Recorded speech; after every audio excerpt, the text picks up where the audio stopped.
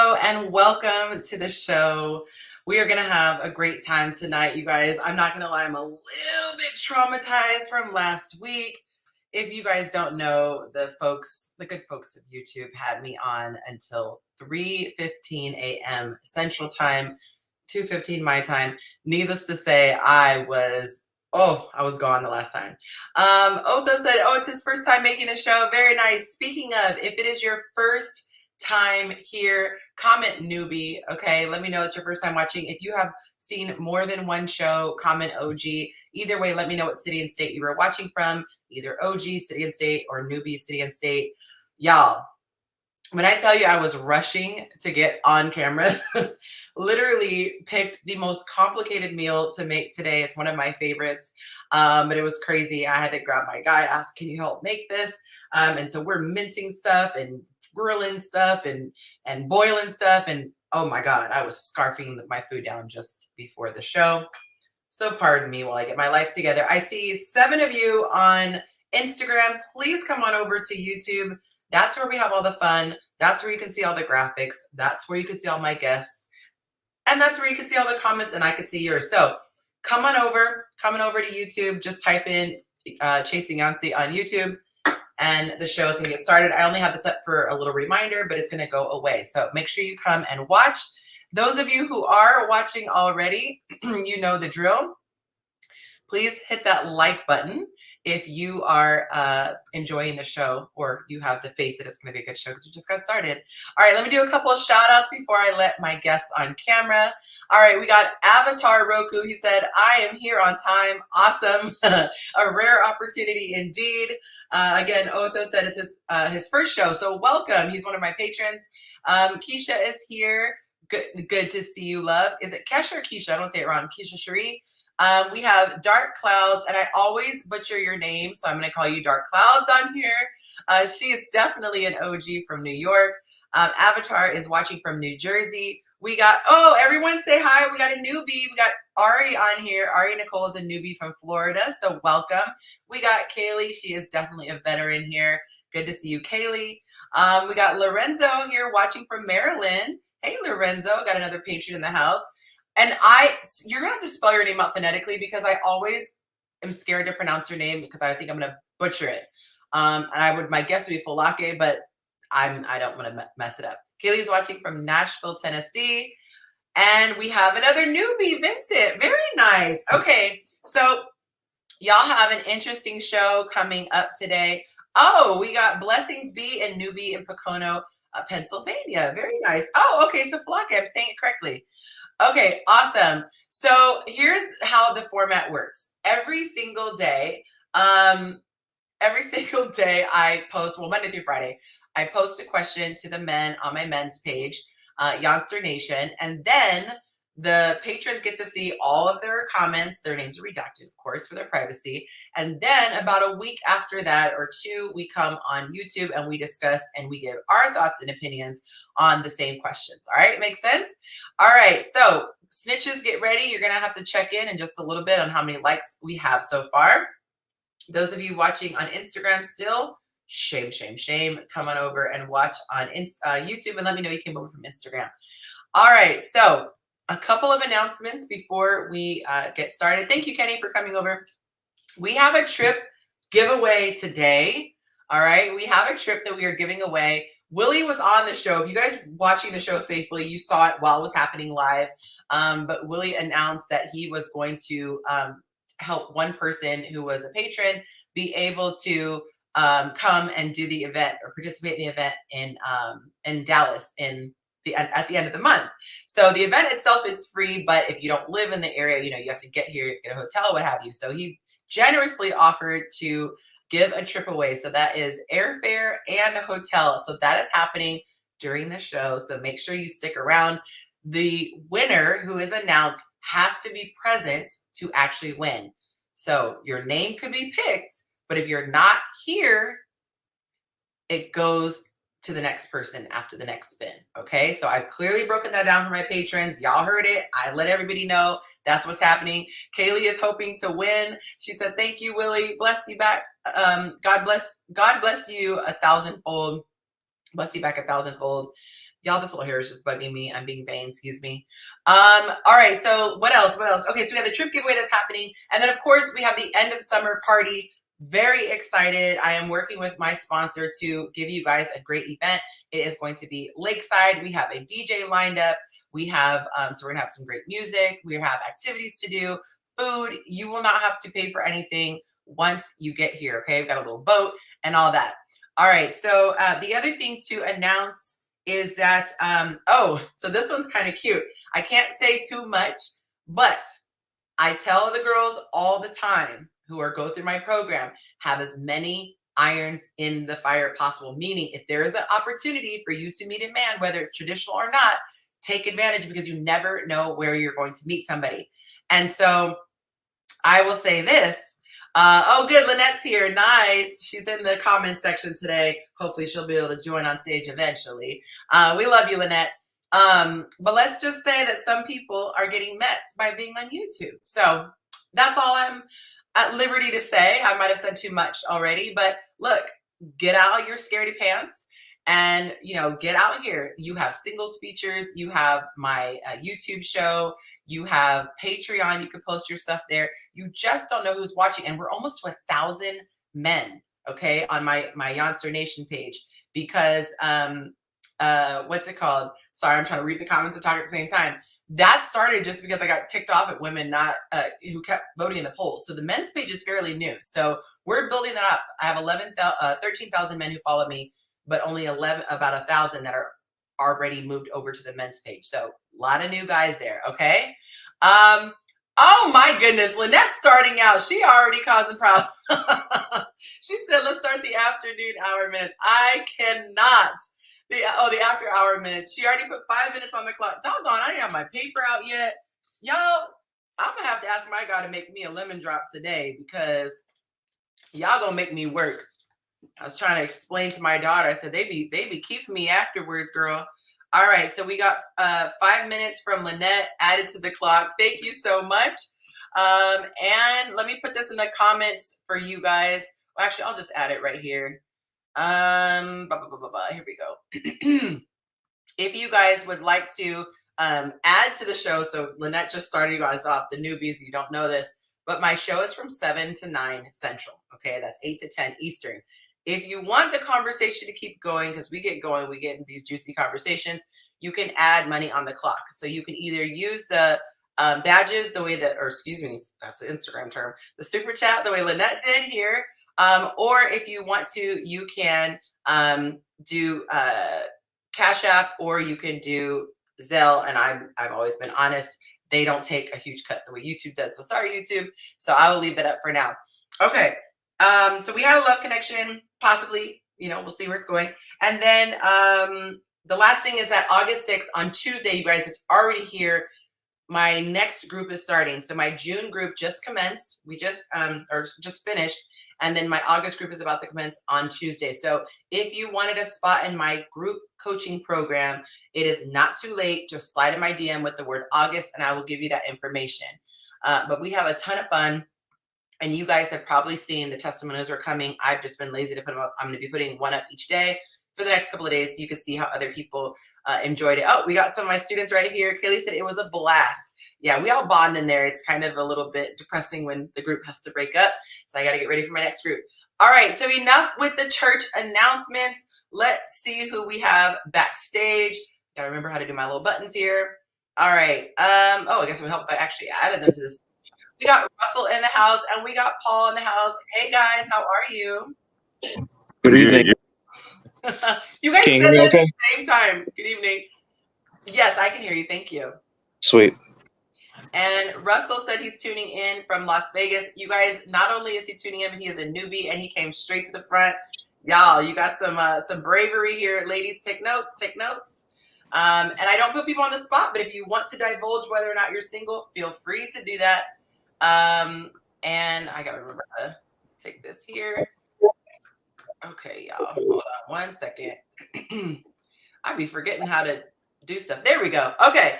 All right. So we're going to get into the topics. We've got a couple other people who are going to be joining the panel in a bit. They are running a little bit late. So for right now, y'all cool helping hold it down with me? Let's do it. All right. So first question. Here we go. Yeah, we try to click all this stuff. Okay. So the first question I asked the guys, are you ever turned off by a woman asking you, what are we?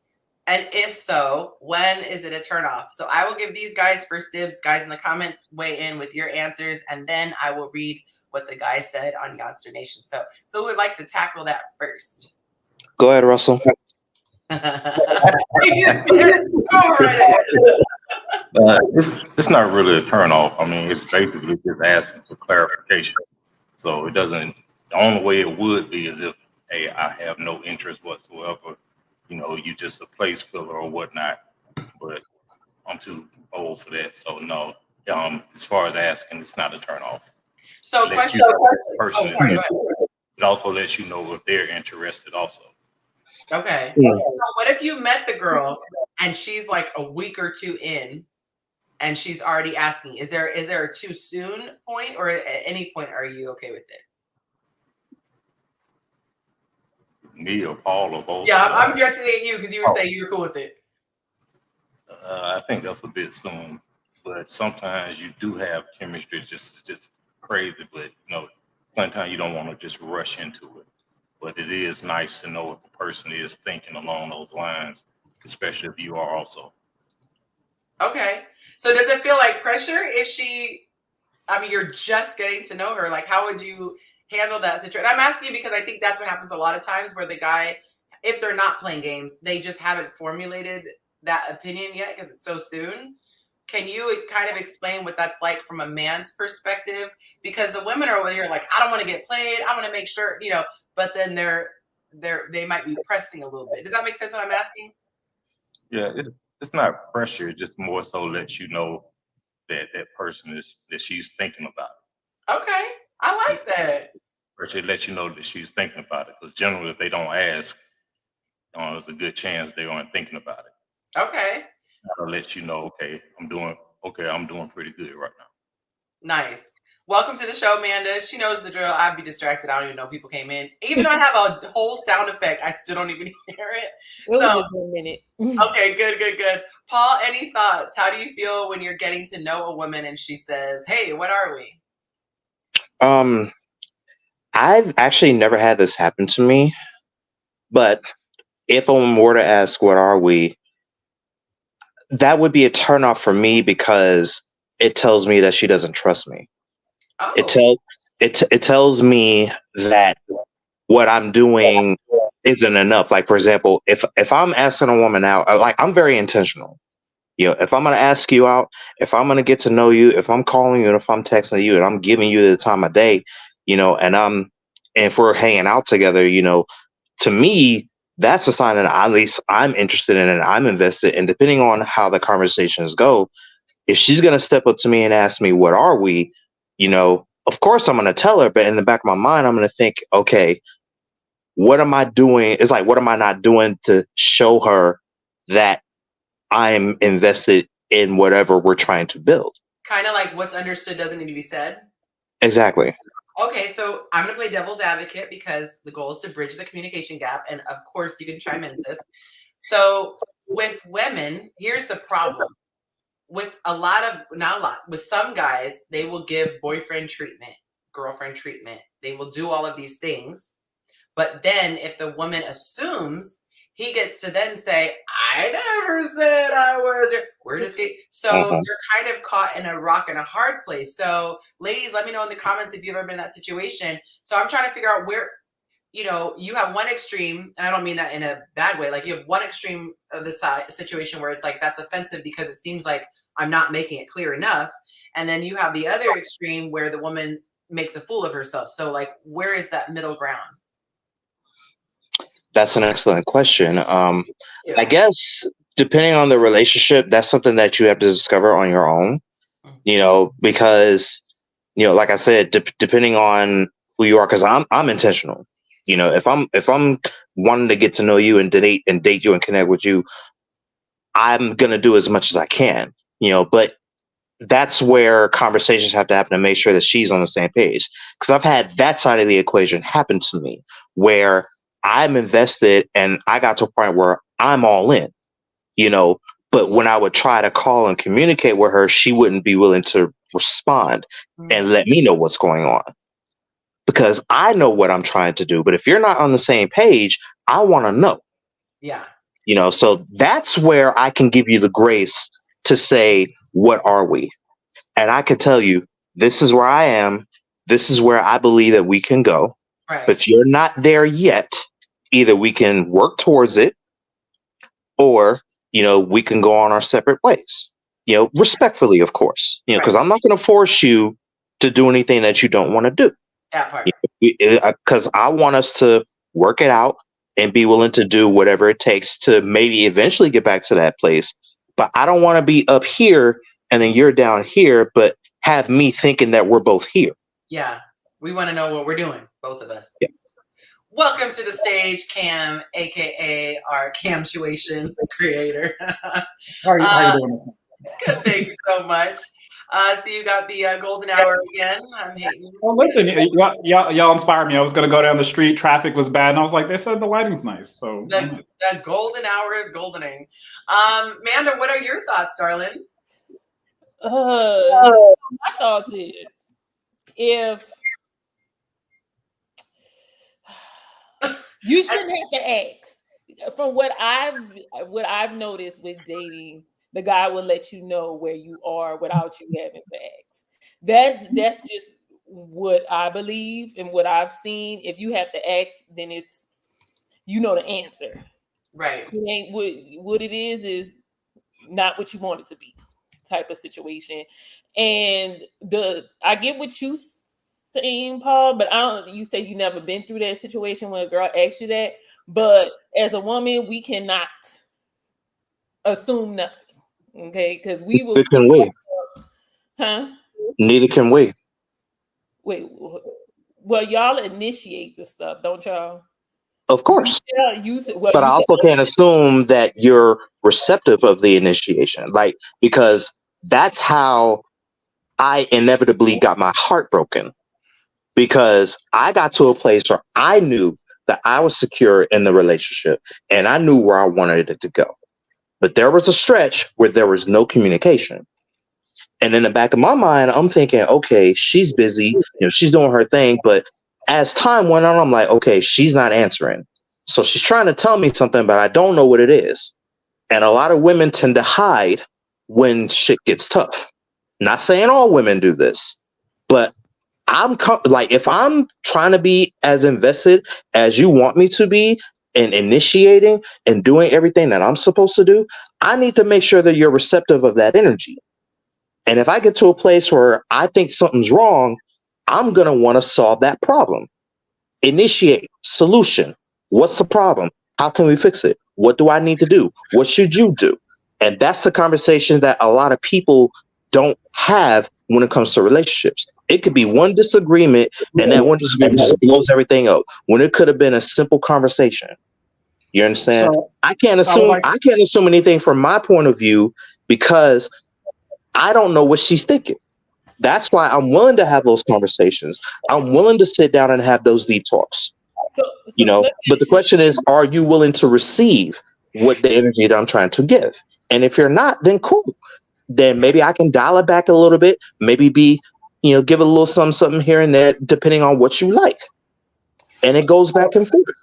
So I would like to actually talk to that, because that's something I recently kind of learned, kind of on the woman side of the game, is that it's an issue of both ways.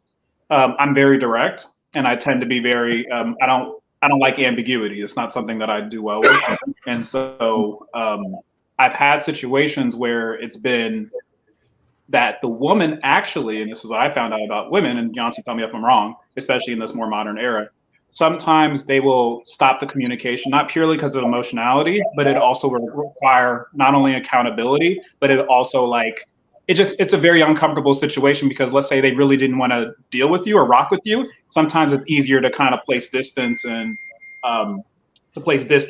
ambiguity there, and then just hope you kind of go away.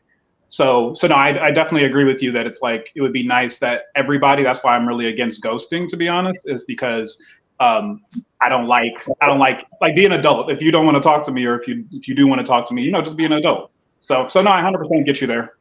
Wait, let me ask you this question. Yeah. We all adults. Don't we know when somebody's interested and not interested? Nope. You think they're just lying to you? Like, yeah, no, I can give you an example. I can give an example.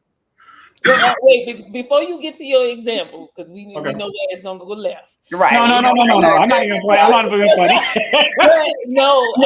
But I don't think anybody should assume anything, because assuming. Yeah. You know what I'm saying? So I don't think you should assume. And if you're not sure as a man, I think you should state something to let the person know, the lady know, that you want something more serious. I think there should be a conversation. Yeah. So I 100% agree with you. It's just that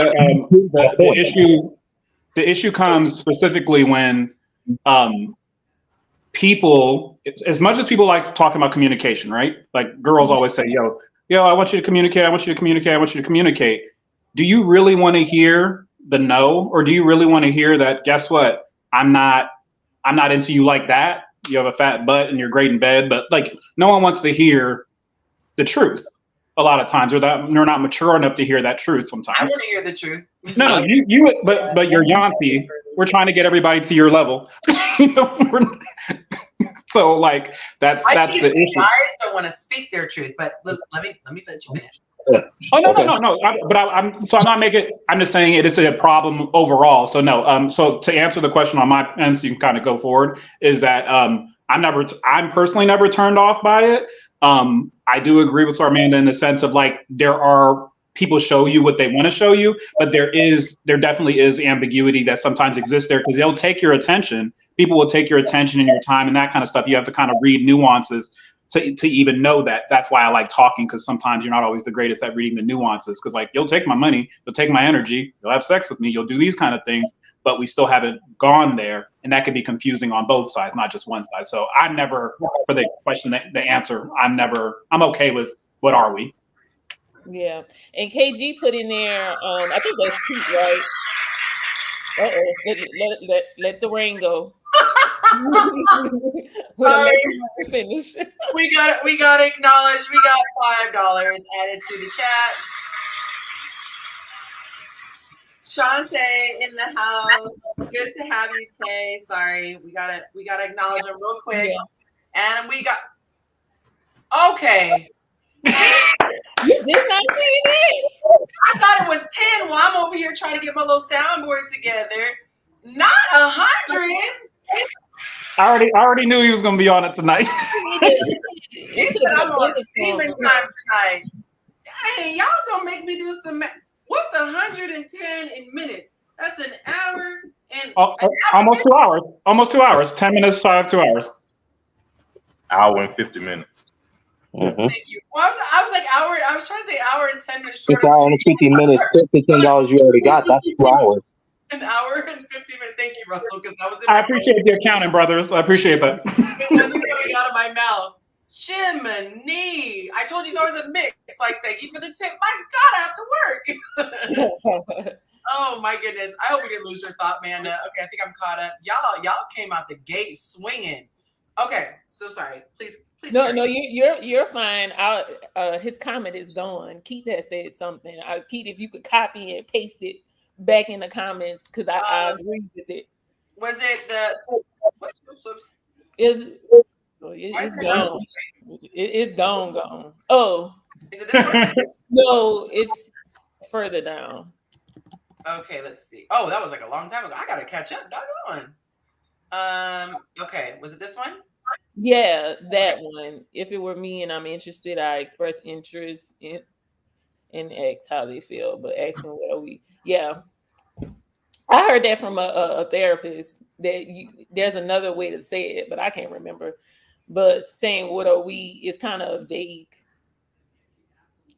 I can respect that.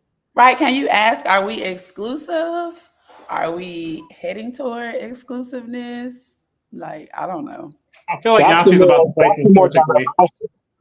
That's a more direct question, because in my mind, if you ask me directly, are we exclusive? That'll trigger in me, she's serious. That's telling me that she's interested, at least from my point of view. Okay. But what are we? That's like, okay, what am I doing? What am I not doing? Where can it be? But it can blossom into a conversation. Like for me, like I said earlier, it is a turnoff. But I want to speak to something that you said about how are we willing to hear the truth? That's something that my father kind of grilled into me growing up. Because in life, you're going to want to hear yes all the time. But you have to be prepared to hear the no's. You have to be prepared to take that rejection. And I can handle rejection, but oftentimes, it can come out of left field, which is what I experienced. I can be ready to sit down and have a conversation, and it might not go my way, but at least I had the conversation. The truth will set you free. But how are you going to tell me the truth? Are you gonna ghost me for 30 days and then come back and tell me that this is what you were feeling when I tried to call and tried to have that conversation? Or are you gonna sit down and be like, hey, we really need to talk about this because I don't want to move too fast? I'm willing to have those conversations. Do you understand what I mean? 30 days of ghosting and you talking to them? Okay, gotcha. That's all I heard. 30 days of ghosting and then you still having a conversation, letting them come back. Yeah, I'm not gonna repeat that, but that's my truth.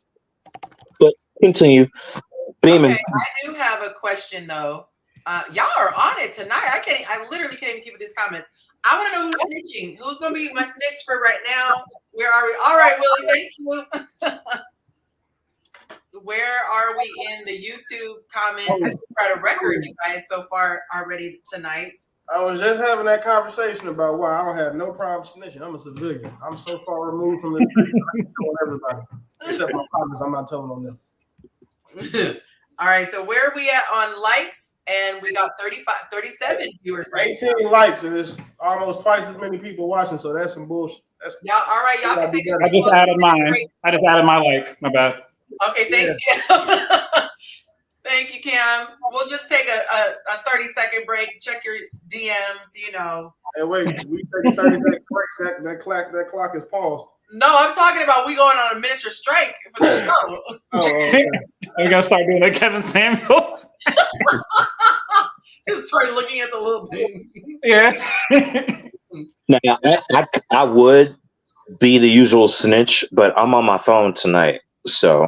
Oh, okay. That role is already filled, Chad. Don't worry about it. Because if I go off of this to go on YouTube and check to see what's going on, I would have to jump back into the stream, and I'm not trying to go through all that. So. I got you. No double dutch tonight. All right, where are we at, y'all? Are the numbers going up? We can't be at 18 and 36. That's half. Yeah, we went up. We got 22 now. 22. All right, let's keep it going, y'all. Let's get those numbers up. Gotta let YouTube know that you're enjoying the show.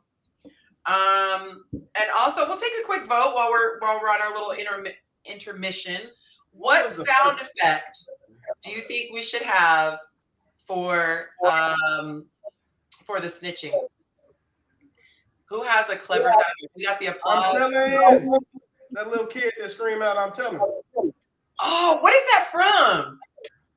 Man, don't give me the line. If you have it, are you set up for that? Are you set up for that yet, Yonci? Not in a official, professional, technical capability, but more on a bootleg. Okay, listen. So I'm going to say this. By the time we get back, I just need to use it. By the time we get back from this whole shindig we're having down in Dallas or whatever's happening, we're gonna get you straight. Your audio is gonna be nice. We're gonna make something happen. What's terrible is I have the function on there. I just always keep forgetting to put it on there until I get back on the show. Okay, but thank you. Yes, I definitely need that. All right. Are we at least in the 30s yet? And by the way, if you're watching on your cell phone, you do have to close the chat box to be able to see the like a lot of times. So close that and then hit that like, and then you can come back. Hell no, we still at 22. We are what? 22. Oh. I think it's because you got people watching from phones, and most of them's not technologically savvy enough to go back and forth because they got Androids. That's shady. So come on, y'all. That's wild. Okay, I'm gonna catch up in these comments while we do. Y'all are on a record tonight with these comments. Okay, so let me make sure I didn't miss anything. Okay, we got Tay's donation. We got Blockchain's Demon Time. Sometimes women say one thing and mean something else. Oh, okay. We got this one. Yes, she said I rebuke Demon Time in the name of Jesus. That's right. Keep the cash coming though. Love you. Lindsay, hey girl. I'm seeing a lot of familiar faces. Okay. There we go. And Tay watching in the movies, y'all. That's hilarious. Okay. I love it. Let's see. Okay. How about this one? Did you guys see this one? Keith said, I would say I really like you, would like for us to be exclusive. How do you feel about that? Is that something you're interested? That sounds better than what are we? That's perfect.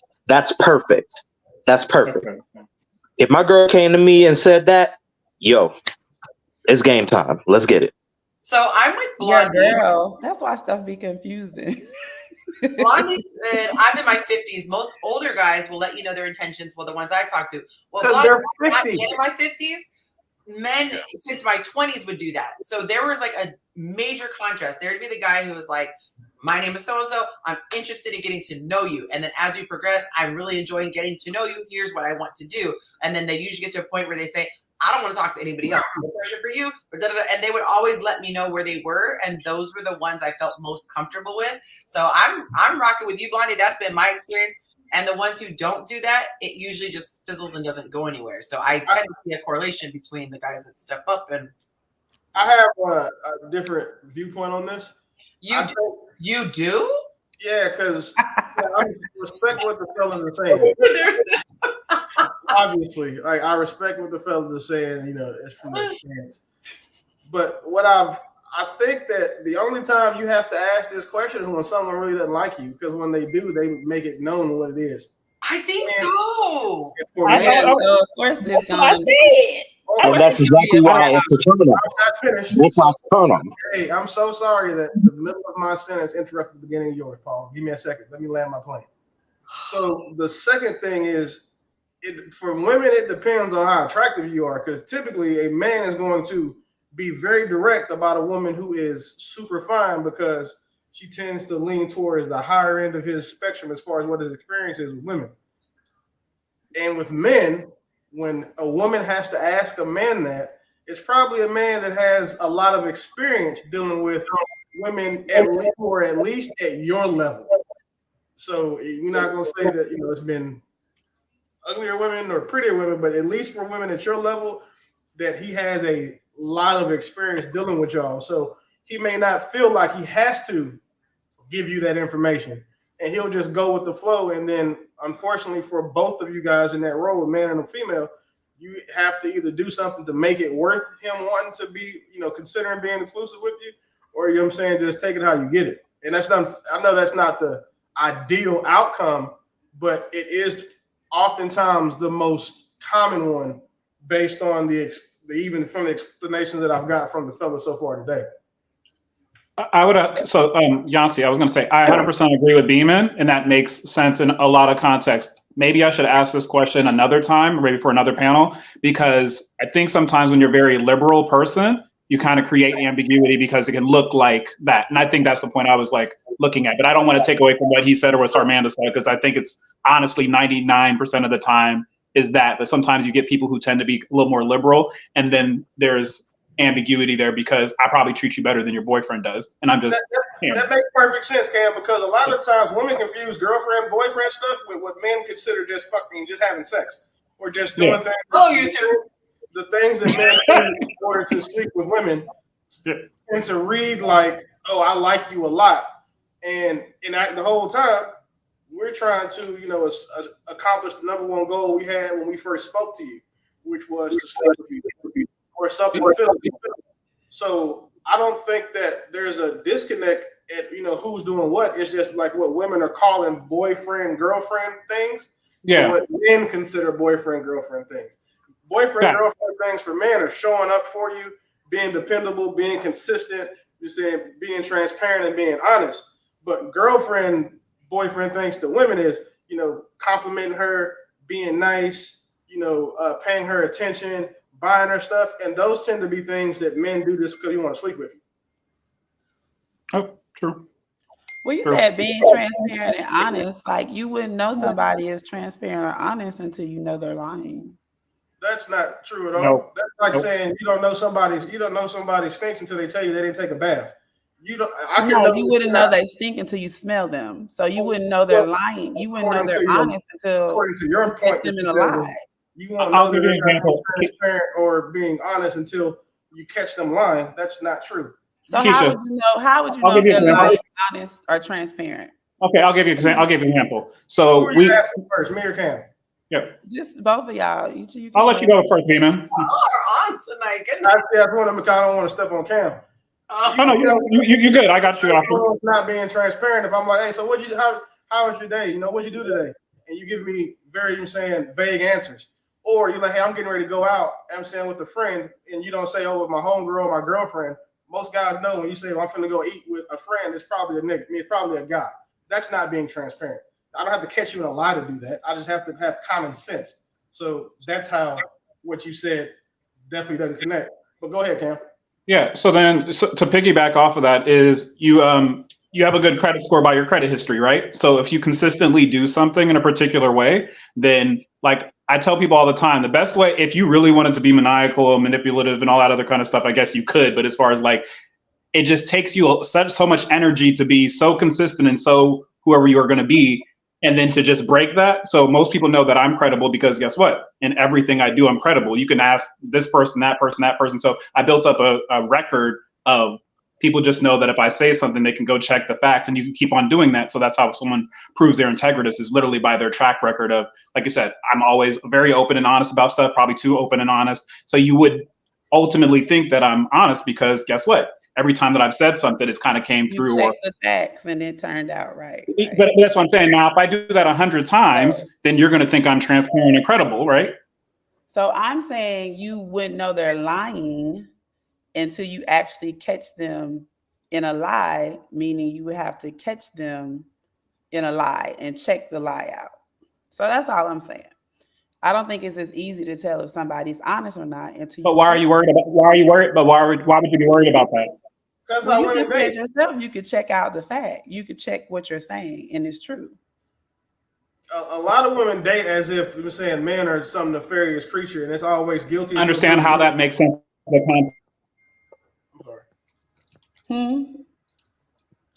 said that a lot of times it seems like women just date like men. Yes, to me, it only would make sense with that. Sorry. Go ahead, Cam. I got a lag, bro. Go ahead. I don't know your name, young lady, but can I ask you a question? To me, I always. Oh, sorry. I keep forgetting you guys can't see backstage for the names. So top or bottom? The bottom, young lady right beneath me. That's Keisha. Keisha. May I ask you a question? Sure. Is there a difference between being honest and telling the truth? I don't think so. Why not? I don't know the technical definition of truth, but I don't know why. I just don't think there's a difference. So honest is saying the truth. Honest is being truthful. Okay. Now, what if I told you that you could be honest about something without telling the truth and still not lie about it? Okay. I'm gonna let you mellow on that. If you would like to split hairs between honest and truth, that's fine. So either way, I don't know if you're not. I don't know if you're lying until I catch you in a lie. That's all I'm saying. So then the question I have for you. Yeah, no, I got you. But the question I have for you, Cam, your audio went out. Say it again. The question you have for me is what? You can start. Okay. No, the question I have for you is that why would that matter in terms of like if someone's, unless they've shown themselves pretty early on to be somebody who maybe like lack integrity or be dishonest. I'm imagining, like I said, I don't know you from a can of paint. I'm imagining right now that I'm going to give you the benefit of the doubt in my interactions with you. Now, if we go forward and we're interacting with each other and I start seeing that, oh, she's not very open about this, then that's something I take note of. But ultimately, we start with an A and then we degrade ourselves based upon that. So I was trying to understand where that came into interactions with, romantic interactions. Like, why would so open and transparency is different than honesty and lying, because he said that men show you that they like you by being honest and not lying. And I'm saying you don't know that people are lying until you actually start catching them in lies. That's all I'm saying. So somebody can be lying to you and you don't know. So you're thinking that they're being honest to you and they're not. Or they're telling the truth, or whichever words you want to use, and they're not. If me not telling the truth is okay, excuse me. Well, I'm so confused because I'm not trying to say it sounds crazy, but it does. You don't have to catch me lying for me to be lying to you, because I can lie to you, you'll never catch me. So, but I don't know. That's you not know. You wouldn't know to be able to differentiate whether they're serious about you or not. It doesn't matter if you know, because I told you what men do. We don't care about what y'all know. I'm telling you, I was saying what men do when they okay, let me back it up. We were talking about the question of people asking, where are we, or what are we, etc. And you were saying men do certain things and women think that certain things are happening. And so my point is, even with the things that you do, can I talk to that, Keisha? Relationship, we wouldn't know. That's all. I'm just saying we wouldn't know. Because you don't know lying or not lying. So then let me well, if we glass half full, then okay, so can I talk to that point, Keisha? That's okay. So ultimately, people by their fruit. So I understand what you're getting at is that like men ultimately are there for multiple purposes, right? So there could be a guy who like really likes you and he really wants to be together with you forever, but almost every dude would probably try to sleep with you, right? So sleeping with you is one particular intention and goal, but there's also the other goal of potentially wanting to be a romantic partner and have a long-term thing. So sometimes the actions that go behind that, like I said, might look similar. So I think to be able to go and to interact with people like what Beeman or Sarmanda had said is that you know them typically by their fruits, right? And so if you wanted to ask a question because you find yourself in this ambiguous area, most times if you have to guess it, it's probably like what Beeman said. It's like, you might like them quite a bit more than they like you, or you might be more committed to the idea of being something with them than they are to you. So that's why I said I agree there. I don't think that men are necessarily always like, oh, we're over here conniving and doing that kind of stuff. It's just that, no, if I'm shooting after one goal or two goals, some of my actions are going to be similar and they're going to overlap. So I don't think it always has to. So I'm just saying we don't know until you get bad fruit. And then sometimes if people are really good, you might not get bad fruit until later. And that's why it's very ambiguous. And you end up asking the question. But I think 90% of the time you don't have to. I think 90% of the time you kind of know, like I said, we've talked enough. And I think Yonci's given us a lot of data in like the Patreon and stuff, that a lot of times you can find a lot of indicators that would tell you, hey, this guy's really into me versus this guy's just kind of into me and thinks I'm cute. I think it starts with your initial interaction with the person. You find out what it is they're interested in or looking for, and you let them know what you're looking for as well, and then you go from there. Because ideally, you don't even want to get to the point where you have to say, "What are we?" You can just tell the person, "Hey, this is what we are," and see how they react. Because if you're doing everything that you claim that you want this relationship to be, whether it be friendship or something else, you'll be doing those things. It shows that's what I'm after and that's what I want. So you really wouldn't have to ask, what are we? It's more like, okay, this is what we are, and you just know it. Again, it goes with that, hey, what's understood doesn't need to be said. So does that? Yeah, I'm a clarity person, but does that mean that you guys don't officially ask a woman to be your lady? Yeah, I ask if the energy is right. If everything is going smoothly, I'll always ask. I've never had a woman ask me to be their boyfriend. You know what I'm saying? Because I'm usually the one that says, "Hey, would you like to be my girlfriend?" I've always been that way. I've always been the initiator. If things are going well, I'll ask you, "Hey, would you like to be my girlfriend?" I have no problem doing that. It's been rough for me the last few years, but we're not going to go into that. But if the energy is right, and if we're on the same page, because that goes back to my earlier point, we got to be on the same page, because I don't want to be unequally yoked, because that's dangerous, and I'm intentional with that. If I'm dating Keisha and things are going smoothly, I have no problem, giving her a bunch of roses and streaking down the park and be like, hey, will you be my girlfriend? I got no problem doing that. That's how I operate, because I like to play games. I like to do stuff like that. You know what I'm saying? But if she's not feeling me, that's where we'll sit down and have that conversation. And I'm willing to have that conversation.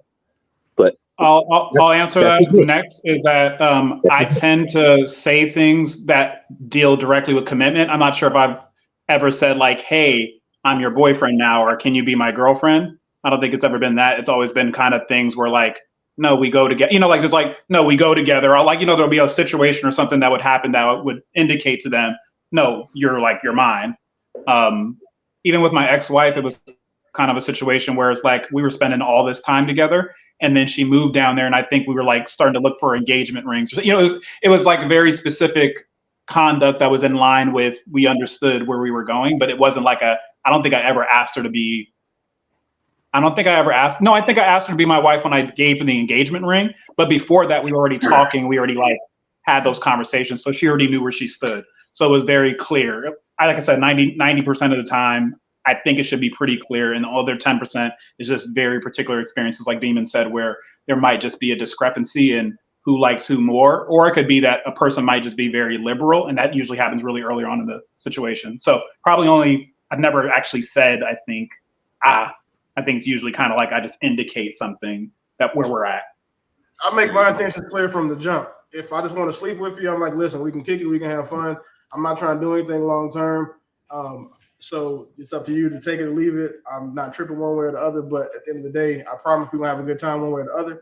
Or I show up like I'm trying to do something that is long term, but I'm not telling you anything. I'm showing you, because I think a lot of the times where men get toe up is we just say stuff, and like we say stuff and women like listen to what we're saying but don't pay attention to what we're doing. So I don't say a lot, I do a lot. So if it's someone that I'm into long-term things, then I start talking and making plans with, I show her consideration, I consider her, I'm saying, she gets first dibs of my time. Like I do things to make her understand that, this is what it is. But all of those things require her being worth my exclusivity. And if she's already earned that for me, then I'm gonna do everything I need to make sure she gets the most bang for her buck, because I'm gonna expect her to do the same thing for me. Well, I know you guys are gonna be very excited about this, but I'm about to read some of these comments. Okay, first comment, the guy from the Yonsternation page.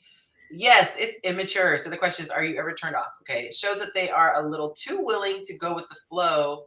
To me, if you want or need something, say it. Show that they're a little too willing to go with. You've been single for a long time. Actually, this person's in a really healthy relationship. I'm just like, I don't even know how to. Huh? Okay. You don't know if it's healthy until you've been in the relationship. That's it. On Instagram, it looks healthy. Okay. On Instagram. So the next one, every time, y'all, I almost say the name. He said, yep, that is literally my last situation. It became a turnoff after the 50th time I was asked, and the answer remained unchanged. Hashtag meltdown.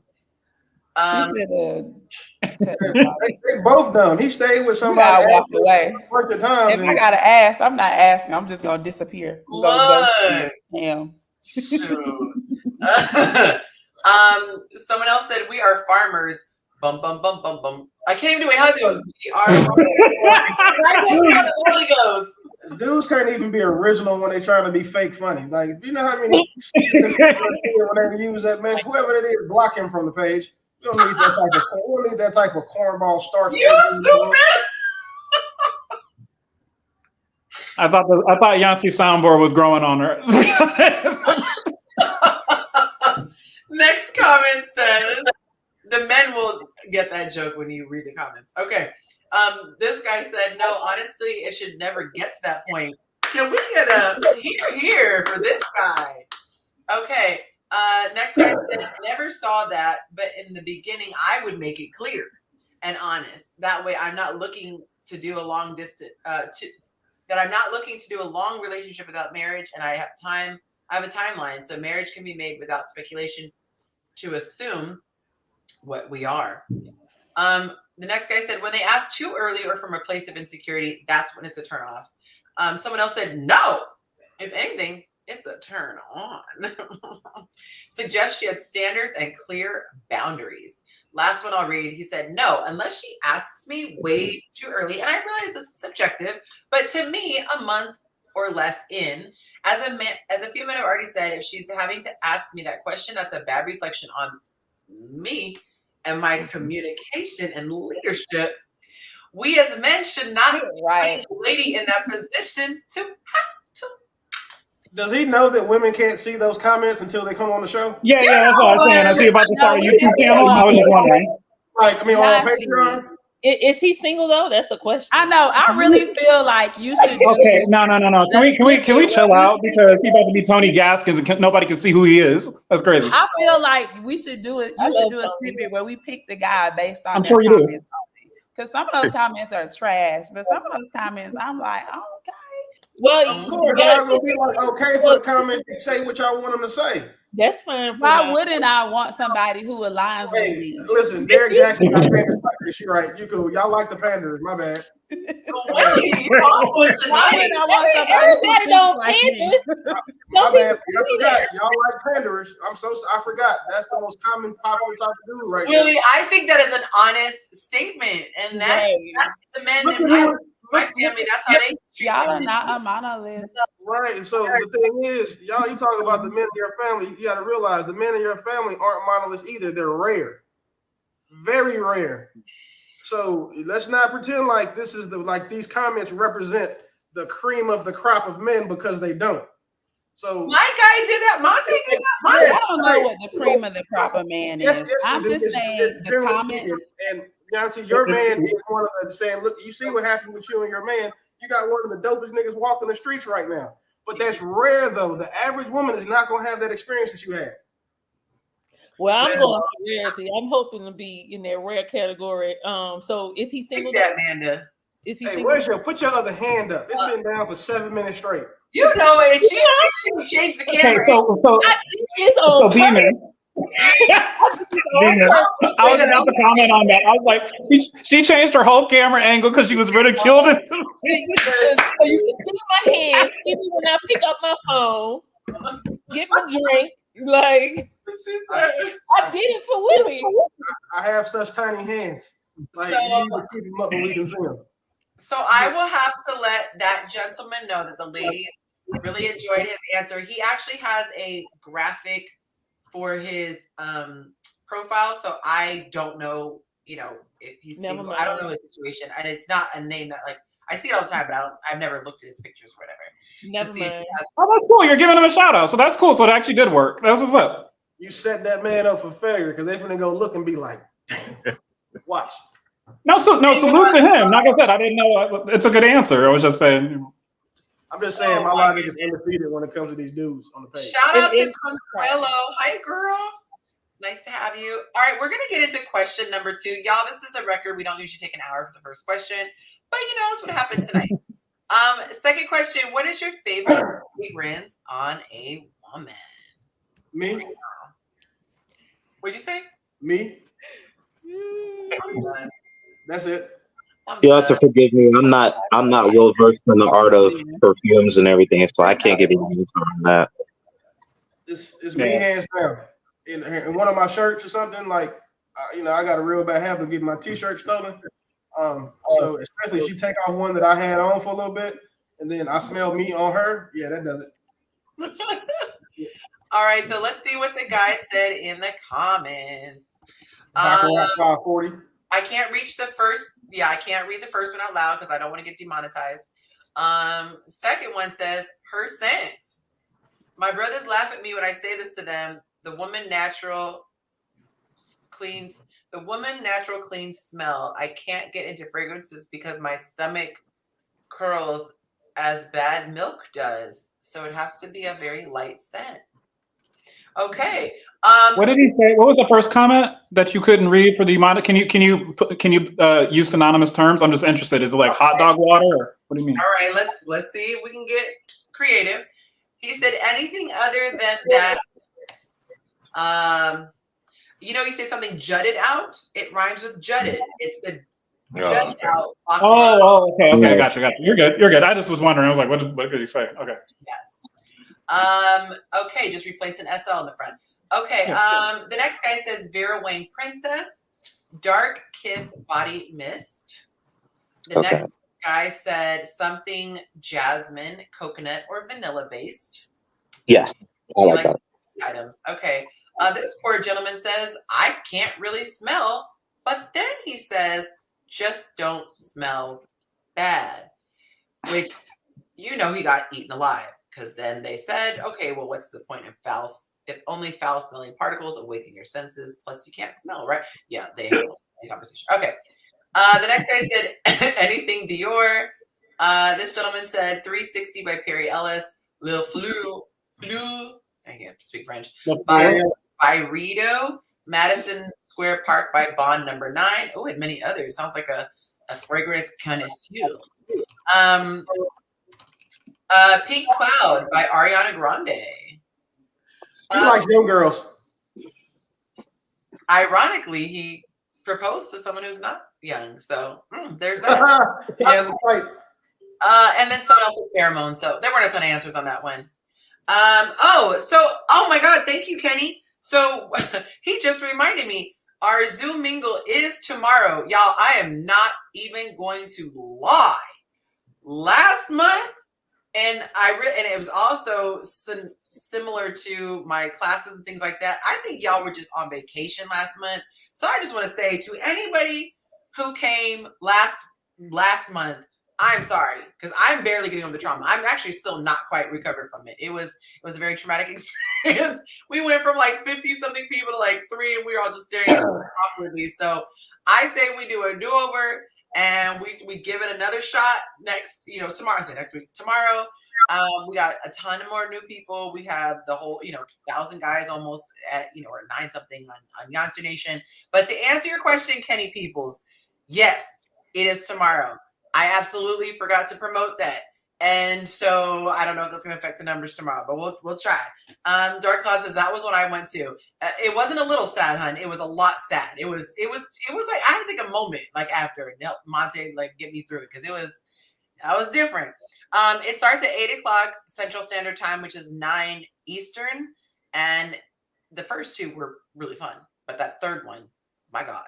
Okay, so we'll just try to put that behind us. All right, so moving on to question number 3. Question for the last one: did anybody put any like Liz Claiborne or something like an older pregnant? Did anybody? He couldn't even say it without laughing. Did anybody put something older like that? White diamonds. Yeah, like that. No, that was all they. I read all of them. This was like a really short. Okay. I know women's.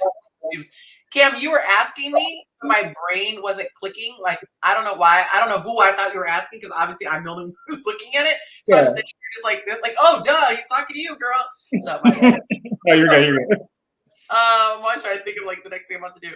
All right, if you guys are enjoying the show, please go ahead and smash that like button. We got 40 of y'all loitering, and I'm going to snitch for you. We're still at 28 likes. Good golly, Miss Molly. So if you guys are enjoying the show, please go ahead and hit that like button so YouTube knows that you are enjoying the show because it is a machine and doesn't know. KG says, is 360 old enough? It came out in the early 90s. Men kind of like water. Okay. That's not old enough. You'll need to do a reverse question for the ladies to see what their favorite scent is on a guy that they like. That would actually be cool. All right. Well, let me just go ahead and jot that down. I can give you the top 5 right now. Okay. Oh, listen, say it. It's gonna be be in the comments while we're doing that. It's gonna be Baccarat 540. It's probably gonna be somebody from Atlanta that says that mess. It's probably gonna be like Boy Toy, that new YSL. It'll be like 2 Gucci fragrances in there, a couple of ouds, And yeah, somebody already said 1 million for men, one of the billion variations of that. Basically, all the stuff that you can see in Target or at the front of Macy's. We hit the 30s, y'all. We're at 32. We only have 8 people who don't like us who are watching the show. I don't like them. Okay, so yes, I'll put that in there. We'll get their answers. Let's move on to question number 3. What do you typically like to do on a first date? These were interesting answers. Anybody on the panel want to share what they like to do typically? Something fun and exciting. Something that'll get the blood flowing in a good way. You know, some like for me, mini golf will always be like a great date night for me. You know, because you know it's fun, it's exciting. You know, putt shack is really cool. It's a good spot, but of course, I want to cater to a woman's specifics. And then me working in food service, you know, I want to make sure that she doesn't have any allergies or anything like that. So I can kind of finagle with, you know, where we go if we're trying to go out to eat, you know, and I also try to incorporate a place where we can also sit down and have, you know, conversation. You know, I like to play icebreakers, you know, something creative like that, you know, so whatever intrigues her taste and as well as intrigues mine if we have conversation. And because for me personally, and this is one of my greatest strengths, if I'm meeting a woman for the first time and we communicate and she tells me things about her, I think about what kind of places I can take her, you know, because I like to plan dates. So the most I've ever done, like if I'm talking to a woman, the most I've ever come up with was 12 in one conversation. Straight up. Nice. I do enjoy an activity. It is fun doing that. I went on a double date and the other guy planned it out and we went to an arcade and it was a good time. We had something to eat. And of course, when the company is fun, it just makes it great, but brought out the competitive side. And yeah, so activities are a lot of fun. I think museums are a good date also because it allows you to talk while you're walking through. You look at things, you can see what they're into, what they're into as far as culturally, as well as also just getting their perspective on the same thing that you're looking at, because two people can look at the same thing and have two completely different perspectives. And it leads to conversation you can have afterwards. Like after you go to eat or whatnot, you can talk about all the things that you looked at, take pictures.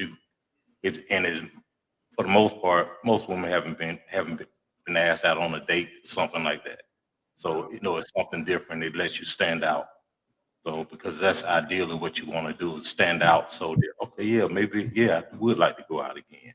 Nice. I wonder what it's going to come up with this time, and as opposed to just dinner and a movie. Russell, I have a random question for you.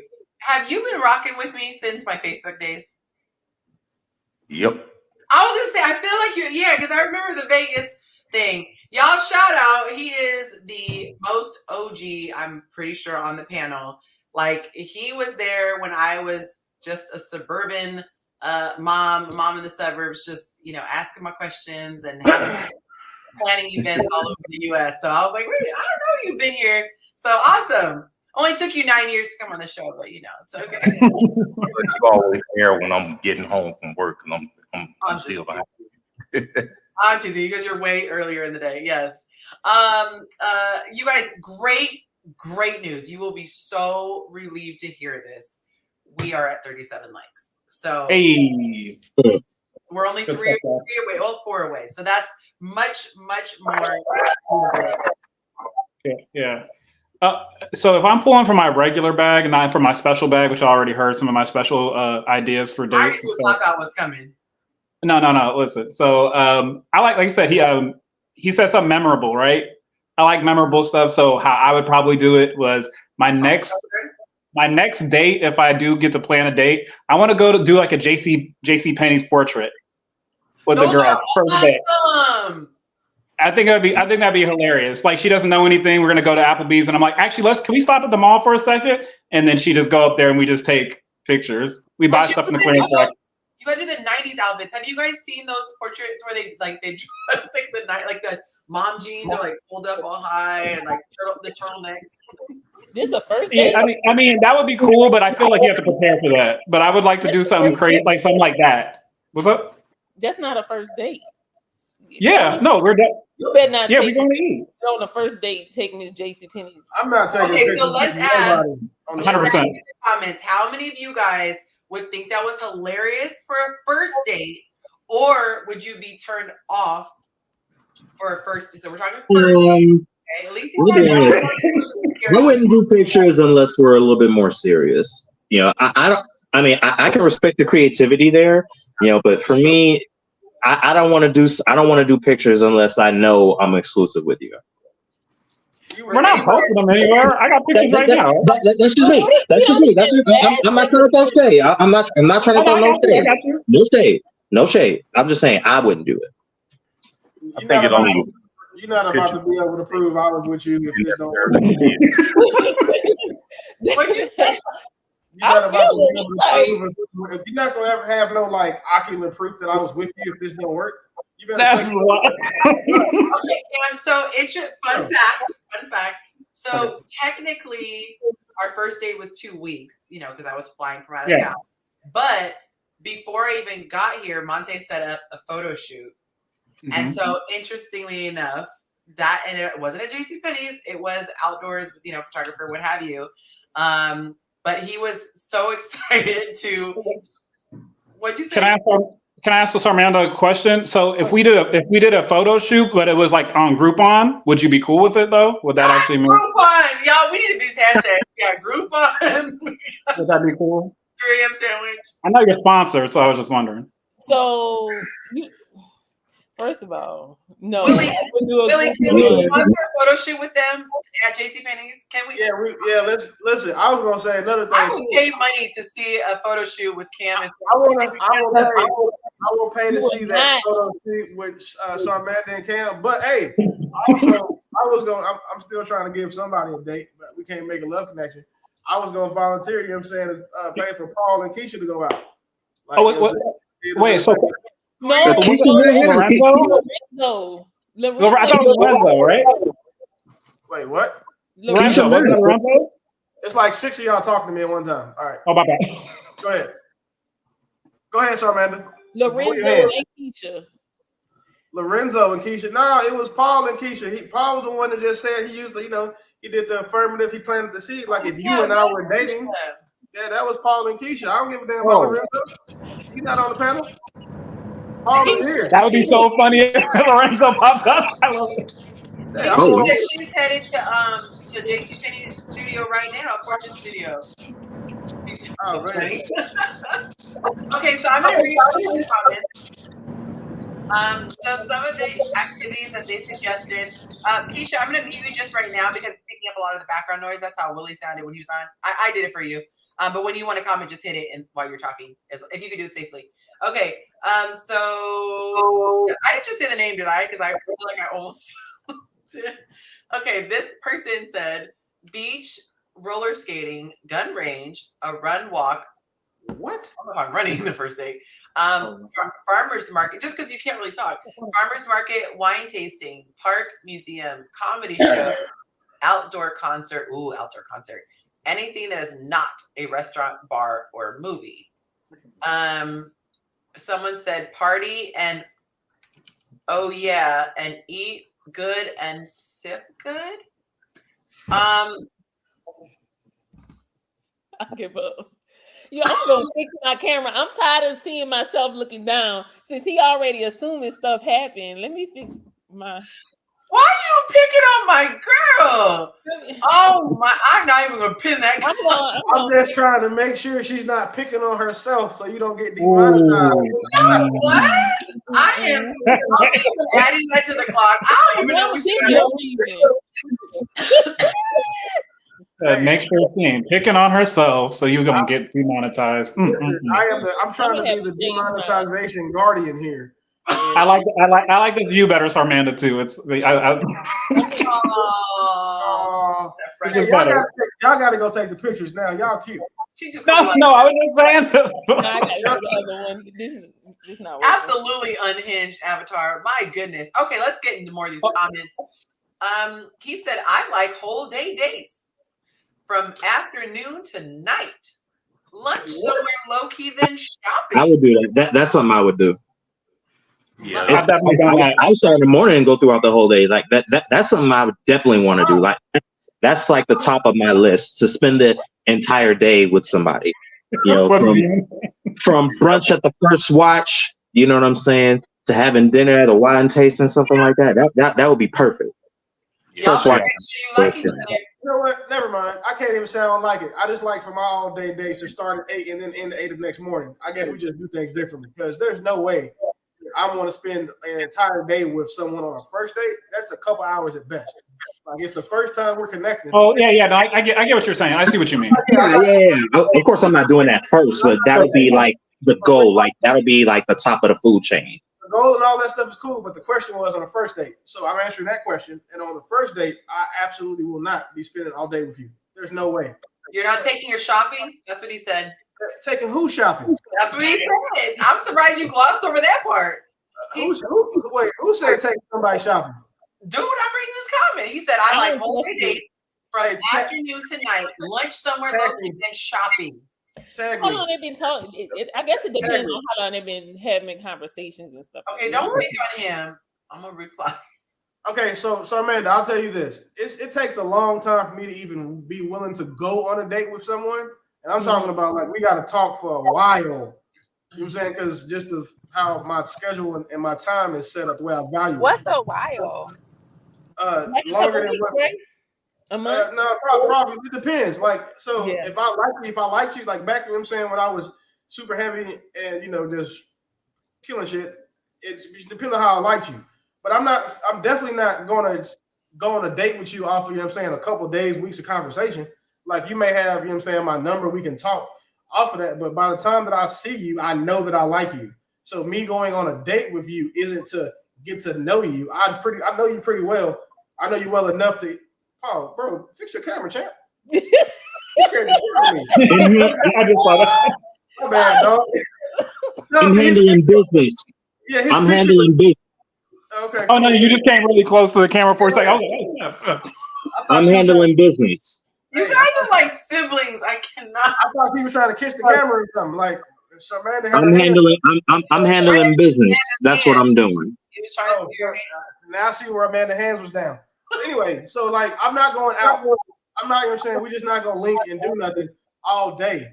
It's, you say, if I was dating normally and I would just go on a date, meet someone, okay, you bad, I either want to smash or I want to see if you can do something longer.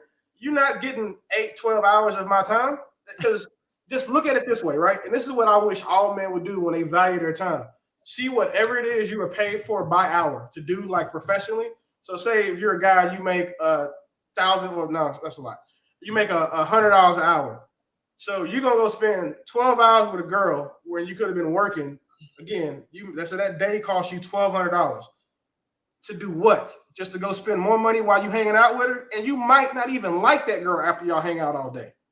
Like, it's so crazy to me how willy-nilly dudes will invest their time in a woman they don't know shit about. That's crazy to me. Well, I'm gonna read a couple more comments.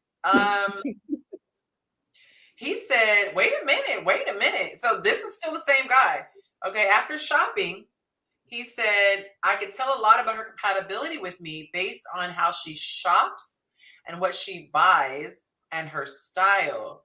He said, then dinner somewhere with music, like a lounge with sofas and jazz or R&B. Then a nightcap at a nice suite or B&B. He might as well pay for. He might as well pay for a date. Really, yeah, that's a lot. That's you get an escort, like, bro. Get an escort. That's $500. You get her for, like, as long as you need her and send her home. Like, all this stuff you're doing, you gonna go broke dating like that. That's a lot. That's like an anniversary. No, he just wants somebody to say, Yonci, who's that? Yeah, I'm telling you. Like, he's pandering. He's pandering. I've been saying it for the longest. I hate when they call women pick me's, because women in one relationship should be wanting to get picked. But dudes those are the ones that be pick me's because they're trying to get women to pick them because they're not worth. They can't go pick themselves. Like that's the type of guy that leaves that comment. Yeah. Wait a minute. I have a question. What's the difference between that comment and the last comment that we had that y'all were like really gung ho about? What was the difference? Because they don't agree with it. That's all. That's the only difference. They were kind of following each other because the first comment he said was, "I will do a date all day with the woman," and then the next comment was, "I will go shopping." No, not that one. I'm saying last question. The first question. Last question. The one we said was really sweet. Oh, okay. No, I'm looking at this. You're saying what's the difference? Yeah. I'm looking at this and going, if this was my son, because I always look through a lot of things like the lens of like, if this is my kid, Okay. So I'm not like biased because it's me receiving it. If I wish my son would tell me I just spent shopping and all this stuff and like I don't even know if I like her yet, like, and then get this. Every time my 17-year-old goes on a date, or he's like, "Dad, I met this bad girl. We're gonna go get dinner." I turn his Amex off, and if he spends more than $200, it's gonna decline. Because I need him to understand, like, the champ, that's not what you do. You can't. You're gonna meet 15 girls this week, and you take all 15 of these girls out on dates trying to hit them. You may hit 5, but you still done spent $3,000 trying to have sex with these girls, and that's the worst way to date. Take them, go somewhere simple. Like you 17, bro. I know that you're saying my son's a big dude, athlete, all that cool, and got a little swag about him somehow. But you're not just going to be sitting out here dating like these 35, 40-year-old men who don't know no better. Like not my son, because then that makes me look crazy. But you're trying to go on these 8-hour dates and shit. It's $100 a person per event at least. Y'all do 4 events, that's $800. You crazy. That's a lot. I like this one. He says something casual but interesting. If you do end up together, most of life is really the simple, quiet moments anyway. Here. I love the ideas of parks, zoos, or museums. Get something simple to eat and have a casual time. Whoa, this thing just scrolled like crazy. Where there's still other people around. I believe you need making accurate first impressions. I hate packed crowds and excessive noise, so you wouldn't get an accurate impression of me by initially going to a concert or a sports game. Yeah, I do like when I can interact with the person and actually talk to them. For me, I found I would never want to go on a first date with someone that I didn't know I already liked. Because for me, my energy is so valuable to me and my time is really important. So I want to make sure that if I'm actually spending time, like it's worth putting on the makeup, doing my hair, getting my clothes. So by the time we do, we're going to have a good time. And I'm a big fan of talking on the phone. Like there are levels to it. I prefer doing a video. If like we met online, I prefer doing a video chat first because it's kind of like the guy's version of a coffee date. It's just a general, do I find you attractive? Are there major things that turn me off just talking to you? And then if you make it past that point, then I would be willing to do an in-person first date. But I'm not like, seeing someone in the passing, exchanging numbers, and then going out, like that's too much. Like I wouldn't want to go off top. I have a question for the ladies real quick. So if you're in the same city, like I don't know, Keisha and Sarmanda, you guys have been in the A for a while. Like if you keep on going to, let's say someone had a date with y'all and they went to the same place that maybe you had been to before, like, and it's not an eating situation because you eat all the time. Like, would that be boring, or how would you guys feel about that? Like going to a date to, let's say, a museum or an event that you've been to before. How would you guys feel about that? Well, he'll know not to take me to no doggone museum. But I'm saying, like, I'm just giving an example. I'm not cultured enough for a museum. Museums are boring, so no. Yeah, but there's different kinds too. You got some that are interactive. It's not just paintings and stuff. Yeah. One of my friends he only dates white women, and for their first date, she took them to the African History Museum. See, that's enough. I think that's he ate it up too. Huh? He probably ate it up too. No, he left her there. Okay. I just thought that when he told me about it, I'm like, no, you lying, bro. Ain't no way. He's like, he sent me the tickets. I was, oh, you not lying. She really took you. Like, and he's probably the darkest guy I know, so he's like super black. Like she took him where? to the Black History Museum here in DC. And she's not black? No, she's definitely of the Caucasus region. Oh, because I was catching up with the people DMing. I missed that beginning part. Oh, this wasn't like a black. Okay. And if you've been there before, you know that like that whole museum like makes you not want to. Yeah. Be around you. Yeah, it refreshes a lot of Yeah, and I was like, dog, you did.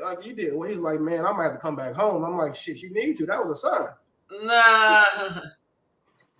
But let's say take museums off the thing. But let's say it's a particular like place, and you wanted to actually like you've been there before, you enjoyed it. If somebody took you there again, would it just be less enjoyable, or would it be like how would you feel about that? I mean, I still enjoy myself. I have fun wherever I go, long as we're not going to get cereal and milk. I got a favorite restaurant that if a woman tried to take me to, I would definitely not want to go with her because I have no bad memories in this place. It's this Mexican spot that I love in Dallas, right? And I've been going since I was 5 years old. And the name of it is. Don't do that. And like I've never had a bad time there. I have like great childhood memories. I don't want to have my first unsuccessful first date be at this place that, I'm saying, is such a center point of my, big back childhood. Because now every time I go there, I'm gonna be mad. I used to be fat. I used to be fat when I was little. I've been 200 pounds since I was in the 3rd grade. So that's you understand. So I'm glad I'm 6 foot now. But I don't want to go to this restaurant and be ordering my food and thinking about like that crazy ass girl I was sitting across from last time I was here. Like you ruined it for me. Now I got to take my food to go. Now I gotta take my food to go. Yeah, I mean, I have plenty of bad experiences at home. That's different. Okay, so yeah, I had to boot him. I was glancing at first, and I was like, "Who is this guy?" Okay, all right. So let's get into the next question. Question number 4: are you okay with your man treating your girl this way? You see the graphic on the next screen because I meant to put the video up and I totally forgot. But let me just ask the opposite. Has anyone not seen the video of Meagan Good and Michael Ealy and their embrace? Anybody? And I know there's a little bit of delay, so I'll give it a second. But has anyone not seen the video? You could probably just go on YouTube and just put Michael Ealy hug Meagan Good and it'll pop up. Real quick, I'm going to look and see where we are. It looks like we're still at 38 likes. Not too bad for 47 watching, just a little shy. But if you have not liked the show and you are watching, please go ahead and hit the like button. You might have to get out of the chat, and then hit the like and then come back in the chat to see it. But anyway, so here's the clip that's shown is Michael Ealy comes in and just grabs Meagan and does the whole pick up, like this, where her feet come off the ground, and he just hangs onto her and embraces, and then he puts her back down. And of course, that you see her man. They said something like, when you just try to get something out of the bag and you're not trying to get anything, he was just, like kind of just touching. Didn't know what to do with his hands. Yeah. Didn't know what to do with his hands. That's exactly what it was. Kind of like, Mando when. Yeah, shout out. I wasn't gonna. So everybody was commenting on that. Well, just in all fairness, they were adding, man, you're just gonna not even acknowledge her man. He actually hugged him first and then hugged her, but there was no footage of that. I guarantee you it was not a pickup a twirl hug. So that being said, I asked the guys, would you be okay with a man picking your girl up like that? The men said, how many do you think it was a majority? Hell knows. How many were, I don't think it's a big deal? Well, I know Cam don't mind. He'll think they're just friends. That's true. You're right. Nothing of it. And if he has a problem with it, they shouldn't be together because he should be more secure. What? Yeah. That's not an insecure thing for somebody now. I don't know, Willie. We messed with No. They're making a joke. Pointing at me. You realize that, man? You're pointing at me. You're talking about Cam, but you're pointing at me. No, but on my camera, Cam is right here. Yeah. Russell's okay, I'm gonna say now. I will say this. I saw the video. And okay, if it was me in that situation, I'd have a problem with it because, for one, there's a level of decorum that you have to have when you're talking to a woman that's in a relationship with somebody. Like for me, and I would do if what you say is true, Yonci, because you said there was no footage of this, because you said that Michael Ealy hugged the guy first. You know what I'm saying? That's what I would do. You know what I'm saying? If I'm talking to, if I see a woman, the first thing I look for is, okay, where's her man? You know what I'm saying? Because I want to acknowledge him, because I don't want him coming up to me and be like, hey man, what you doing talking to my girl? What you doing talking to my wife? You know what I'm saying? I ain't trying to have no problems. So I always acknowledge, you know what I mean? Because there's a respect level for that. But let's say, for the sake of argument, if a woman wanted to hug me, and this is something that I do, I would always offer a handshake first, because I want to show respect, you know. And if she wanted to hug me, I would put the opposite arm, because I'm right-handed, so I always use my right hand. So what I would do is I would put my left hand behind my back, and then use my right arm to hug, to tap, back off. Wait! Can I wait? I'm being so serious. No. You learn this in church, but it's still. I'm trying to listen. I'm visual. So give it to me. So Yonci, so let's just say here, Yonci. Okay, I'm looking at you. All right. Okay. So I see you, right? I'm gonna acknowledge your man first. Okay.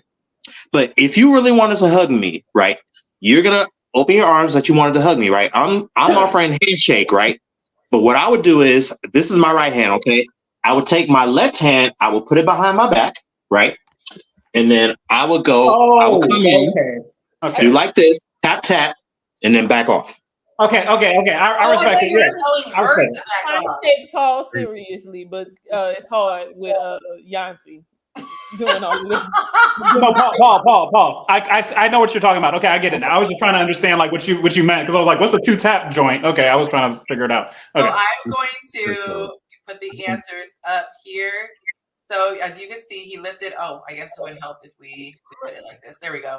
So 81% said no. That's an inappropriate. Because we know what that hug means. That hug means he done hit that already. Like, you're not fixed to come in here and pick up my girl. What you about to say, Cam?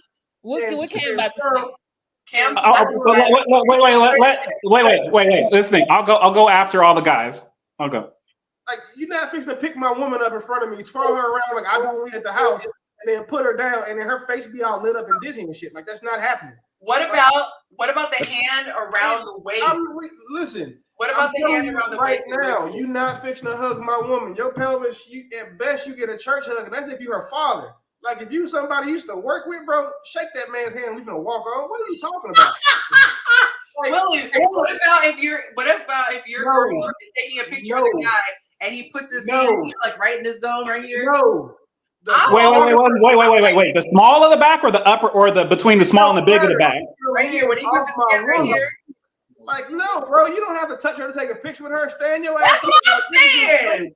Like, what are we talking about? Like, you have no. I'm so serious. Like, I don't like being touched by women that I'm not with in general. Like, but if I see someone I know, I will dap you up like you're a dude, because to me, the only woman in that room is mine. The rest of y'all are nicknames are men. I'm just going, and I'm not giving you none of that energy, because that's reserved for my woman. She gave him was reserved, should have been reserved for her man. I had a woman who had the audacity to come up under the arms and do this embrace, not to Monte, to an ex, okay? And what's worse, she was really short and he was like 6'3". She stepped up onto the bottom step, because he was at the bottom stairs, and came up and said, and I when I tell you my head was gonna pop off, and it was not one of the only things that was disrespectful. I was just like, I'm gonna need you, like, give a little side. You don't need to do all this extra and the complimenting. All. I feel like you're not gonna play in my face, and I'm not stupid. Don't play with me and try to act like you don't know what you're doing, because I see you and I see like, you know, that's the thing. He knew what he was doing. In his back like this, all bro, like shit. I'm Michael Ealy. I'm saying big, sexy, flexy, dancy, light skin with the green eyes, Michael Ealy. I get away with this. I can do this. I did this to Michelle Obama. He is a notorious line stepper when it comes to hugging women. So the thing is, for me, like bro said, be secure. Bro, it's not nothing about being secure. It's about you not gonna play in front of my face, as y'all like to say, you youngsters. Like that quiet disrespect for men, like that. I'm telling you, it's just some of us are not going for that. But at the same time, that 19% is cool with it, they can't fight. The other 18%, the other 81%, they might, you know what I'm saying, it might be half and half. But I'm on the side that I'm gonna check you and be like, say, bro, don't do that again. It's too much. If you say anything other than, you know what, bro, you're right, I didn't know, then it's gonna be a problem. Yeah, I feel like, I don't know, when it comes to other people's men, I'm going to do the least possible. I don't need to be in your face. I don't need to be having 20-minute conversations. I don't need, to me, it's like, I look at attention and time as currency. Keep our money in our house. I don't go outside and start throwing keep our money. So I don't need to throw compliments, back rubs. I don't need all this. Amen. I know what I got to do. I know what I have to be able to do to hug a woman like that. Like I know the things that I've had to do to you or for you to allow me to hug you that way. And then, no disrespect, but Michael Ealy been one of the most attractive actors in Black Hollywood for the past 15 years. And Meagan Good, again, no disrespect to her and her history, she may not have been the most choosy woman in Hollywood for the past 15 years. So any man with I don't know, two brain cells be like, oh damn, like they'd have been in like 3 movies together. You know what I'm saying? Then they had a couple sex scenes. Shit, he might have actually slipped it in there on accident or something one time. And now he done picked up and twirled her around. And the crazy part is, bro is smaller than him. What? Like, what? Like, how are we even trying to say like that's okay? Like, listen, all I'll say is I'll end it with this. He picked the right person. That's pretty much it. He picked the right person about all of that. Because again, he does that to the wrong woman. Like, now, one thing about light skinned dudes, y'all bruise easy. You know what? Like, what you mean, yo? First of all, you the lightest one. Don't let this light. I've been getting a strong 12 hours of sun for the past 3 days. That's like Monte. He was talking about us dark skinned people. I was like, who are you talking about? Me and Monte get it. That's why. We know what's November. He said, "Come November, yo, chill." Right back.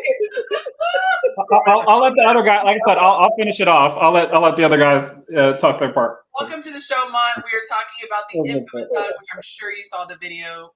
You pretty much stay up with the culture, I think. Is this inappropriate in your opinion?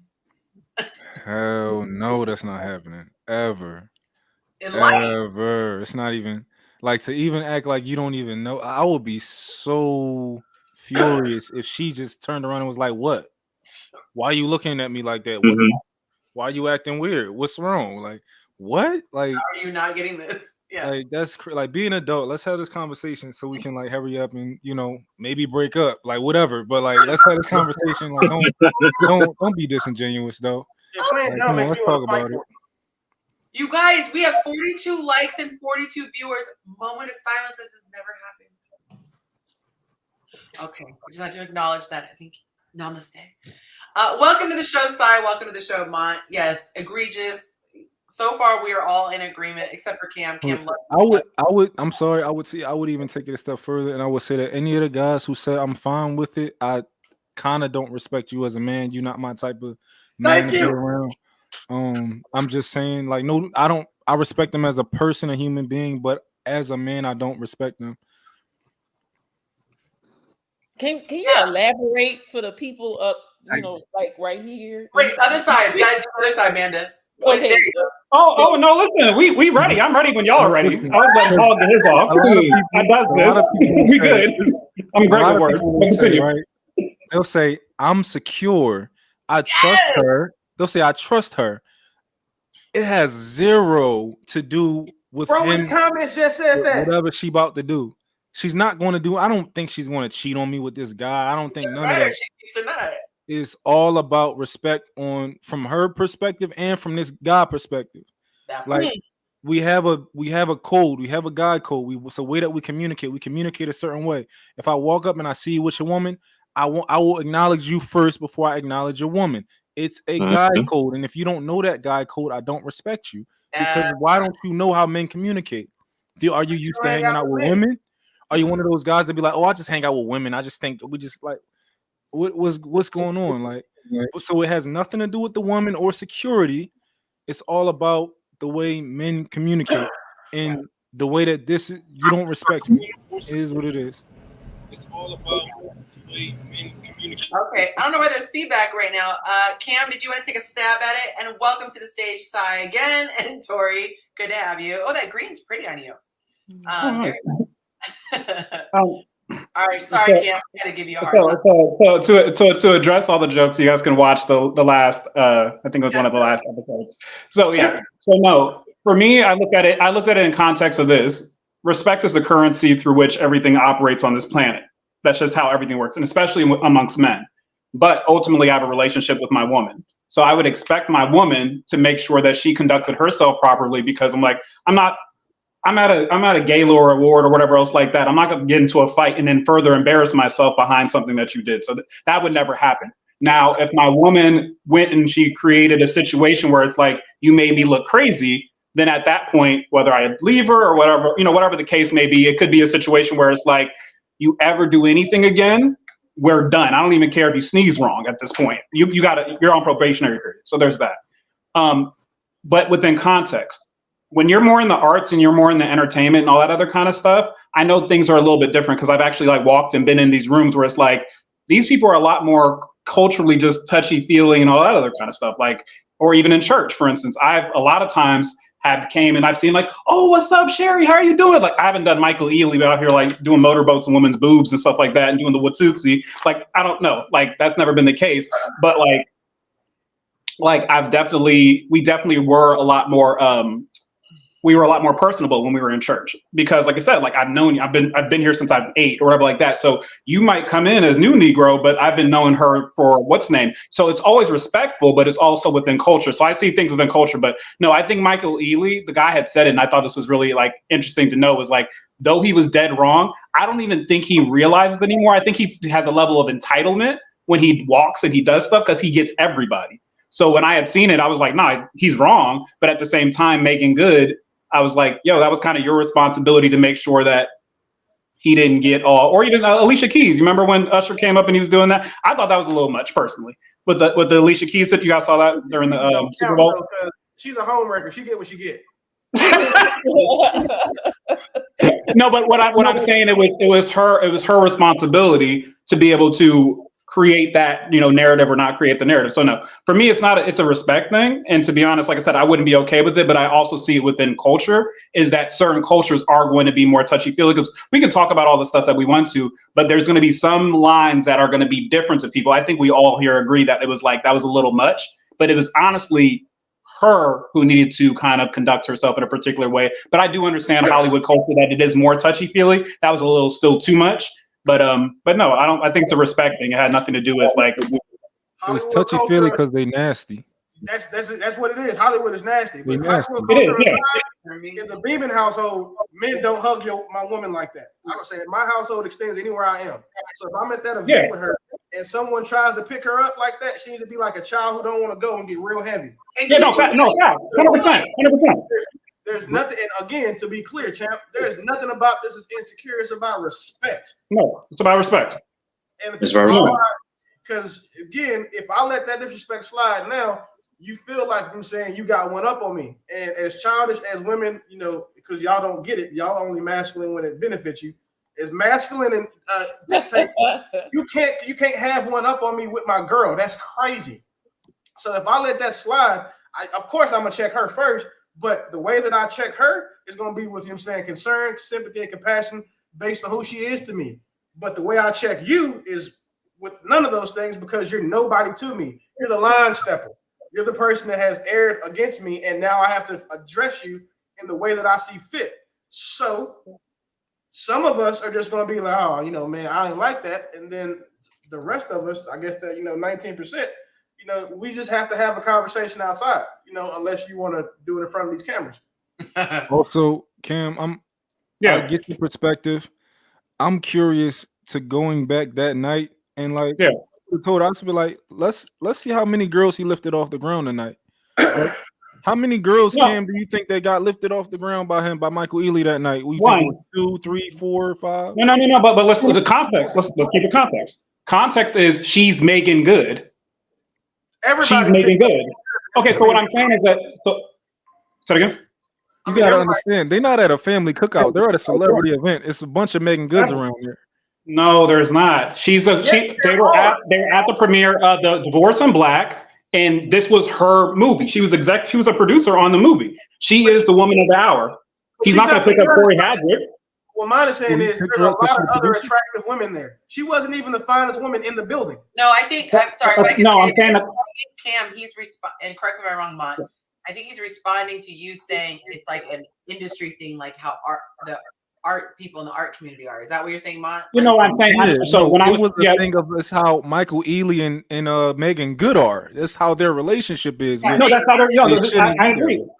The thing, I 100% agree. It was their relationship and who she was. That was what created the scenario and situation. So when I was talking specifically, if we're addressing the cultural context, is that I've been in certain places in certain areas where their things are more whatever. Like you said, going back to what Beeman was saying, is that in your household, like you said, you dictate what the particular rules are. Me and my son, we call each other names because it's funny. He knows where the line ends and it doesn't end. I've been to households where you can't say nothing but yes, ma'am, and no, ma'am.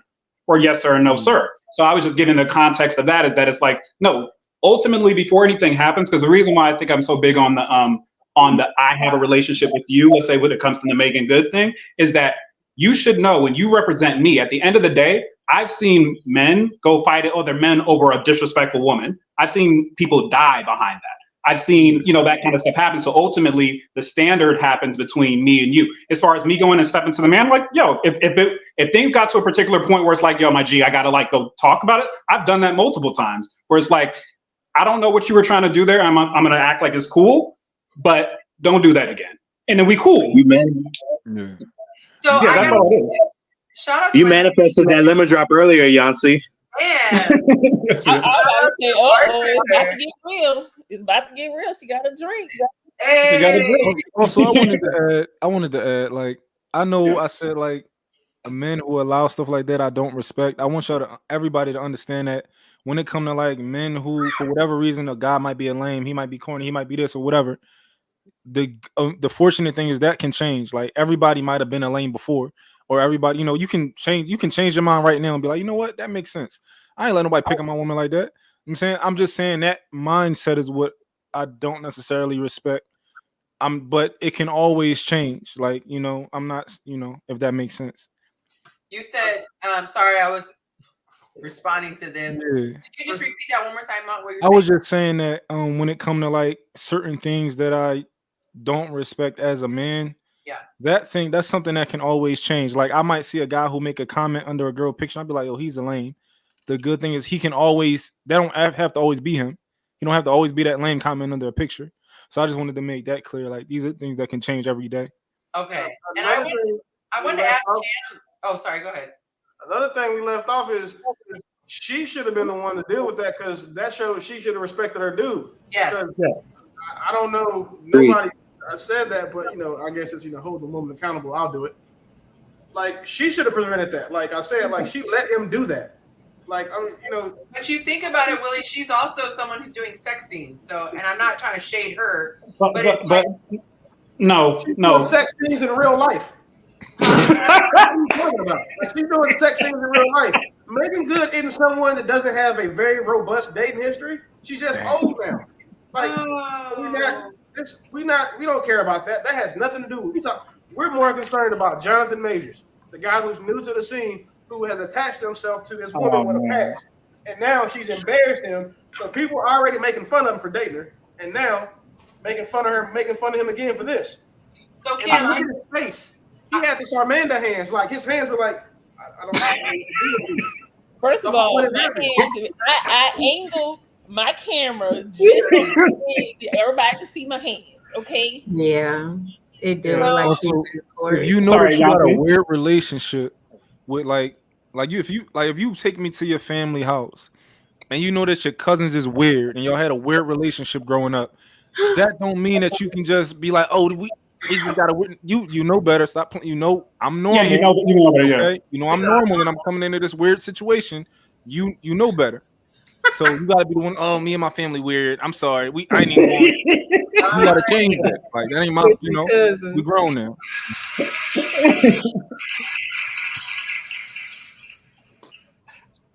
Thank you, Lorenzo. You know what? I appreciate it, Lorenzo. I gotta ask Cam this. I gotta put you on the spot. I'm ready. Because last week, Amanda and I were going in on you. I have to know, where is the line? Welcome to the stage, Nikki. I gotta know, where is the line between somebody being insecure and someone being territorial? Because this is a hill I will die on, and I've always said. Oh no, we got. Listen, we'll be there together. Just we're cool. So this is how it works. So this is how it works. Is that I put it like this: is that I work out of a place of victory. I don't work out of a place of something bothered me, so I'm going to keep on avoiding it. Right? Okay. So to me, I look at it like this: if you never had a negative experience in the past, what's up? What happened? It's my YouTube. No, I was on YouTube. My bad. I'm sorry. Oh no, yeah, sorry, I totally missed it. I was about to go in, and I was like, "What happened?" Sorry, y'all gotta watch. Everything makes sense. So I'm sorry for the new people. Okay, go ahead. Okay. So to me, if my actions or anybody's actions are based out of a history or a trauma, then to me that's an insecurity thing. There are some things, like let's take this experience that just happened. The experience that just happened with Michael Ealy and all that kind of stuff. I don't think there was any trauma associated with that. It's just a thing of respect. Like if you were at a job, you talked about this, like you're at a job, you still have, there's a framework under which you can be treated before you go out and just get another job and you say, quit, I this, right? So to me, when something is an insecurity, if you know this was born out of something like this, I've said this to a person before, I said, if you never had that experience where a homeboy was telling you, oh, that's just a friend, or oh, that's my cousin, or whatever like that, I wouldn't be getting the treatment that you're trying to give me. But how do you get to determine if it's born out of that or not? Because if I have because I'll give you an example. So I literally I broke it down to someone like this. I said, I asked you like, hey, and I literally asked the person this. I said, okay, question. So you're having all these issues, but for instance, right now you could be getting your loins smoked by somebody right now as we speak. You can be on the phone. Something can be happening. I've literally never asked you this question about you spending time with dudes and all this other kind of stuff, right? I've never asked you that question. It's literally never came up conversation, but yet we keep on coming back here to this particular, literally every conversation I had with an individual one time, it would always come back to the friends I had and everything else like that. And I was like, why is this such a big deal for you when literally in all of our conversations, I've never talked about that. I never even asked you. And based upon let's say if we really wanted to get funky with it, I kept myself to marriage, right? I've only had X amount of partners. I'm sure you've had way more partners than I've had. So then with that, with your history, basically I should be assuming that you have more of a propensity for falling under sexual perversion, right? Okay, cool. So I'm not asking you these questions. So going to the point was that I'm not asking you these questions, but this comes up every single time that we talk. That came out of insecurity. If I'm talking to Yonci. But how, I'm sorry, I gotta ask, how do you know it's an insecurity? Because there are a lot of things I don't like. And I always use the example of the lawn. Like people like to use the word like jealousy, and I like to use territorial. Because if a neighbor comes and they have a little rolling grill and they just plop that grill in my yard and the kids decide that they want to play with the hose and everyone's just on my yard, I don't feel threatened. I don't feel like my yard is gonna be taken from me. I don't feel like I'm gonna lose it to the neighbor. That's my freaking yard. That's your yard. Okay. So using that example. Okay, so using that example is something that has to do with an insecurity versus something that has to do with just a preference. I can fix something that person's insecurity. Okay, but that's the thing. But a preference, you could tell me, Cameron, I prefer you not to do that. Okay, cool. So then I'll fix that thing. When something's born out of insecurity, every time I do something that's related to that thing that you're insecure about, there's always going to have to be a change. I'm always going to have to be walking on eggshells or augmenting my life to make sure that you feel comfortable in this particular area. I won't do that for anybody. in anything. Like, so then people, So let me with her past clarify have a something. relationship because a So- woman with her past okay, can have continue. a relationship then. Like it's yeah, we gonna can be- exactly. But what I keep saying, God, well, not gonna say all guys. What I'm gonna keep saying that 81% of the ones who are okay with this type of shit, and women saying is that when a man is insecure, it's a bad thing. But when they're insecure about something, it automatically warrants or mandates some sort of change behavior. That woman has the past she has. That's unfortunately for her, it's her past. He's choosing to deal with that past by taking her ass out in public, where she's going to be exposed to men from her past, other powerful men like him, more powerful men than him, who are going to do stuff like this to her. So it's nothing wrong with him being insecure about it when she has the track record she has. And then she put it on display again. So the choice that he needs to make is, damn, is this the best I can do? Is this what I'm worth? Because not trying to be funny, but Jonathan Majors was also voted one of the sexiest men alive too here recently. And by the way, he's a Duncanville High School alumni, so I definitely fool with him for that.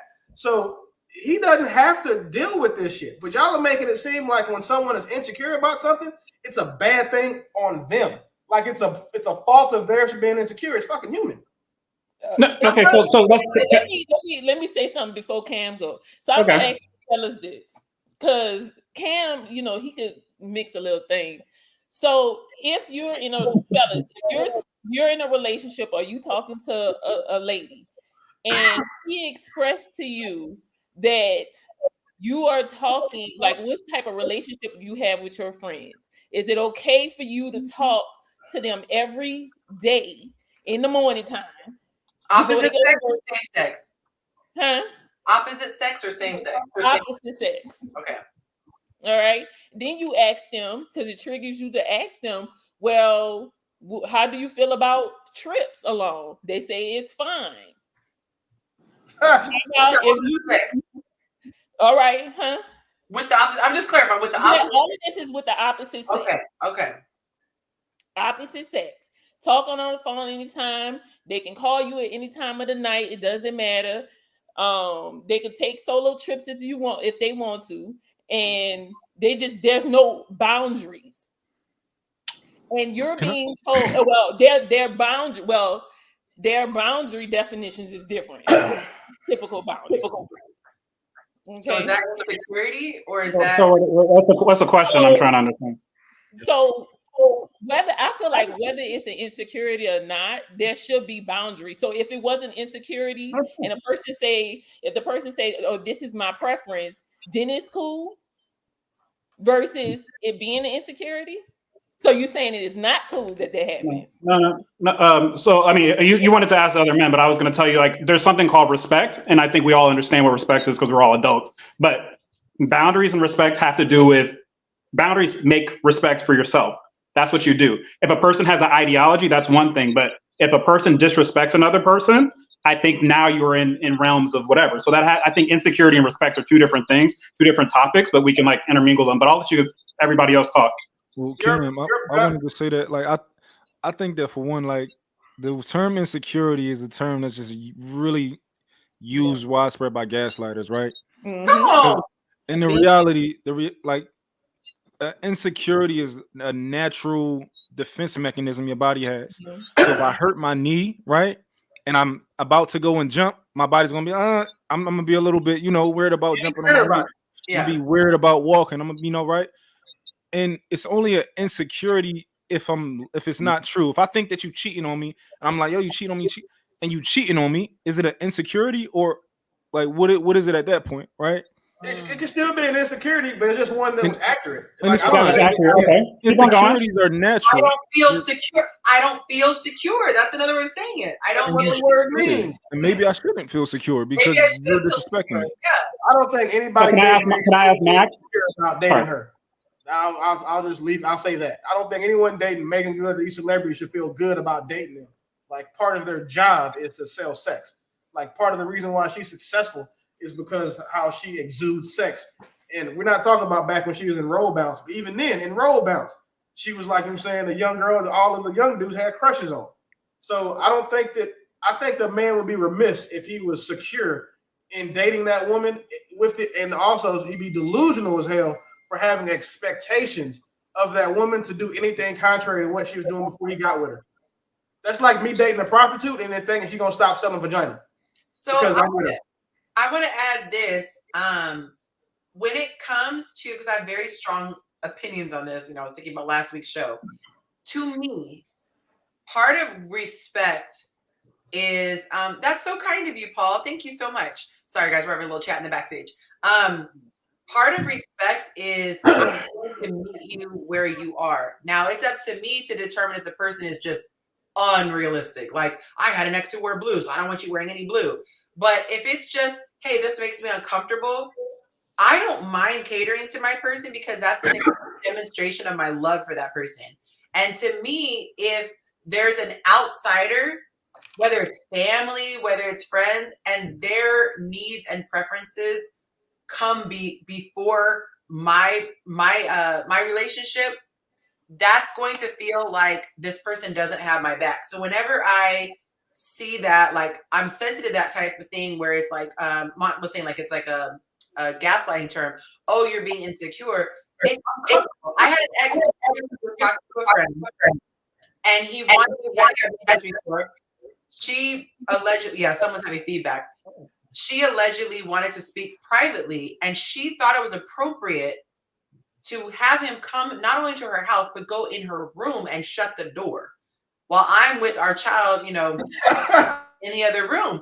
And I was like, I'm not okay. And there was a whole conversation, and I'm like, that's crazy to me. If someone says to me, I'm not comfortable, I would want my partner's first reaction to be like, whoa, what can we do to shut this down? And I think there's a huge difference between someone being like I said, crazy controlling, and when it comes to the opposite sex, because that's usually where stuff happens. It's the coworker, it's the friend, it's the person who has that really close relationship. And even if it never ends in sex, even if you had a crystal ball and it never ended with sex, there's still a level of respect where Okay. Sorry. I wouldn't want to see that type of thing in my face. I wouldn't want it behind my back. It's a disrespect thing. So Yonci, I like going back to respect. I think ultimately that's where it goes to, and I like what Max was talking about, like with your knee. If I'm a person and like I said, something messed up happened to my knee, I'm always going to be guarding my knee until it gets to a place that there's health and healing. You'll still get that little knee-jerk reaction because you actually had that happen to you. But over time, what happens? That's not an issue anymore. You probably stop thinking about people coming by your knee or something like that over time, correct? Because it's been healed. If something hasn't been healed, it keeps on coming up. It keeps on being a reoccurring thing. So going back to that knee example. Since 2009. Say it again? Derrick Rose ain't been the same since he got hurt. Oh yeah, but there's a lot of extra stuff with that. So, I mean, it was his knee. Like literally, it was his knee. I know, no thing. I knew it blew out his knee, but then there's also the added thing where it's like, this is what I make my money with. This is how I fulfill my passion. This is how I do a lot of these other kind of things. So going back to this particular example of I'm with an individual, we're having a conversation and something's being an insecurity versus a preference. I think Yonci had made the point is that about being respectful and about being reasonable. When I come and I deal with somebody, when I was with my ex-wife, we literally never had a conversation about that. And I'm a lot more liberal in terms of what things happen. You know why? Is because she was always respected. Respected meant that there were boundaries drawn to make sure that everybody knew who she was and she knew who everybody else was. Openness and honesty, I think, has a lot to do with respect. So just because that someone might be a little bit outside of the realms of what we consider normal, the reason why everybody can't date entertainers, there's some entertainment relationships that lasted a really long time, but a lot of them don't, because guess why? If you get one person who's, like you said, sells sex, or they have to constantly be this person who's whatever, their culture and their lifestyle has different terms on it, and it's very hard for the conventional person to be able to realize that. But the ones that last, they understand the parameters, they understand the respect, and they understand where things are going. Snoop Dogg's been in his relationship with his wife for 30 some years. How did that happen? It happened because there was an understanding of what things were going to be going on and what wasn't going to go on and where she would be held at. And that's why they're continuing to be there. It's because of respect. She could have went and asked that dude a long time ago. They were married, I think, back in, like, they were in their 20s. So I don't even think there was a prenup. So she could have took him for everything he was worth, but there was some type of understanding and respect that was initiated there. So I don't think it should be, if I'm constantly looking at somebody else as opposed to my relationship, then do I have a relationship? I don't really have a real one. So to me, I think there are some things that are born in insecurity, and there's some things that are just preferences based upon reasonable respect. That's really two things. It's two separate things. But okay. I think things are born in experience, if anything. And you talk about long-term relationships. There are no long-term Hollywood relationships where the woman used to be a hoe. None. No, of course not. Yeah. No. But there are several. Ice-T. There are several when the man used to. Ice-T was a pimp though. So Ice-T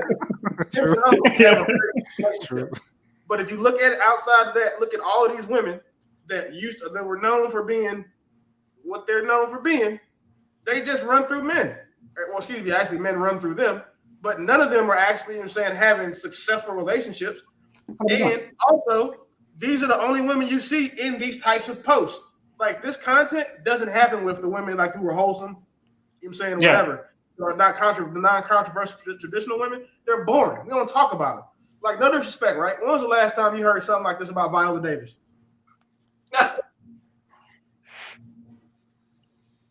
Crickets. By the way, Jacob came backstage, you guys. I told him he and his flags were missed. Drop Jacob's name in the comments if you want to shout out, give him some love. Okay, thank you. You're missed, Jacob. You're very missed. Please.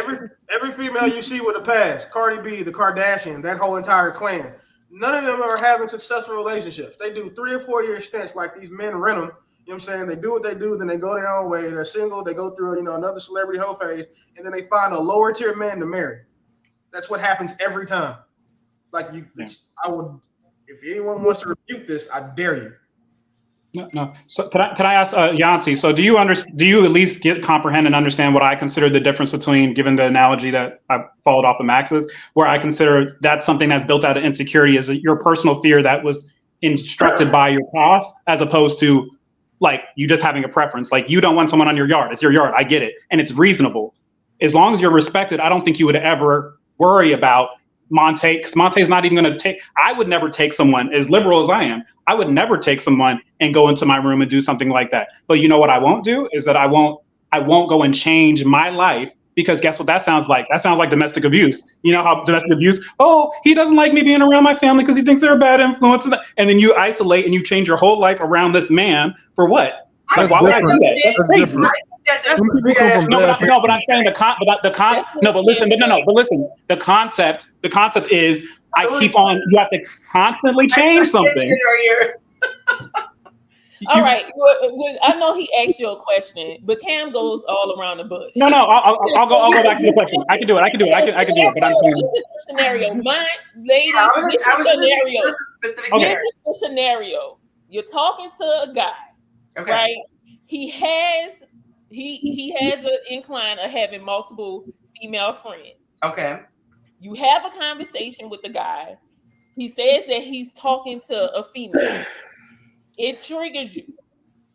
So you ask, whether it's insecurity, you ask. So what's the relationship with this female? They're like, well, we're just friends. We talk every day, or just about every day. She does have a man. And then, so that makes me ask, why are you not with this person? Like, why didn't he go out, work out? Right. They say, well, I just don't like this person. Like that. We just don't have that type of relationship. So then one person like the other person? I don't know. Oh, okay. I didn't really go down that road.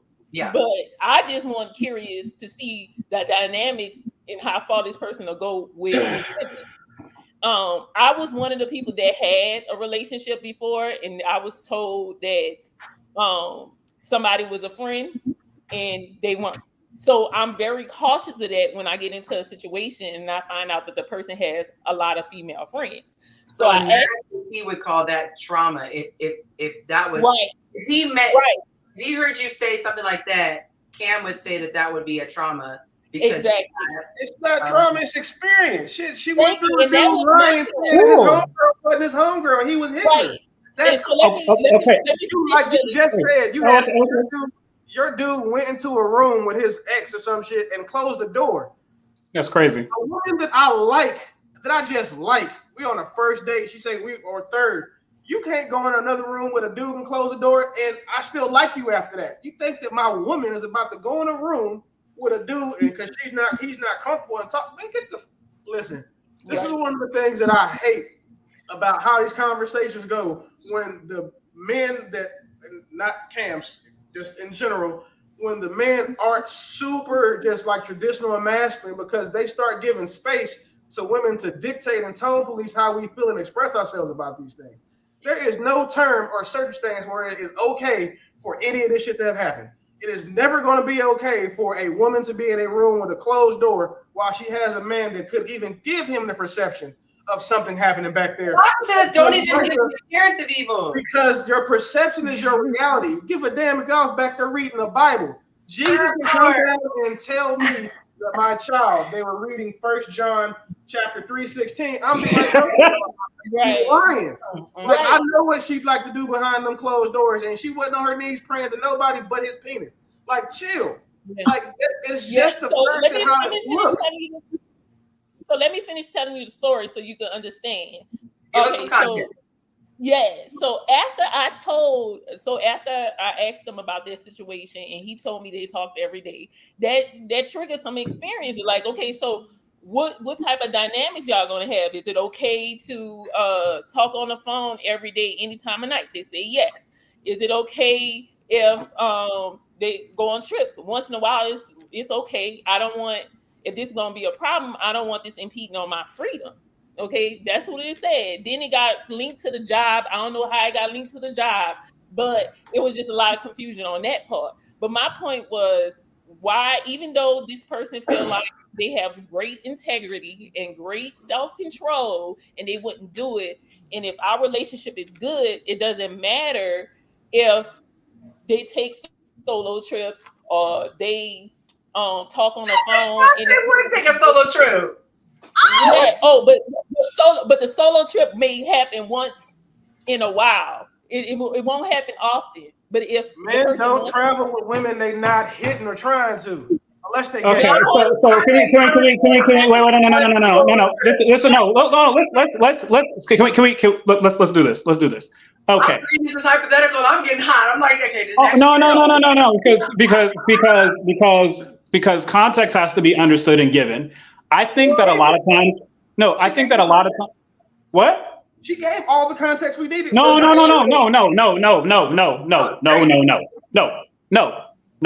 Okay. she did. No. Beaming.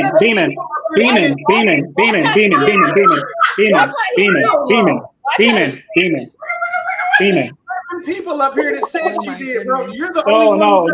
No. Okay. Yes. Kaylee, did she give enough context? Yes or no? No. You can't answer the Kaylee. How much more context can you context do we need? Oh no, I can give all the context as possible. Let's make it pop. Well, his exes. Let me clear some up. His exes. Oh, okay. Yeah, let's clear some up. Thank you. I'm ready. His exes didn't have a problem with it. All right, and they were cheating too. Okay, so the exes didn't have a problem with it, but the point is, because it was rooted in my experience or his insecurity, that is invalid. That if I tell him that, and I didn't say he couldn't have female friends, I just said that there should be some limitations on the interactions, like the friend that he talked to every day. It shouldn't be every day. If somebody calls at the middle of the night, and if it's not an emergency and you just want to talk about it, if y'all just want to talk, he said it's okay. And he said it's okay if I do it as well, because the relationship is good. Because he weird. I'm sorry. That's the dumbest shit I've ever heard a man tell a woman in my life. And that's why me and this person had a conversation every day, because it didn't make sense. What? No, that's not even. That's not even. I think you're super intelligent, right? Like, I think you're probably one of the more intelligent women we've had on the panel ever. The fact that a man told you that makes me feel like he must have thought that you were the dumbest woman on earth. What man is taking a solo trip with a woman that he's not hitting? That is crazy. You know how gay you gotta be to do that with my woman? Bro, in my 40 years of life, I've done a lot. I promise you, I have never taken a trip with the woman that I didn't hit before we got to the airport. I'm not hitting. He's not hitting. The fact that his girl is not. That's a given. I wasn't even going to address that, Yonci, because that should be common sense to any man. That's common sense. but I'm not hitting you in Dubai before I hit you in Dallas. So you think that I'm fixing to fly you, you know what I'm saying? I'm going to fly to Chicago and then take you, you know what I'm saying, to Calcutta and not have knocked you down? That is crazy. And then bro said that she's calling him and talking to him every day about emergency shit, 2 or 3, late o'clock. Non-emergency. No, okay. Like that's Listen. Excuse me. Let me ask you this. So when did No, you good. find Who out? you asking? Sorry. Yeah, welcome to the show and congratulations. Thank you. And I appreciate it. Thank you. Go ahead. Let me just chime in just a second. I just want to ask you, like, when did he tell you all this? Did he tell you this from the beginning before you started dating him? Or were you already in the relationship? No, we were talking. This is the talking phase. Oh, okay. So then that is a situation where you kind of have to say, well, this works for me or it doesn't work. We don't work.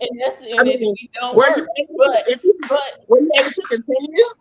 No, we didn't continue. But the point is that he was making me feel like I was insecure, or it was a problem on my part. Of course he would, because he didn't want to take your feelings into consideration, right? So therefore he would make it's like a gaslighting technique, right? So it wouldn't be the fact that it was something wrong with what you were feeling, it's something wrong with what he's doing. Therefore, he don't want the light on him. So he has to reverse it. It's like reverse psychology, right? You just try to make it seem as though you're doing something wrong. Wait, what is gaslighting? What is gaslighting? Very valid. Yeah, because we're starting to bring in terms, and I'm trying to understand what we're talking about now. So let me tell you what gaslighting is really quick. Wait. Yonci, let her. What is gaslighting? Yeah, wait, stop explaining.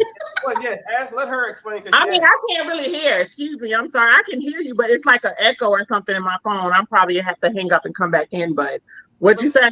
What does gaslighting mean? When you put something on somebody else and knowing it's you, you're trying to deflect or something like that. It's something to do with deflecting and something like that. I don't have the exact. Gaslighting and deflection aren't the same, but I'm real clear. I hate when people use these DSM-5 terms just all willy-nilly because it makes them feel good. So he's not gaslighting; he's bullshitting her. Because you can call it whatever you want to call it. Because gaslighting is a form of physical, emotional, a form of emotional abuse. You can call it whatever you want to call it. It's not. It's still the same thing. It still makes her feel the same way. I understand gaslighting is making the person think that they're crazy. So, like, if Nikki said exactly, it's still the same. It's hot in here, and I'm steadily turning the thermostat up higher and higher and higher. And I'm like, no, you're probably having hot flashes. No, you're probably just wearing too many clothes. And I'm steadily turning the heat up. That's gaslighting. It comes from a movie that was called Gaslight, and it was a guy who was doing all this stuff purposely to make the lady think she was your mind. He'd walk on the roof, and she'd like, baby, I'm hearing things. And he's like, oh, you're just hearing things. And he was doing all these things to make her go crazy. So wait. Okay. I don't think that the term gaslighting doesn't come from a movie. There's a movie based on gaslighting. No, the term came from gaslight because there were these gas lights. It's like literally a DSM-5 term. Like it's older than the movie. There were literally lanterns that were powered by gas. How old is the movie? Should we substitute gaslighting for BS? You know, just to make sure. So I want to get. I have a question. I have a question because I'm just trying to get clear. Going back to the thing. So the point I'm trying to understand is, we can talk, and I think this is a thing. Sometimes we get lost in words. So sometimes if I'm addressing very particular topics or I'm talking with someone very particularly, I'll get very succinct. I used to teach. And so when we have these conversations, context needs to be understood. So if someone has never demonstrated, going back to what Keisha had said when she was on camera, and she's like, well, how do you know someone has to lie in order for you to know they're lying? I'm like, okay, well, and I asked her in context of relationships, where does that matter? Is that ultimately you give people the benefit of the doubt until they show you something otherwise. So if someone came to you, and going back to the insecurity thing versus the preference, right? If someone came to you and they had demonstrated and shown themselves to be a respectful, cool, decent person in all contexts, even before you even engaged with them, they showed how respectful they were because they went above and beyond to let you know and to be honest with you. To me, I'm going to go and deal with that person based upon that, not here through the filter of my trauma, here through the filter of everything else. I'm going to do that. I've had situations. I have a question about what you just said. Yeah. Okay. So you're saying if the person person has integrity and honor and they're this great person. Okay. Yeah. Like, And they demonstrated that to you. Right. Monte has been 15 years in, nothing but Okay. integrity, above the board, everything great. Okay, Are cool. you saying that if tomorrow a female I don't know comes to the house, rings the phone, whatever, and all of a sudden he starts taking the phone like this, walking outside, saying, "Oh, I gotta go help her." You're saying that I need to just take everything that he's given me up until No. I'm saying this, Yonci. Keeping it funky, Yonci. If that happened, you've had this whole great experience with Monty. He's been that dude, like you said, one of the best dudes walking. Okay, cool. If he did something that was slightly off, your first interaction with him is going to be what? Is to have a discussion about that. You're not leaving him off rip. You're going to be like, that's weird. That doesn't fit with the most of the things that had happened. Okay. Why do you agree that that's weird and say I won't do that moving forward? Or okay. So then my thing is that the first jump off the thing isn't to think, dang, Monty's on some BS or whatever, like, because you're going to think like, dang, that's not like him. If it was like him, you would just be like, oh, that's regular BS. So I think that's the point. But I don't think that she was saying in that scenario that she was describing, it wasn't a situation of being judged that, man, could this possibly be? It was, what she was describing was, she said, I think this is inappropriate. I'm not comfortable with it. And he said, no, that's your insecurity. That's what I heard. If I'm The point. Okay, no. So it's the thing. So let's say that was the thing that said. Let's say that said, hey, I think that comes from a place of insecurity. I'm not okay with, like I said, because to be honest, I haven't demonstrated or shown anything else. If you and I have a conversation about a hypothetical, and I say I don't think there's a problem with that, and then we go on about life, and we keep on talking, that is just a hypothetical situation. If we're talking about real life, I've demonstrated to you what I've demonstrated to you. We're talking about this. I'm even open about what I'm doing. So, for instance, I call my friend on the phone. She goes to work 4 days, 5 days a week. I call my friend. I talk to my friends all the time. I don't have a set schedule. My ex-wife, who I was married to for 6 years, we never had a problem or issue about that. Because guess what? We weren't talking 8 hours and she was coming to my house. I've only had sex with under 5 people. She already knew nothing was happening. I lived with her. I did that. So there was never a question of my integrity, even though it was outside of the norms of how I moved. Because guess what? She saw everything else. Cameron's not being here. Wait, hold on. So I don't want to get confused. Okay. There's a very clear thing. There are actions and there's the first impulse. Yeah. So for me, first impulse is irrelevant. Actions. So if the person, it's relevant. Yeah. I am uncomfortable with this action, are you telling that person to go F yourself, or are you saying I will make adjustments? No, you have a conversation.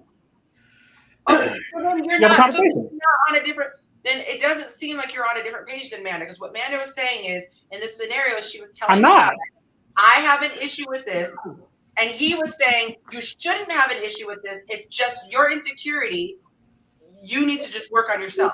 I'm going to continue to go on trips by myself with this girl. I'm going to continue to talk to her every single day. I'm going to continue to allow her to call me at 2 a.m. if she just feels like she wants to talk about her new That would be great. Listen, that would literally be crazy.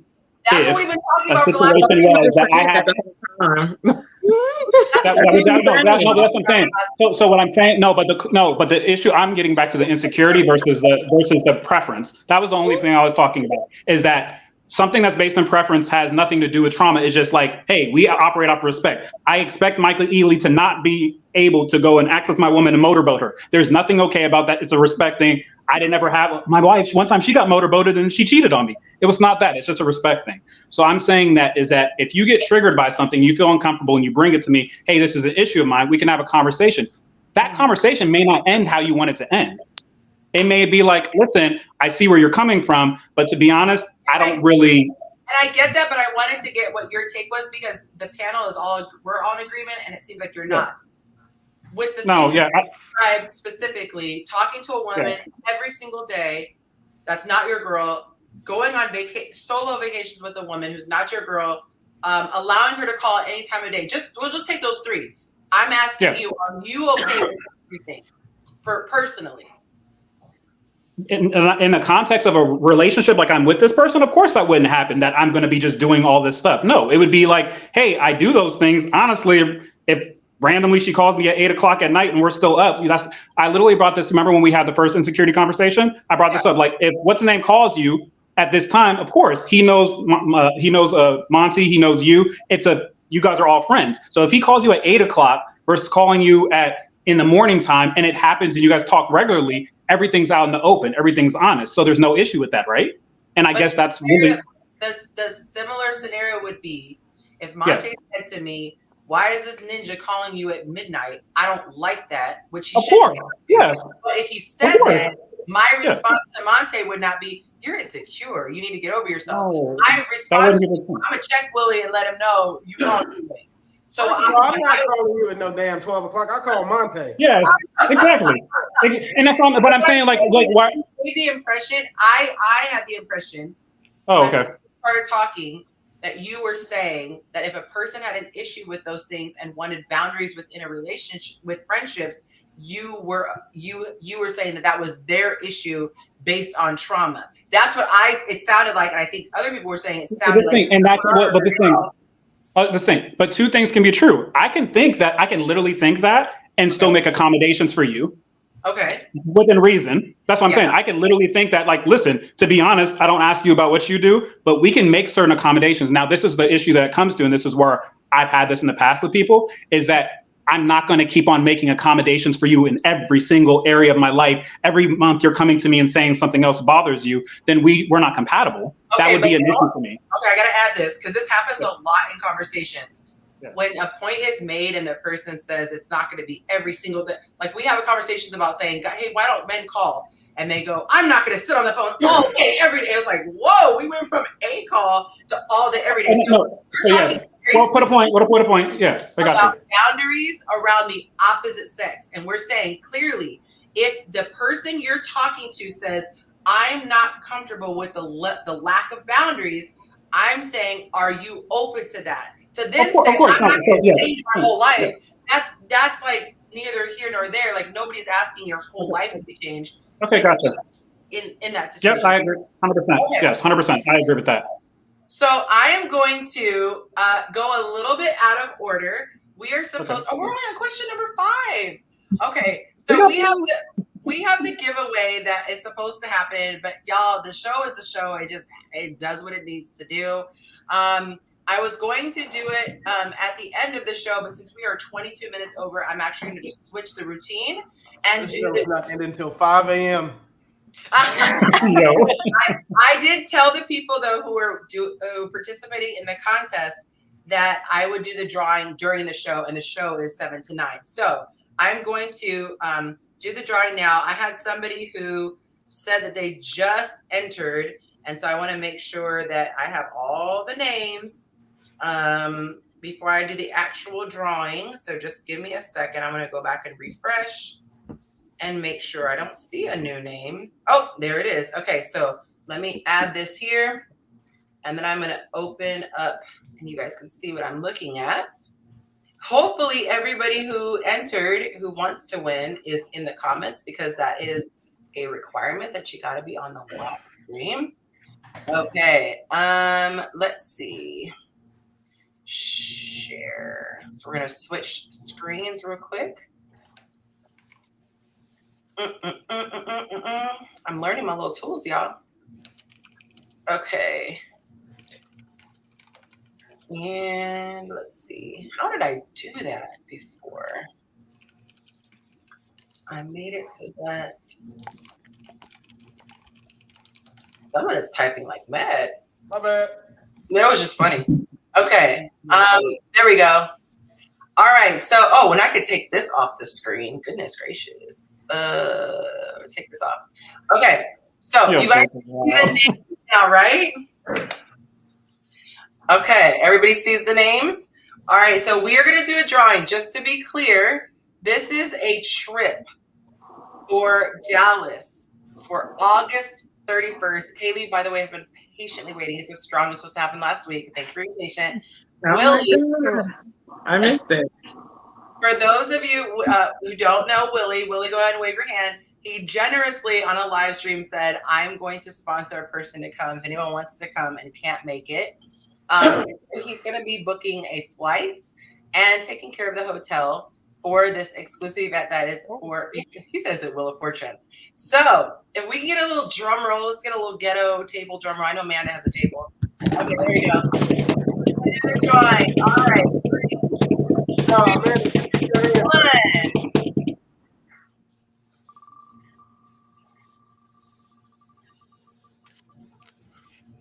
Is it still? Yo, I need this to go faster. Literally the name that I just added right now. That is crazy. Okay, so Fabulous, you have to be watching the show. He sounds like Bell. You have to be watching the show. Otherwise, it's going to go to the next person. So Fabulous, you got about 30 seconds because I know there's a delay with YouTube. You literally just added her name. That's why I was like waiting so long to put this in. So that's insane that she got picked. Hey, Yonci, so we were supposed to do this last week, and when we were doing it last week, Kaylee was the only one that was signed up. So Yeah. I'll still get Kaylee too to take up. Thank you so much, Billy.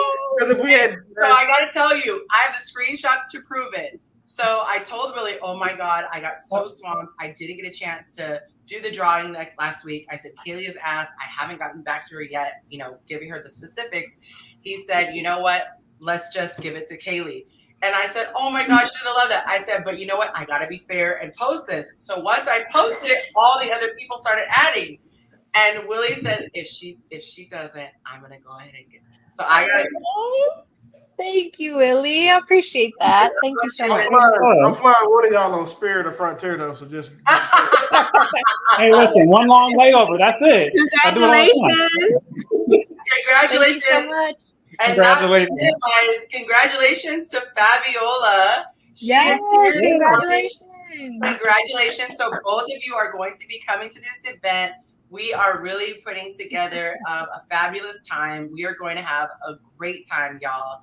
I just went out, made sure I got the wristbands today. So we're going to know who's single, who is available, because everyone is welcome to come.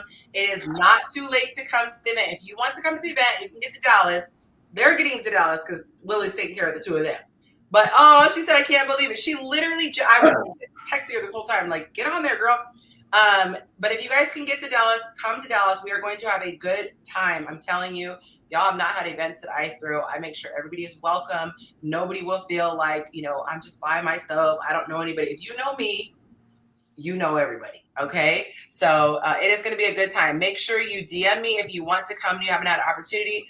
My patrons are VIPs. So they are taken care of all the way, and you guys already got your instructions on the website. But if you're not a patron and you want more information, I'll let you know what options, because I do have a sponsor who is willing to take care of a couple of spots. So I want to make sure I do that before it got too late. Very awesome, you guys. Okay, so we're going to get back to the questions. And let me put her on the screen really quick. Clicking the wrong thing.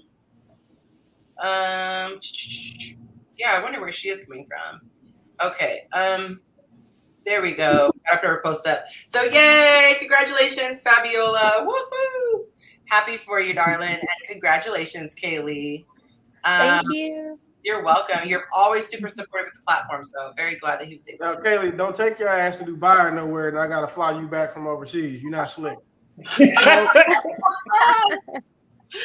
Hilarious. I need a vacation, so I'm really looking forward to it. Yeah. So, all right, so let me go ahead and take this off, and then we're going to get to question number 5. Okay, and that was exciting stuff. All right. Click. Is this the user submitted question? No, we are our 5th question. We're just having a marathon with these. Usually we don't take this long. yeah. Okay. All right, so the next question. If a woman sleeps with you on your first date with her, would you think A, she just really likes me, or B, this is how she gets down on first dates? Which would you think is the case? And I'm going to give you the guys' thoughts once I hear the men on the panel share their thoughts. So what would y'all think? First date, she smashed you. She's desperate. For one. It's not even that. So personally, me, Probably not. I probably wouldn't take it, too far with her. And even though, she could have been in the moment, she could have liked me better than she liked everybody else. We still got standards, and she know better. She know better because she know that she wouldn't tell her dad what she just did. She wouldn't she wouldn't go and post it on the internet. I'll tell my friend, I'll tell my dad, I'll tell anybody, like, oh, is this girl? Yeah, yesterday we just That is did that. interesting. I would tell anybody, right? Because it's not shameful to me. She feels shame for that. And it's not to say that she's a bad woman. It's not to say that she's a whore. She might not be. But the thing about men, and at least like the type of man that I am, I like the chase. I wouldn't even call it the chase. I like the pursuit, right? I like to get to know you. I like to do all of that type. And I know that like early on, I'm not even thinking about sex with a girl that I actually like. I'm not thinking about it like that. A girl that I just want sex from, that's probably why we had sex that first night.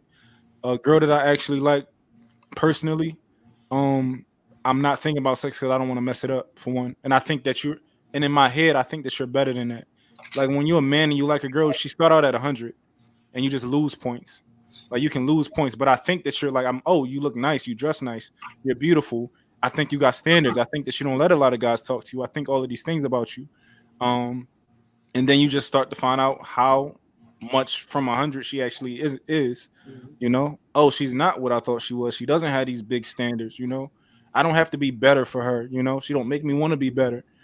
So most cases you never say never, but I've never done that. I never taken a girl seriously that I've did something with on the first night. Yeah. Okay, I appreciate that.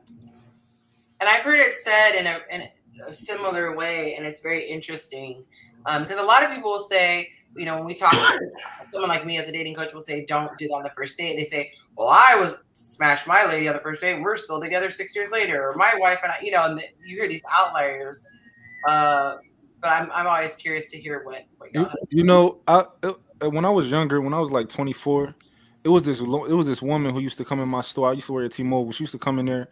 When I tell you, she had one of the best bodies I've ever seen in my life, to the point that every man that's walking in who see her in the store, we all on the same page. You see that? Like, you see her? We all is doing the same thing. I never thought I would ever. I used to say in my head, like, I'm gonna marry that lady. And you just a kid. You just saying stuff. Well, one day, the lady kind of was throwing some shots at me, kind of, and I picked it up. And later on, I'm like, I kind of took her number and I texted her. I'm like, what did you do? What I thought you did? And I never did that before. And she was like, yeah, I did that. So I'm like, all right, cool. I ended up doing stuff with the lady. It all went away. It all went away, and it was just all gone. And that I didn't even know that she liked me way more than I liked her after we started doing. I'm like, you like 10 years older than me, and but it all went away. It's really interesting because I enjoy Kev Hick. He's on Instagram and YouTube, and we've connected as both in this space. But he really does a good job of breaking down the mindset, because I think it could be confusing for a lot of women, because it's like, what a double standard. You obviously wanted to sleep with her. She obviously wanted to sleep with you, but now you're penalizing her for it. And so I don't even know if I'm going to do it justice by articulating it the way that but I'm going to try. But it's almost like deeply subconsciously, the man wants the woman to say no, because then that keeps her up on that pedestal that he had in her mind. But if he is able to obtain her, then suddenly she loses. It's not even mystique, but it's like she loses that position that he had. And so if he really did like her, he wouldn't get rid of her because she didn't sleep with him. He would actually respect and value her more, and subconsciously realize, now I have to step up. I have to actually woo her. I have to actually blah, blah, blah. But we set our own price as women. We set our own price. And some men might say, that price is more than I want to pay. But you can't take that one man's opinion and go, well, then I better lower that price. No, it's more than that one man will want to pay. But if this is really your price, you wait until another person comes along and is willing to pay that price. I did a post from Matthew Hussey today, and he was talking about the difference between a tactic in dating and your actual standards. Your standards are, this is what it is no matter who I'm talking to. A tactic is, well, I'm trying to do this and see if it works. Well, this and see if it works. But if your standard is, I don't sleep with men on the first date, no man's going to sleep with you on the first date. And the guys who say, I just want to smash, well, guess what? They will eliminate themselves. And the guys who really want to stick around, they will stick around. Jacob, you're being requested to come back, sir. We got an open spot. Just letting you know, paging Jacob to the front of the store. Your party is waiting. It looked like someone was going to say something. Ladies, you got to be quiet. You're talking too much. Too much. Just taking it all in. All right, so I'm going to read some of these comments, and well, I'm going to show the vote, and then I'll read these comments. All right, so the men said it was very half. 53% said he'll just think she likes me, and the other 47% said, well, this must be how she gets down. So one guy says, honestly, it could be either. It all depends on the connection during the date. This person, high profile guy. He says, depends on our interactions and conversations before the date. If we establish a vibe and some kind of familiarity, trust prior to sex, I wouldn't question anything. Now, in this situation, I'm thinking about like if you were long distance, and let's say you've been talking for like 3-4 weeks and FaceTiming every day and establishing a rapport or whatever, then that it wouldn't be like I just got your number, we just smashed. Yonci, can I say something? Can I ask a question? Do you like vacations and like really romantic things from like Monty and your man? Ladies, do y'all like romantic things and like, you know, big kind gestures and huge gestures and stuff like that? What if a guy did that on the first date?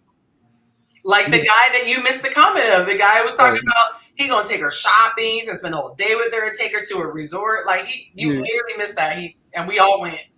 No. Yeah. Like, what if you woke up the next morning after the guy and your door was filled with like 1 billion roses and all the car and all that type of stuff? I haven't earned it. I'd be thinking I've earned it.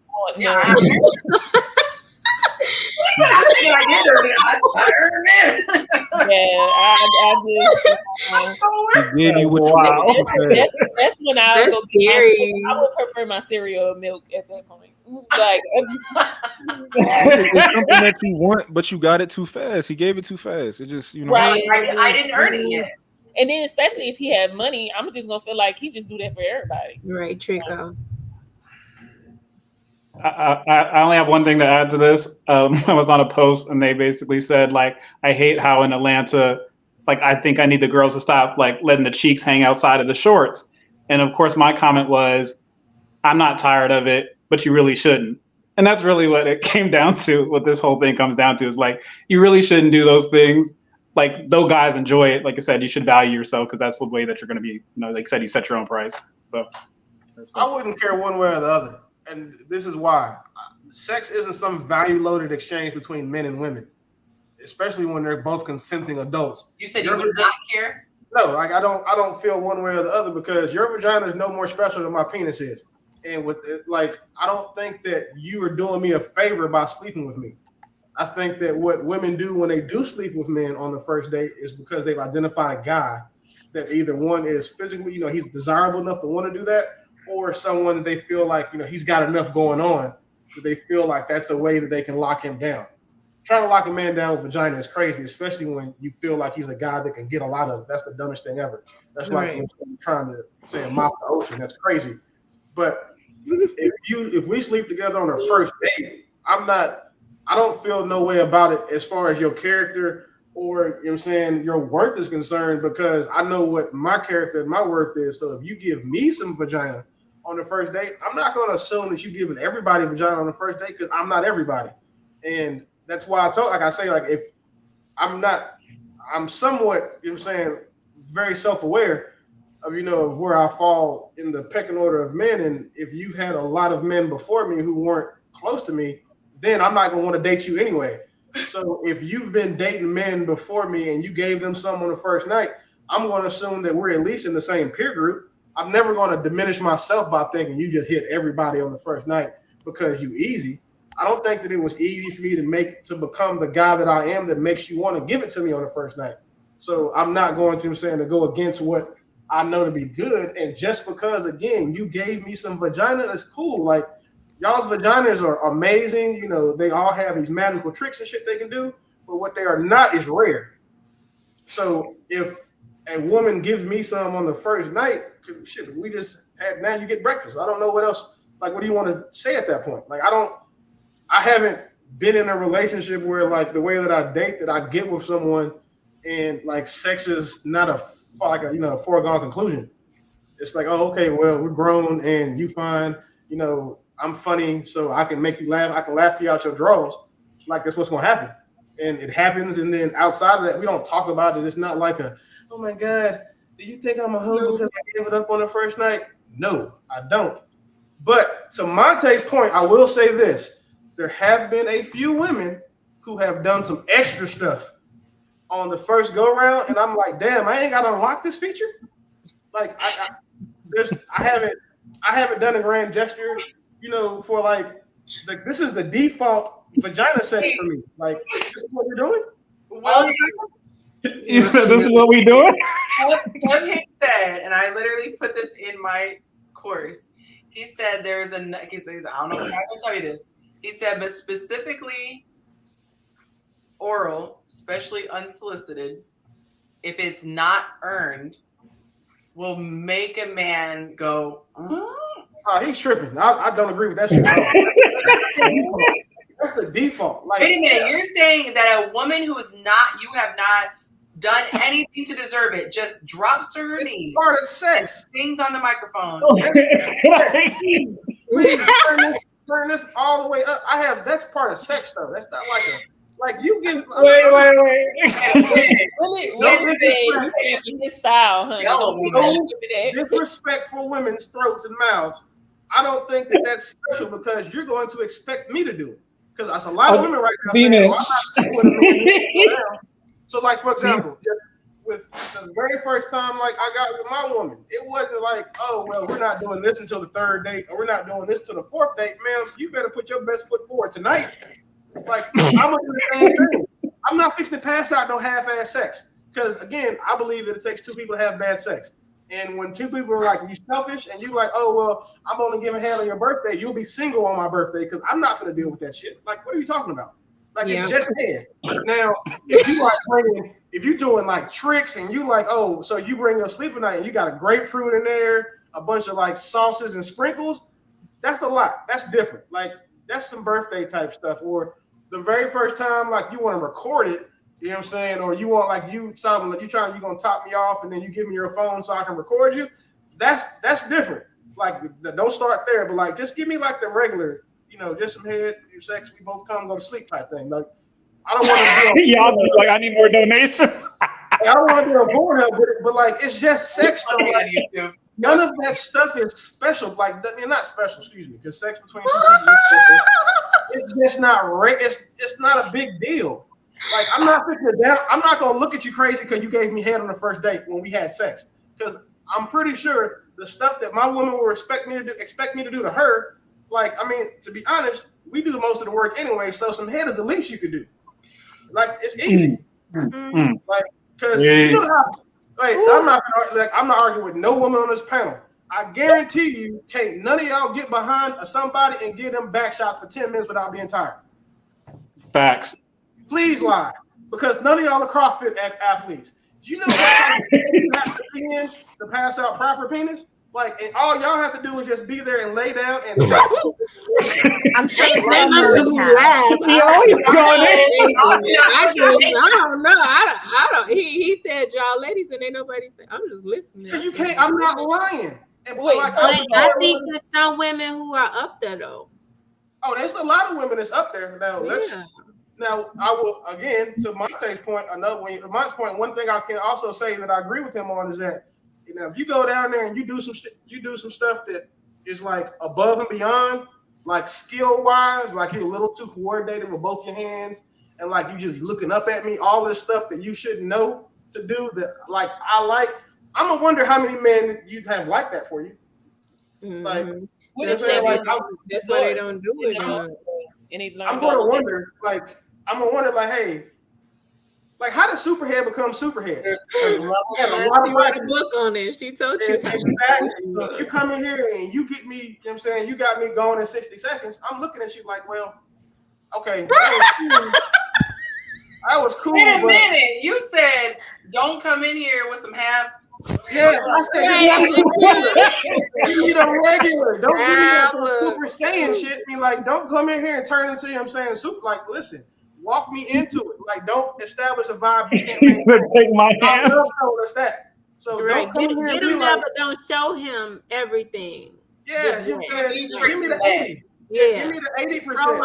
Prolong it. That's the regular sex. Like, don't be trying to do like you're saying the tricks and talk about, oh, I can bring a friend on the first date. That's crazy. What if she starts and then she's like, I was just playing, you ready to go now? She's single forever. No. Like the worst thing you can do is give a man blue balls on purpose. Like, no. I'm talking about she's trying to act like she's good. And she's like, oh, I was just playing around. You actually ready to fire off? Okay, and then I'm trying to use code word, y'all. I mean, I respect that. If she's like, oh, I don't do that. Like, that's what I hate too. When y'all are like, you know, I normally don't do this. Yes, the fuck you. Yes, you do. Stop like, you know, it's too late to have it in your hand to be talking about. I don't normally do this. Question, Willie. Did you always feel this way, or was it at a certain age? Like, no, it was. I used to feel like back. Damn, this is gonna sound super arrogant. Back when I was average and like, or just above average and doing above average stuff, I used to think I had to work for it. Like I would expect you know what I'm saying, meet you, do the whole chase thing or whatever. But now I'm a math-based thinker. I am intimately familiar with how few of me there are. I don't think that I'm doing a lot of the stuff that gas station attendants are doing to get with women, or like Walmart shelf stockers are doing to get with women. So I expect them to come to me with a little bit more effort, the same way I would have come to them when I was working in a pawn shop trying to get the girl who worked, who was a paralegal or going through law school. So I kind of feel like the roles have been reversed now. But I'm also definitely not going to shame somebody because you decided to say, come up off some head on the first date. Like, what? Can I ask a question? Can I ask a question? Yeah. So it's gonna be left. Listen, okay. So when it comes to that, because me and so Willie, we talked about like sometimes women won't count sometimes certain acts in the general sex thing. So why is it that I'm trying to understand, and this is a question for the ladies, and if it's not, it doesn't have to pertain to you, but maybe like women that is head thought of as more? Is it thought of as more like? Is it more special or less special than sex? How does it evaluate? Is it considered above a regular intercourse or is it below it? It's more special. It's like, no. But I mean for women. I want to hear from the women specifically because for us it's more special. It's 100% more special. For men it's more special, but from selfish women, I think they're going to say it's more special. Wait, what happened? It's head more special than just regular intercourse. Because watch this, Cam. Ask him how many times they done got head from a dude, but then give him head. Wait a minute. Exactly. Got wait, two questions. I only had one person, my son's father, so I can't talk. What? Stop. Like, where's the camera? Are we? Like, where's my fucking hat? Yeah, that's what are you talking about? You missed the opportunity to say my cap. Do you know how bullshit? Do you know how crazy it is for someone to be going through life? Okay, let's just say this, right? We said y'all be 40 years old, you probably done been with 20 dudes. If you only suck one thing in your life, you selfish as hell. Super selfish. Like, what are we talking about right now? Wait a minute, I have a question. What if I'm saving it for my husband? because you can't say it's special and then turn around and say that's wrong for saving. I'm just saving it. Having sex is special. So if you're having sex with someone, head should come with that. So if she's already, you just said that head is more special. No. Okay, I was also under the impression that you thought that sex wasn't that special too. What's that? I was also under the impression that Willie thought that sex isn't that special too. No, I don't think that sex. I don't think that sex is if sex is special. I don't believe that it's a value-loaded exchange between a man and a woman. I don't believe that a woman's part in sex is any more important than a man's. The only difference is the woman is the only one that can say when and where sex happens. So I'm going to disagree with this because, and it drives me nuts when men say, it's the same. The same guys will say, we have to work so hard to get it. As a woman, I could, before midnight, find 10 guys who would be more than happy to give it to me. A man would struggle to do the same thing where there's not money exchange unless He is a major celebrity, athlete, loaded, whatever. So to me, there are more consequences. Exactly how Mont said, if a woman were to do something, there would be shame if she advertised it to her friend, dad, whatever, put it on social media. If a man did it, he would be praised. So I don't think that we can strip all those things from our culture out of it and say it's the same. A lot of women are comfortable waiting and they actually would want to wait. And I want to know that I'm in a relationship before I have sex, and we tie emotions to it. There's a major difference between the way a woman appreciates sex and a man. Now, that being said, do both parties climax? Yes. Can both parties have an enjoyable experience? Yes. But that's just one piece of it. There's so many other aspects. If there was a difference, then why do women have a different standard for the men they just sleep with and the men they want to have relationships with? So because they understand that there is a difference in how men look at them. So if a woman is with a guy and she actually wants to have a good impression, she does not want to come across a certain way. And I'm not justifying, I'm just answering your question. Mm-hmm. If there's a woman who knows she doesn't care if he thinks that she's the you-know-what or not, then she's just going to do what she's going to do because she doesn't care about his opinion. She wants to impress the guy. Does it make sense? No. But she wants to impress the guy who she's not sleeping with because she wants to seem like she's a lady. And you know how that comes across to the men that women actually want? Because you're going to make the guys you want to marry and be husbands work harder to get the same. If they know. That only makes sense if they know. Well, most men have no idea how few or how many men are smashing unless someone tells. She's not giving that information. She could be acting like a little church lady on the date and getting her back blown out when she goes home. I think y'all underestimate how hard it is to coordinate two hands and a mouth all going in different directions at the same time. You know the amount of skill that takes? Wait a minute. I don't even know what it is. It's something earlier about how many times a person has given and I want to just say this. I don't think that should be an exchange. I think that it should be, let's just say if the guy wants to pleasure the woman, let's say for whatever reason, he's just like, in this moment, I want to do that. I think that it's unhealthy to feel in his mind, well, I just did that to her, so now it's my turn. I don't think it should be that way. I think that there should be times where he's just sitting at his desk and she just climbs underneath and does her thing, and she could just walk away. I don't think she should think, well, I just rocked his world. Now he's talking about on the first date, though. What's that? We're talking about on the first date. First date's reciprocity. It should be equal. Like I'm paying for, I'm paying for everything. Willie, I get your perspective. I understand Willie's perspective because I always had a similar perspective, but only when it comes to the act of having sex. Like once we're doing it, right? Because personally, for me, I always felt like the girls had a better time than me. Because we're men. It's like we're supposed to, like, we're designed to just nut fast so that we can have a baby. We designed to nut fast and we can do it 5-10 times, right? That's why it's not required for a woman to have an orgasm to get pregnant. Yeah, so like when they all shaking and all that, I just be like, dang, I wish I knew what that felt like. All the shaking and all the screaming and all that. That must be nice, right? Because I've always felt the same way. Like you had a better time than me, but also I still do believe that up until that point, like a girl that I actually like and I actually value, I like her to be a little bit more picky, even if I know that she like me and I know that she's attracted to me, she's still like, I got standards. She's still like, take it or leave it. And that's how I know like a woman respects me because I'm like, yo, these are my boundaries, take it or leave it. You know, like I'm not, you can't pick my woman up. It's cool. We can separate right now. We don't have to, you can't get picked up by nobody. That's my line. So can I that my guy is not for everybody, and I think he would also like. By the way, Jacob says that that he's considering coming on. So I say that we do strike. We do a 30-second strike. We don't say anything until Jacob pops up in the backstage. Are you guys with me on the strike? Yep. Yeah. As long as the clock stops, I'm not paying for Jacob to show up on time.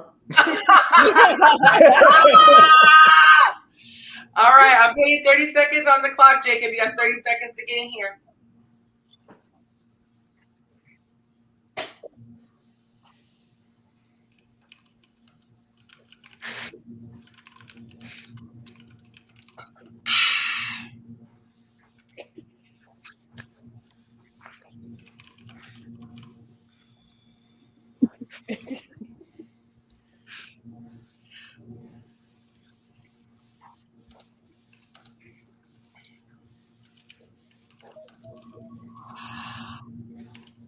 Hey, whoever has that alarm sound, I know you sleep through your alarms every day. That alarm will wake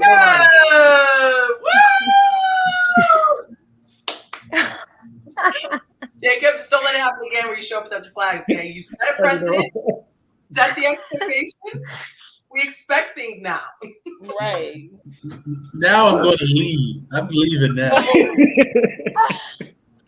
Big old bully Yonci in the house. Oh my goodness. Look, I'm just going to put on. Yeah, I'm a half my screen. That's all y'all get. That's all we get. That's all we get. So Yonci, can we answer my question? It was a very simple question. Your questions are never simple. What are you talking about? No, this is the simplest question I ever asked. I said, do women?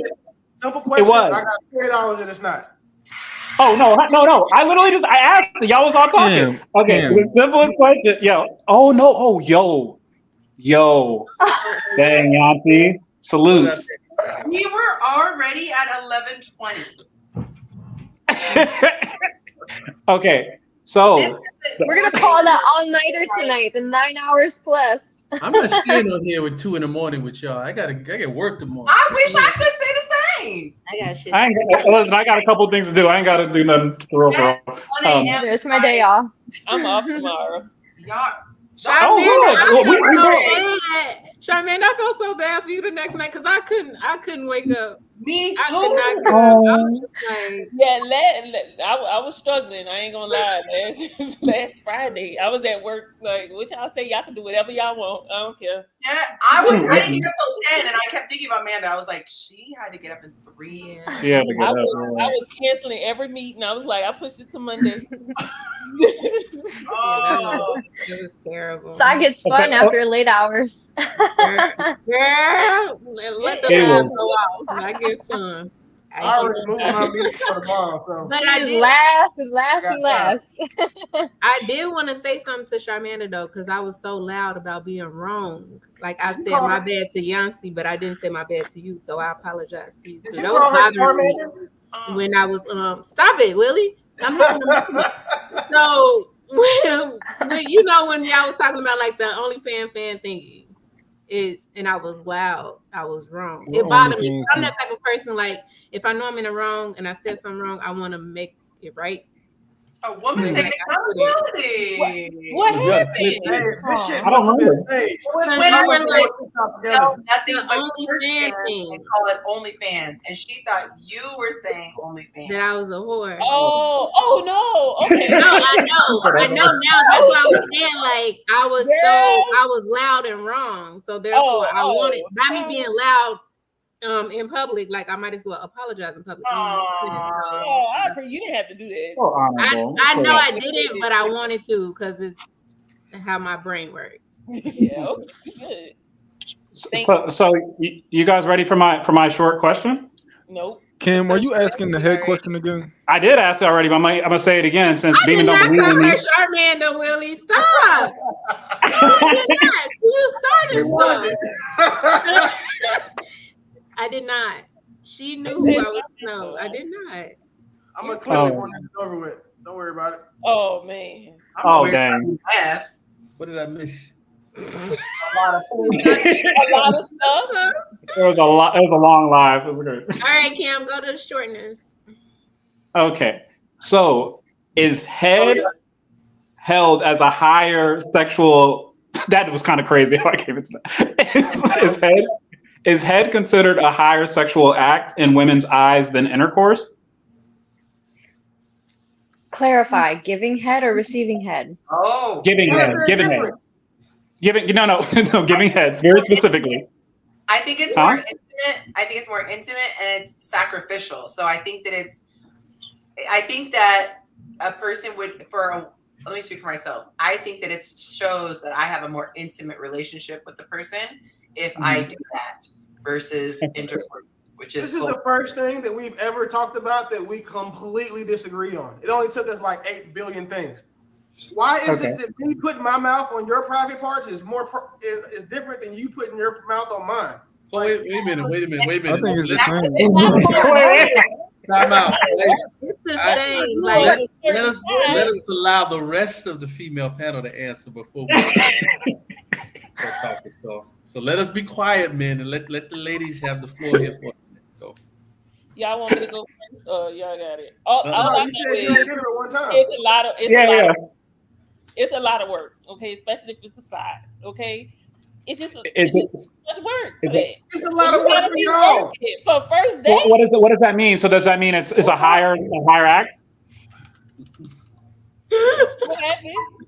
Is it a higher act or is it a lower act? Like, hey, I could just go give this guy some head compared to like I'm gonna give him my body. Okay, so this is the thing. Do guys like head? No, just girls in general. Look, No, no I'm questions. just asking. Don't answer a question with a question. No, because it may. Okay, so most guys they gonna want head without. No, forget about guys. I don't want to hear about guys. No, Let her talk. Most listening. guys want head probably without a condom. So you putting yourself at a lot of risk. They'll have sex with a condom, but head they don't want a condom. Well, I agree. I think really there's no even point in even having the head if you're gonna have a condom on it. So Yeah, it's not. But continue. I want to hear you. But that's what I'm saying. So I agree with her there. Risk, but you have no risk. Because if you're gonna be having sex with somebody with a condom, you're safer than giving head because you can contract. Are you? You can contract the disease from giving head. Yes, you can. No, you're right. But I'll give you that. So if you want me to give you head on the first date without a condom, forget about first date. I'll just say in general. In general? Yes. I mean, if you're in a relationship, then that's fine. But I'm not a relationship. Okay, listen. This is your friends with benefits. Forget about all that. If the guy, like you said, you have to have sex or you have to give head. Like, which one's more valuable? Like, which one would you consider as a higher act? That's all I want to know. Oral? No, Cam. Here's okay. Thank you. Cam. Okay. Not Charmander. Sarmander. Listen, let me ask you a question. A dude walks up to you and says, I got $1 billion for you. You can either earn it from giving head or having sex with me. Which one are you picking? Sex. Okay, thank you. Okay.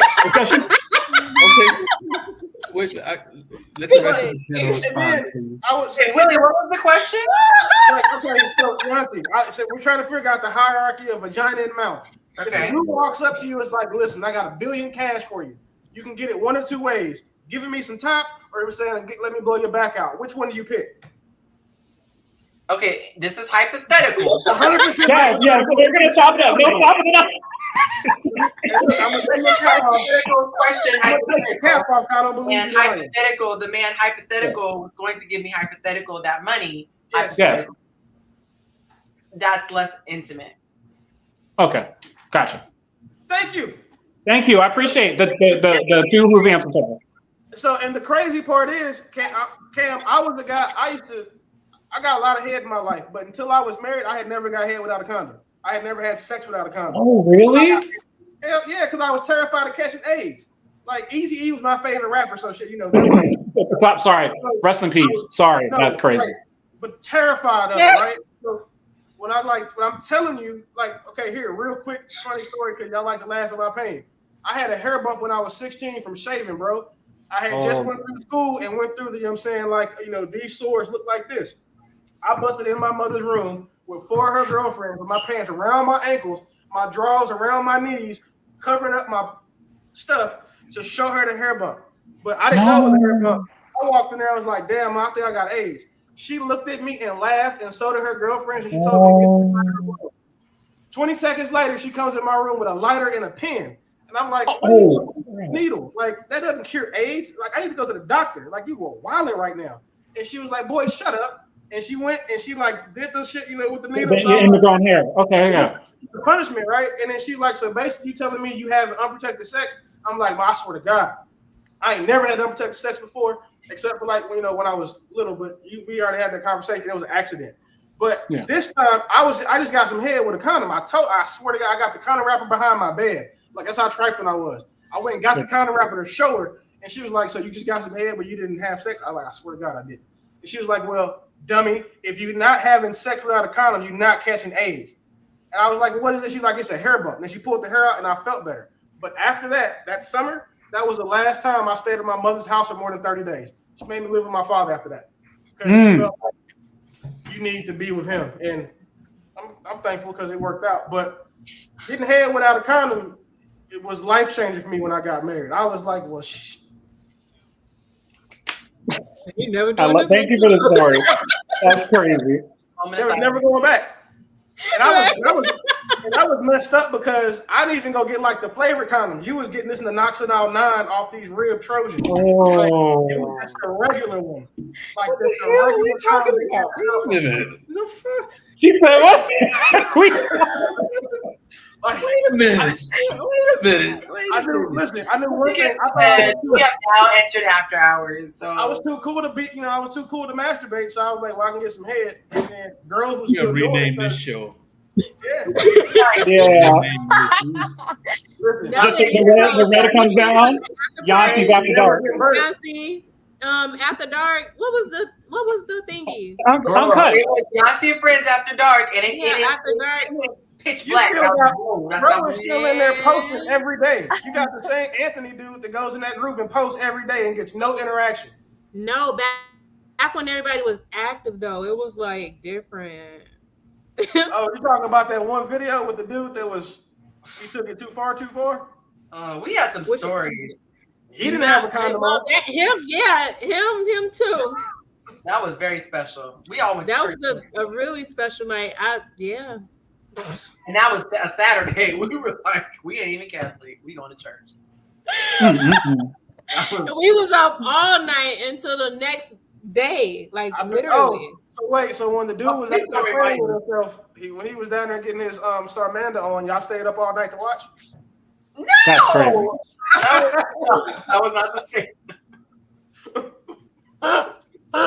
Moving right along. Oh my God! We didn't get two answers. Go ahead, Kelly. Inside. What he say? I just realized we weighed our doggone singles feature. This poor thing. We've never made singles feature after the show. We just out there like we have single. It was the girl with the spaghetti straps. Y'all are rude. That's all. Y'all are just rude.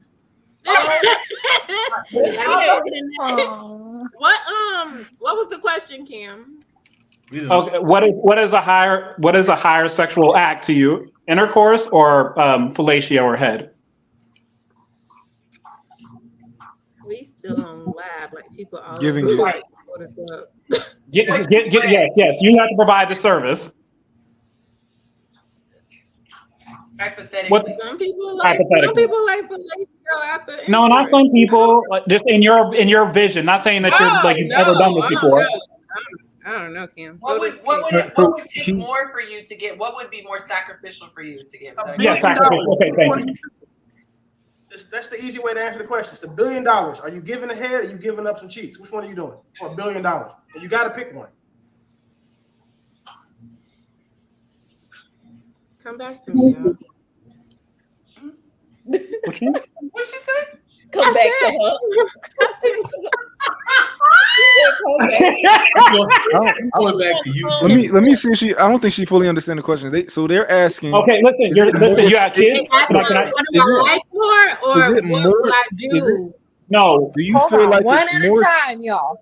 Do you feel like it's more sacred for you to give a man head or to just have sex? Like, if you have sex with a man, does that guarantee you're going to give him head, or does it take more work for him to get head from you? Do you have to be in a relationship longer, or is it just as simple? Is it just a part of sex to you? I'm not answering. Y'all crazy. Hypothetically. Hypothetical. And you don't have to answer if you don't want to. But hypothetically, what they're trying to understand is, where do women value? So, like, we'll do this real quick. Yeah, that's all I'm trying to figure out. So raise your hand, guys. If someone was offering you $1 billion and you had to have some coochie, or you had to dine in, are you penetrating or are you eating? We'll just say that. So penetrating is hands up, eating is hands down. How many of you are? I have a question. Which one gets me the money fastest? Because I need to know which one she prefers. Because that's what I'm doing. However long it takes, you're still getting $1 billion. They'll check back the next day to see what happens. So penetration, raise your hand. If you would prefer to eat to get the $1 billion, put your hand down. So penetration. So only one person is saying. Oh, two people are I saying. don't know, 'cause, like which one gets her there? Like I need to know which one works for her, because some of y'all don't, finish. Let's say that it doesn't matter. She claps. Oh, penetration easy. I'm going to 60 seconds, baby. It's a wrap. Okay, so the guys are picking, and none of the guys are picking eating for the billion. Yeah. Okay, so then the men and the women are agreeing that it's more valuable. I'm getting $1 billion either way, so shit. I want the fastest route to the paycheck, which is. What was the question? What else you can do? Why are you equating this to money? I mean, that's No, that's what I'm hilarious. saying. I was going to give another scenario, but it's okay. Like, is this your man or is this like a stranger? It's a rich stranger that you find super attractive and that may have he AIDS. would be your man. And he's clean. Oh my God. So They don't have AIDS, you guys. So we're not saying from a risk standpoint you could get a disease. We're literally saying, like, is there an association in your mind? So let's make it for the sake. Let's take it that it's your man and you're married to him, and you have 3 kids. So like that's your man for a long time, and he says, "Hey, we could spend 5 minutes where you're doing this to me, or we could spend 5 minutes and we're doing this together." Which one are you picking? Well, if that's my man. I'd like to propose something. If Me it's too. this hard After you're done. to kind of, I think it's okay to just skip this, because if it's this hard to explain it, maybe she just doesn't get it. It's not that big of a deal. We got a lot of answers, We have, yeah. I understand that some of us have made it our personal mission. Like, I'm gonna make sure she get this, but like, I know, like, 'cause I feel the same way. Like, I want her to get it, but I know, I was about to flip it again. So thank you, man. From you is I got it. I think she gets it, but she don't want people to perceive her a certain way, because But people be judging. I don't think she get it because it's not something that you would perceive somebody a certain way about. So I don't think she it's a hypothetical question of just what is valuable, not are you going out and giving this to men? Because I got both are valuable though, and like she may like to do both, so it's like either or. It doesn't. For example, I'm a man, right? I know that I've penetrated more women than I've done that to, because I do deem that to be more work, and I do deem it to be something that's I gotta really like you more than you. That's the thing. I gotta really like you. Yeah, I gotta like you more than just like some girl I just met in the club, right? But I'm just, as a man, that's worth more to me. And there are some men in the reverse who just really like that. Like, and there are some women who really Your like hand that. movements are crazy. Sorry. Come on. You said what? Your hand movement was crazy. That move. But I agree. We can let her plead the fifth on that. Okay, so here what we're gonna do. We're gonna take the submitted question and do it after the singles feature, because I forget we all aren't part of the stay up all night club, and I don't want to assume that. And so normally this is taking place around 8:45, and it is now 10:12. So I am going to switch it up and do the singles feature, and then we'll come back and do the submitted question. And we had the lady who did do this submitted question. We had a first. She actually stepped up and was like, "It was me." And so I did invite her to the show, but I don't know if I doubt she's mine at this point. But I did offer it to her. So all right, so let's get ourselves all set up, and we are going to do the feature. Okay. Y'all are great, by the way. If you guys are enjoying my panelists, let me know. I think they're pretty stinking awesome. But let me know in the comments if you guys are enjoying the show. All right, we got Tori up on stage. Hey, girl. Hey. How are you doing sleepy-wise? Are you East Coast? Yes, I'm East Coast. It's 11:13 here, but I'm on summer break, so it's okay. You said what? I'm on summer break, so it's okay. Oh, thank God, because I was so worried when I just looked at the time. I'm like, oh, Lord. Okay. All right, so are you familiar with the format of the show, or do you need me to break it down for you? I'm newly familiar. Okay. All right. So we're going to start out with my easy questions, and then we'll let everybody ask. Now, I am going to make an exception. I actually just thought about this today that I want to do this. I think it'll make it to be a little bit more interesting. I am going to, you guys could still submit questions, but I am going to eliminate the sexual questions, only because with women, I know that it's different. And so we do want to make her tap out, but we will take sex questions off the table. So you're very lucky for that. Okay. They might riot backstage, but I'm making that new rule. Fabiola says her first time she can't stop laughing. Girl, you'd be great. They made me blush last time. That's why I was like, oh my God, that's bad when you make the host blush. I'm glad you're enjoying it, Fabiola. Okay. All right. So you can start. Willie's already throwing a temper tantrum. So start dropping your questions. They go in the order that they come in. So get a head start if you want to make sure your question is asked. Okay. So first question. Well, we know your name is Tori. Are you comfortable sharing your age? Yes, I'm 31. Okay. Welcome. Thank you. And do you have any children? No children. Okay. Are you willing to pop out some babies for the right guy? Yes, I would love to. Okay. Are you willing to relocate for love? Possibly. Okay. And where are you staying right now that you're in love with someone? In Cherry Hill, New Jersey. Okay, New Jersey. Very nice. What are your major turnoffs? What gives you the ick right away when you see or hear or smell this? Definitely cigarettes. Definitely smacking and chewing. Somebody that says salmon instead of salmon, that drives me crazy. Is that for a conversate? Yeah. Oh, whoops. Yeah. Someone who doesn't believe in God. Okay. Someone who doesn't want children, and someone who doesn't believe in marriage. Okay. That's good. Could you date a guy who says sorry for your lost? No. Grammar is very important. I'm an educator, so grammar is very important. It's so awkward when a person repeatedly does it. Like the first time, maybe they like double down and say it with emphasis, and you're just like, oh, no, sweetheart, that's not it. I'll give them autocorrect maybe the first time, but yeah. Yeah. Okay. When was your last relationship? So how long have you been single? Almost 2 years. And how long was your longest relationship? 8 years. Okay.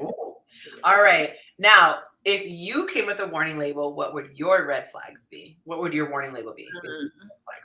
I can be stubborn at times. Oh. Very stubborn. No, I'm just kidding. That's my sister. I can be stubborn at times. Oh my goodness. Well, that's what you put her on and be like, "What? How would we describe it?" No, I'm just kidding. Yes, go first. Sorry, she's my little sister, so she'll keep calling. Yes, I can be stubborn. I think that would be my biggest, but that's just because I want what I want, and yeah. So okay.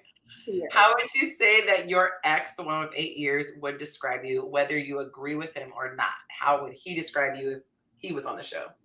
He would definitely say stubborn. Okay. And fun, loving, caring. What else would he say? Yeah, we were together for a long time, so he got to see, a little bit of everything. But yeah. Okay, y'all got the nicest exes. I don't know. I don't like that question because I feel like I don't know. Yeah, well, that's why I like to throw in there that you don't have to agree with it. It's just what they would say. Okay, well, you did pretty well. Those were my questions, so we get to open it up to everybody else now. Okay, so let me call it. You said what? I'm looking at the comments. Somebody said her calling to see why she's on the show. Okay, let's see. That's terrible. Okay, let me make sure I didn't miss anything. He says sometimes we don't say the T in Atlanta. Yeah, I say Atlanta. All right, make sure I'm not missing any. Not a young tender. Okay, he's not a good man if he has grammar issues. Cold world. Yeah, I can't do it. It just makes me feel like you're not educated. Like I don't know. It's just like I feel like I'm not in good hands with Allstate. Okay, let me actually add these next 10 minutes because God forbid I miss something. Right now, by the way, we are at 1:20 a.m. Y'all wildin' for that. That's 2:20 a.m. for East Coasters. Where are the questions? Okay. Okay, here we go. What is one thing you want to instill in your children? See, I took the sex questions away. Y'all are tongue-tied. Okay. What is one thing you want to instill in your children?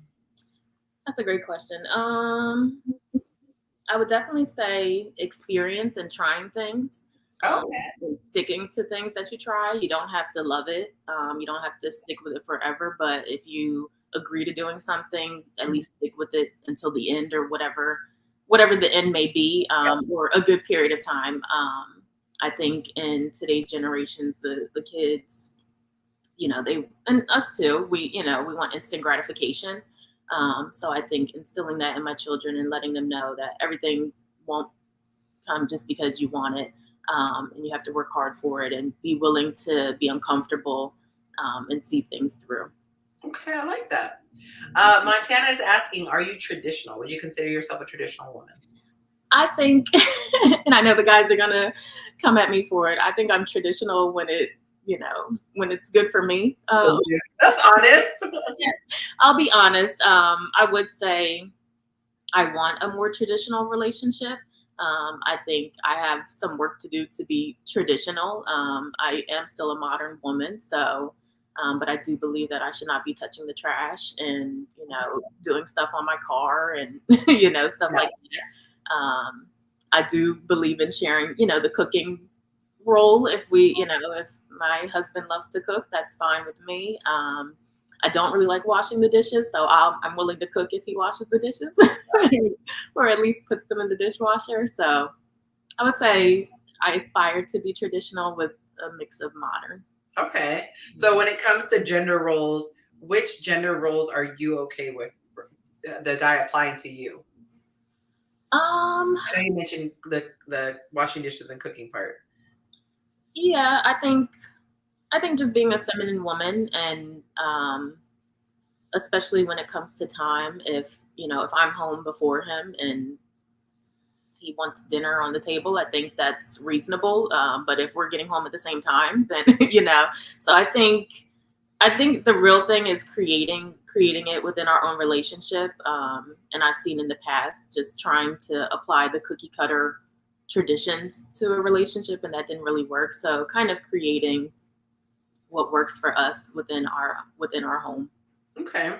I will say this. I used to think that I wanted extremely traditional until I realized I was the same. There were a lot of things that I just wanted. So I liked the chivalry. I liked the certain things are like, ew, that's gross or it's heavy. But I did want to negotiate on the other stuff. And so I think it's important that you find someone that is flexible on, like, hey, okay, I'll do the trash and you do the, and you make it even in your situation, as long as it's not one-sided. I think one thing with traditional, especially when it comes to kids, I do want someone who supports me with raising the kids. I don't think I should be the sole caretaker of the kids. So I think in the traditional sense, I think that's very important for me. Yeah. Okay. Let's see. Hey, Jacob, I give her major points for honesty because a lot of people come up here and just try to say what they think sounds good. Okay, let's. I just saw it. He said, get those questions back. Look, no, y'all had me blushing last time. It was intense. Okay. What was it? Okay. How do you let a man know that you? A man that you don't know that you are interested? A man that I don't know? I think it depends on the setting where we are. I'm definitely okay with starting a conversation. I won't outright say it, but I'll start the conversation. I'll introduce myself. And I like to ask questions. So it would just be sparking the conversation. And like I said, depending on the setting, I would make it pertain to wherever we are. Okay. Yeah.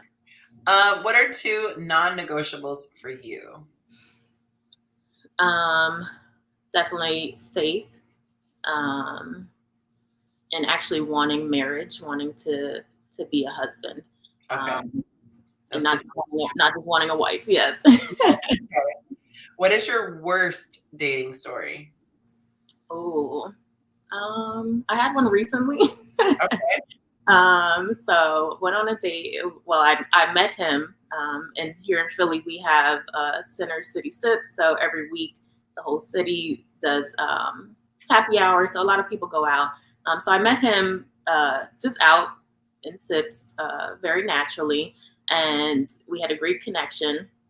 We went on a date that weekend. And it was a great date, but and this kind of went to one of the questions from earlier.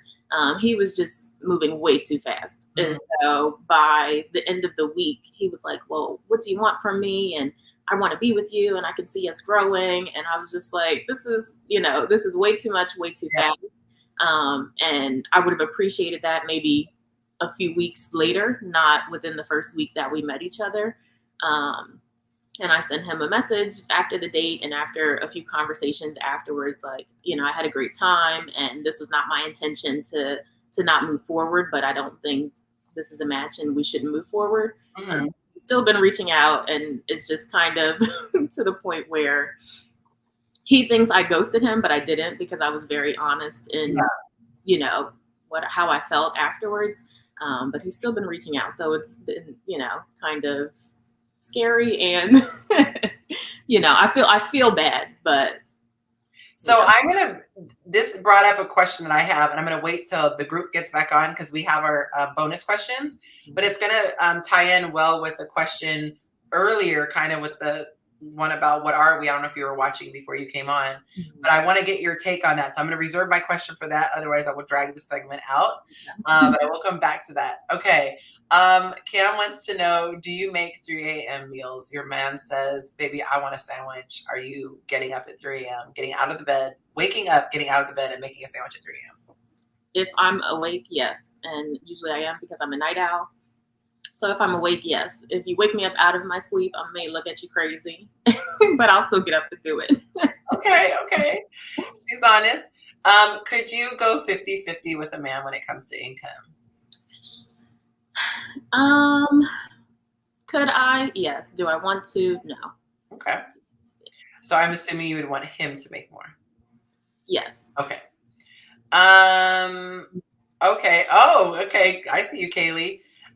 So we're going to ask you that question earlier. What is, if you were put on the spot with somebody and you had to earn your billion, which is hypothetical, would you prefer, I'm trying to think of a clean way to ask this, than the natural way, or you giving?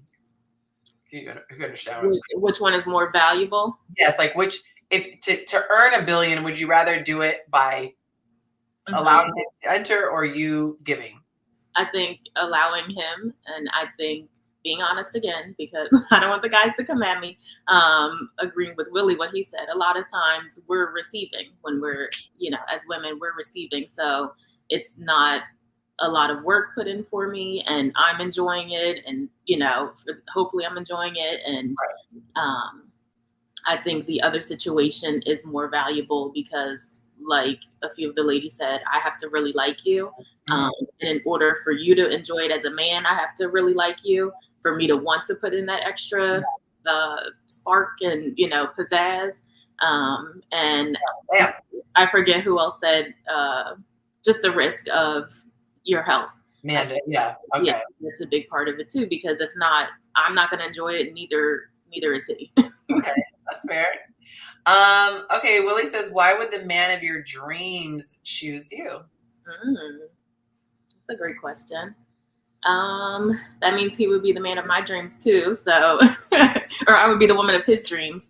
So that means we would be very compatible. We'd have shared interests. I think I'm very down to earth and fun.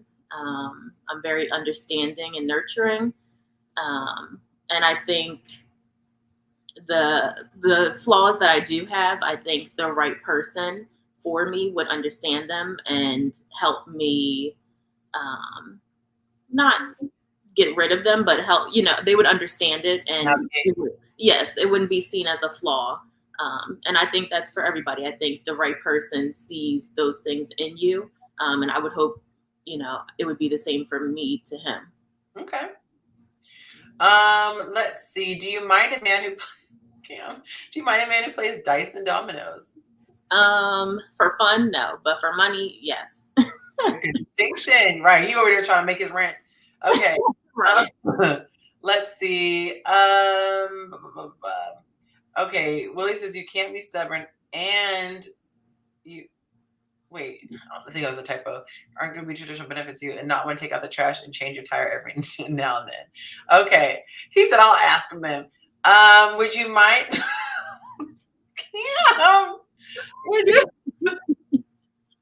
Would you mind a man with occasional night terrors and yells, please don't take my brownies? So fun. He is wildly specific. Okay. We would definitely have to get him some help for that. I would support him through it as long as he warned me at first and I didn't just find out one random night. Yeah. But we would definitely have to work through that. And maybe I'll just have to make him some brownies. That's hilarious. Okay, I'm like, oh no, I'm thinking about brownies. They have walnuts in it. Okay. Let's see. I lost my place. Okay, you said she said no wings. This inspired a question. If you saw a man you found attractive and you were out and about, would you send over a plate of wings as a way of flirting? We had a question like that. No. No. All right. Let's see. Y'all, we had to up with these comments. Okay. Okay. Is it okay if your man drinks malt liquor occasionally? Y'all got to turn up the heat. Sure. I may wonder why and try to help him elevate his taste buds, but sure. That's hilarious. Okay. Let's see. Okay. Are you willing to integrate into another culture for your man, or do you prefer someone who is more culturally American? So I've thought about that. I think it depends on the culture. I think I would want someone, I respect all cultures and I love all cultures, but I think I would want someone who can do both. So they are Americanized, but they still have a love and appreciation for their home culture. So I would be willing to integrate into that as long as they are somewhat Americanized and have an understanding of my everyday life and how I live. Yeah. But I would definitely be willing to integrate. Okay. Do you like surprises? Sorry, a lot of these are kind of inside, not jokes, but inside topics. So do you like being surprised? Like, your person. So I saw this conversation about surprise. I was like, so you get where? I feel like I want to be surprised, but I don't know if I'm the type of person that can be, because I would be questioning things. I think, like me. Yeah, I think because I want surprises, I would set it up in a way to say, okay, if you ever wanted to surprise me, call my mom or call my sister or ask my best friend, or I would set it up because I do want surprises, and I haven't really had them in my life. So I think I would think ahead. But I think for me, I would have to let go when I start trying to figure things out because I don't want to ruin the surprise. Yeah. Okay. Let's see. Jacob is talking about having an understanding, unless you mispronounce something. I cannot. Okay. Avatar. Did I miss Avatar's question? Oh no, that's one I just got. Okay. These questions are weak sauce. Okay. What is my?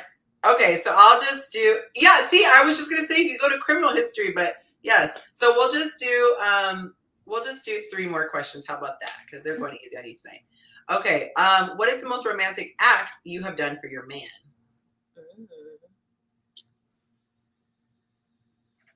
I think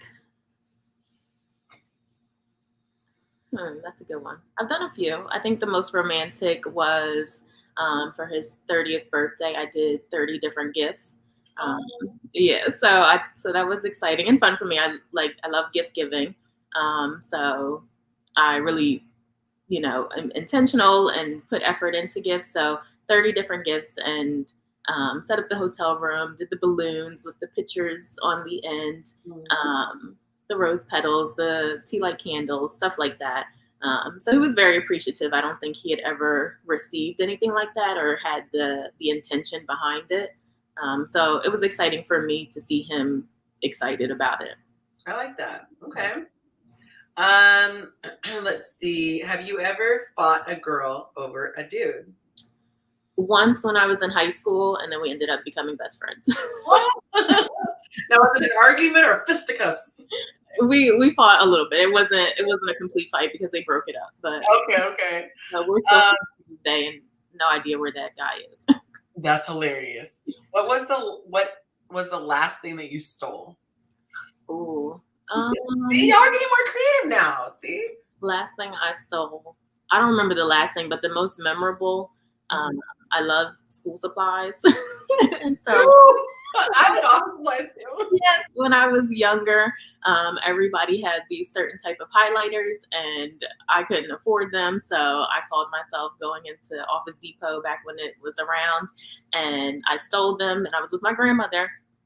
And she caught me, and she made me go back into the store and return them. And they called the cops. Well, she made them call the cops. Yes, she made them call. You gonna learn today? Mm-hmm. She made them call the cops. Nipping that in the bud. Arrest me or put me in handcuffs, but they scared me to think that I was going to jail. Oh my god!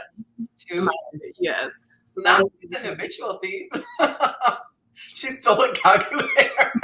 I can't. Jacob said 30 good gifts or $30 store items. Oh no, 30 good gifts. Oh my goodness. You know the dollar store, so don't, and they're $1.25 now, so they're stepping their game up. Okay. Cam, he said, would you take a 2-year sentence to keep your man out for 10? That's a good question, Cam. Depends on what he did. Ooh. It depends on what he did. I would have to think about it. I'm not gonna say no, but it depends on what he did. Let's say he got caught embezzling at his office. And I knew about it. Did I know about it? You didn't know about it.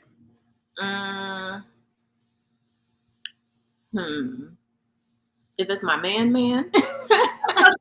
If it's my husband. Your husband. If it's my husband. I think about it. I think about it.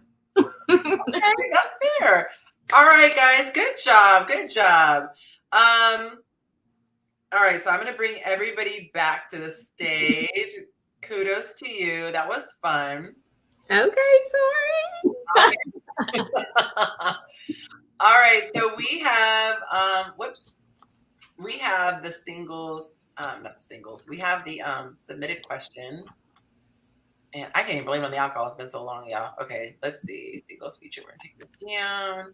And we're going to get into... I really wish she had come up because she was like, I should have written it better because everybody was misunderstanding it or whatever. Okay, so here is the question. In a nutshell, how do you feel about women with children? But let's put the actual question up. And yeah, I guess we'll make it big. Okay. All right, we got our first caller.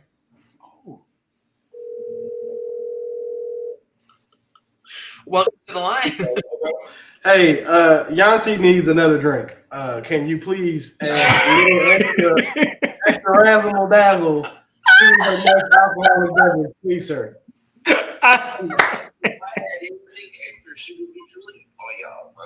Okay. Well, you already know, Monte. Add some caffeine or some cocaine to the drink, and then so we can get her some uppers because she's hamstrung us. She's like removed all the fun questions. She's making us read Bible verses on live. Yeah, it's terrible. Leviticus. I'm like a whore in church right now, bro. Something's wrong. I appreciate you. I told him he needs to join the panel. That'll take my energy. Okay. I don't know why I thought y'all was calling the lady. Me too. I thought it was something serious. No, I'm not calling this lady because this is dumb. I thought he was calling back the person who called Tori. I was like, how did he get that number? Whoa, hey, we don't do no cybersecurity work for free. So I don't. How did I not realize that I didn't add everybody to the stage? Y'all just patiently waiting back there. Oh my God. Sorry. I'm telling you, I wish it was like a like buzzer. Y'all could be like, hello. We need a doorbell. No, for real. No, there is one. That's the sad thing, but it's like, bloop, and sometimes I don't even hear it because I don't know. I'm talking. We're gonna get you straight. I'm just help me. Okay, all right. So here goes. I'm 45. Can I do this in a British accent? Okay, we'll just add some bedazzle. Okay, I'm 45. I have a very successful career, but quite honestly, I would just love to rest and let a man take the lead. But I feel like it's unreasonable to expect a man to do that because I've got children. So I feel like it's on me to financially support them, which I can do. But then it's like I'm stuck. You know what I mean? But you can't really be soft and let a man leave when you also have to be the boss and make money. Does that make sense? So I guess my question would be something like, how do men feel about a woman with children? And does that change how they feel about being providers? In my case, my ex-husband is completely out the picture. Okay, thanks for that, my system. Say George. Now say George. Say George. George. Curious George. You good, Yonci? You're good, yeah. You almost voted. What did you say? But you know what? You know what everybody always gets a kick out of? You've probably never heard a person speak Spanish with an English accent. Oh, that's crazy. I never even thought about that. You sound like the lady from our class. You trying to be on Telemundo's version of Bridgerton, huh? Oh my God. They said if you spell socks really fast, you'll be speaking Spanish. That's what CKS. What are we thinking about this question? ¿Qué preguntas? Is this a real question? Soy stupido. This is an actual real question. I think I made it confusing. I should have rewritten it. I can get my perspective on it. Are we being honest? I think deeper than like most men. I like to think. Like I don't just think, oh, you got kids. Like, no. It's more of a like, as a man, well, a man that's like me, I need to be respected in my household. I'm the leader of the household, right? And a lot of women, when everybody, she'll accept you as the leader of the household, but they won't, right? Because she can't make them for whatever reason. A lot of women aren't disciplinarians when it comes to their children. The men is supposed to be disciplinarian, and a lot of women won't allow you to discipline their children, or she will, but she'll police the way you do it, which is reasonable because you want to protect your children. But that means that also you don't trust me, which means that I'm not getting a woman who completely can put her trust into me. Your kids they accept me as their leader. I gotta call you whenever there's something going on because you won't let me discipline them. It's a chance that there's another man inside of this life. For example, my sister and her baby father got into a fight with her boyfriend because the kids weren't because her son was disrespecting him. He didn't like it, and eventually they got handsy or whatever. And then he got into a fight with her boyfriend. With her baby father. So it's so much that comes with it outside of versus my girl. I got kids, right? But my girlfriend, I take care of her. I take care of my kids. It's like it's nothing, right? So it's different. I take care of everybody. I'm the disciplinarian. If you don't listen to her, you know it's gonna be hell to pay, because I'm the disciplinarian. Everything goes through me. Versus somebody who can't control their son. Oh, he's a teenager now. I don't know what to do with him. It's different. It's so much to kind of take care, to take into consideration, especially when you gotta pay for this. You gotta fit the bill for all of this. When you get older, it's a little bit easier because maybe her kids is 18. Maybe they about to be out the house. Maybe it's a little bit different. But it's a lot to consider, dating a woman with children that you got to take care of. Okay, that's fair. She had a good run. Well, let me explain what I'm saying. Let me explain. Look, so we gotta keep it. I understand what he just said, and that makes a lot of sense. But we're talking in a broad sense now. Anything can happen. You can get bit by a radioactive spider tonight and climb walls in the morning. Anything can happen. But we got to start being honest, as where we're headed in life. 45. I don't know how old the kids are. I'm assuming they might be at 45. They're probably, close to being preteens or older. And what she's asking for is a lot. She wants somebody to come in, take over, relieve her of her duties or the majority of her duties. Dad's out of the picture. That's kind of scary. Like out of the picture? Like what does that mean? Like he not around? Like he's like there's a lot of variables there. And I don't mean it could be. I'm starting all that, saying all that started with a little bit of shock value, but in reality, like what she's asking is a lot. She's asking somebody to come in. Lord forgive me, I don't know what I mean. That's a big ask of a guy. And not saying it can't be done, but it's a huge ask of a guy to come in and essentially take over. Because the way it sounded, she wanted to step back. Like, I want to give this to you, and then I want to go have a soft life. Well, that sounds wonderful, but that's a huge ask of a man to take on. Not saying it couldn't happen, it could, but that's a huge ask of a guy to come in.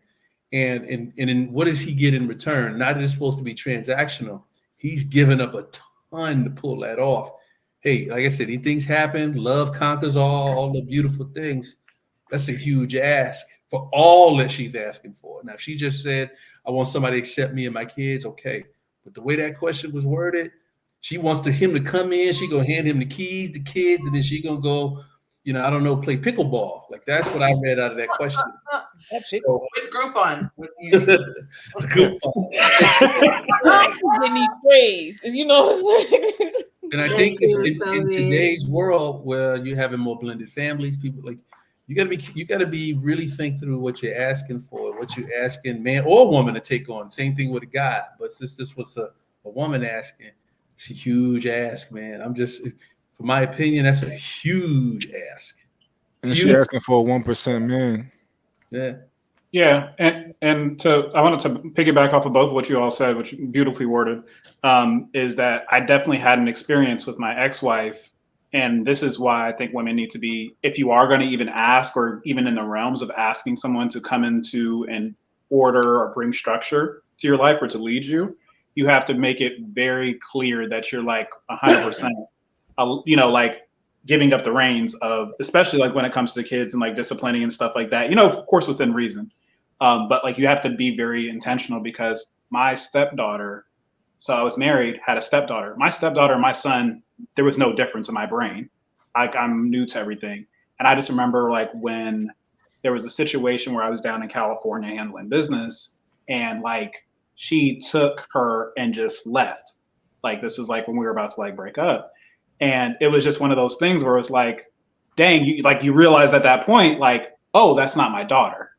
Mm-hmm. And it's like, it was really heavy. That was actually one of the heaviest things that had happened to me. At that point, I realized, I was like, oh, things aren't just what they are. Like you think something's this, as much as people could say, but it's like, no, something can be taken away that easily. And it wasn't even death, And so like, like you said, it's a very tall order to kind of like ask someone to do all that, because not only is it like, the dynamics and logistics that Max was talking about, but it was also like, man, like you would really have to like show that man that you're really entrusting to him for him to even want to buy into that. Because like at this point, that's my big thought process, is that I can maneuver a lot of situations, but it would be crazy to think that I'm investing this much energy into these kids, into this whole household and that kind of stuff. Not only do I have to worry about you, but what about if I mess with that kid and now that kid is no longer in my life because it's like a schism, So like, like I said, it's a very tall order that she's asking, and she's going to have to give like a lot of effort to show that she's even that fly for someone to even want to take that on. I want to go last on purpose because Lord, should I take my camera down now? No, you're good. Because I'm going to be serious, but this is also something that is near and dear to my heart. One, that woman wrote this question, and they all write these questions the way that they intend to, because they're talking to a woman, and then they think that y'all are going to womanize each other to understand what she meant, and they forget that you're going to present this to a bunch of rational men who think logically and not emotionally. With that said, that woman is nuttier than squirrel shit, and the reason why I say that is because she expects for someone, the type of men that can provide her what she wants. Why would any of us deal with this? No disrespect to any of the single mothers out there, and to be crystal clear, I don't date women who don't have children 99.9% of the time, because I have children, and women without children are selfish a lot of the time as far as expecting their time to be, you know, like, well, you can get up and fly to Dubai at a whim. I want to go to Dubai this weekend. Like, baby, I got football practice. Like, what are you talking about? So I respect moms because of that. But there is no benefit to a man raising another woman's kid, like another man's kids. Zero. And Cam was kind. He said that you got to be kind of fly to get a man to do that. No, you got to find a man dumb enough to do it. Because if a man is going to walk into a household where he's going to be 100% responsible, like our lady who was on the single, you know, she wants to be kind of traditional, but not traditional. No, hell no. Either you're going to get on that man's program or you not. But for that man to walk in that household, be 100% responsible for the rearing of those kids, be 100% responsible for that household, be 100% responsible for the success of that relationship, and then become third behind, or even, okay, let's say there's 4 kids or however many she has, he didn't even come before the kids. He's not leading the household, he's just financing it. And that is the dumbest thing in the world for any man of means. To be clear, a lot of y'all don't have means, homie, so don't co-sign this, to clip this and try to share it like I agree with you. Like, I'm talking about the guys who can go into 100% provide for a household. He'd be crazy as hell to walk into a household with another man's kids who's not there to go give 100% of his time, effort, resources, provision, and all of that other stuff that y'all want from us, and then be a third or fourth class citizen in the home. Because now he's paying for some shit that another man got for free, and still has, that man has more say in his household than he does. If that man pops back up, say the guy he raised girls, he raised those girls to be 17, 18 years old, but then the dad pops back up at 19, they get married at 25. You know how many stories out here right now of those women saying, well, hey, I know you're my stepdad, but I want my real dad to walk me down the aisle? Like, I'll burn that whole venue down if I raised a child, girl from 10 to him saying to 25, and then all on top, she wants her daddy who showed up, I'm saying, for the easy part to walk her down the aisle. Like, there's no way, there's no world. Like, you guys are all Marvel DC fans. There's no multiverse where that shit makes sense, ever. Like, there is zero benefit for a man who doesn't have kids to go in here and play. It's like playing a video game off of somebody else's saved game. Like, you don't get to, you know what I'm saying, create the character. You get to go use somebody else's character. That kid won't grow up to look like you. He won't grow up. He won't add to your legacy. He won't benefit you in any way. You won't be able to be like, well, I'm proud that, you know, my son that came out of my balls and did A, B, C, and D. If that kid is good at basketball, you 5'9", but his daddy's 6'10". So him being 6'6", now you're not even a man in the house technically, because that dude gonna be, look, every time you say take out the trash, bro, you're gonna be like, you're not my daddy, or I'll get to it when I get to it. Like, there's a respect that comes from, it's inherently with men and their fathers, because I was raised by my dad, so I'll give you that. But if I had a stepfather, that nigga couldn't have told me nothing, just because of how I was as a kid. And nowadays, these kids are bigger than a lot of men.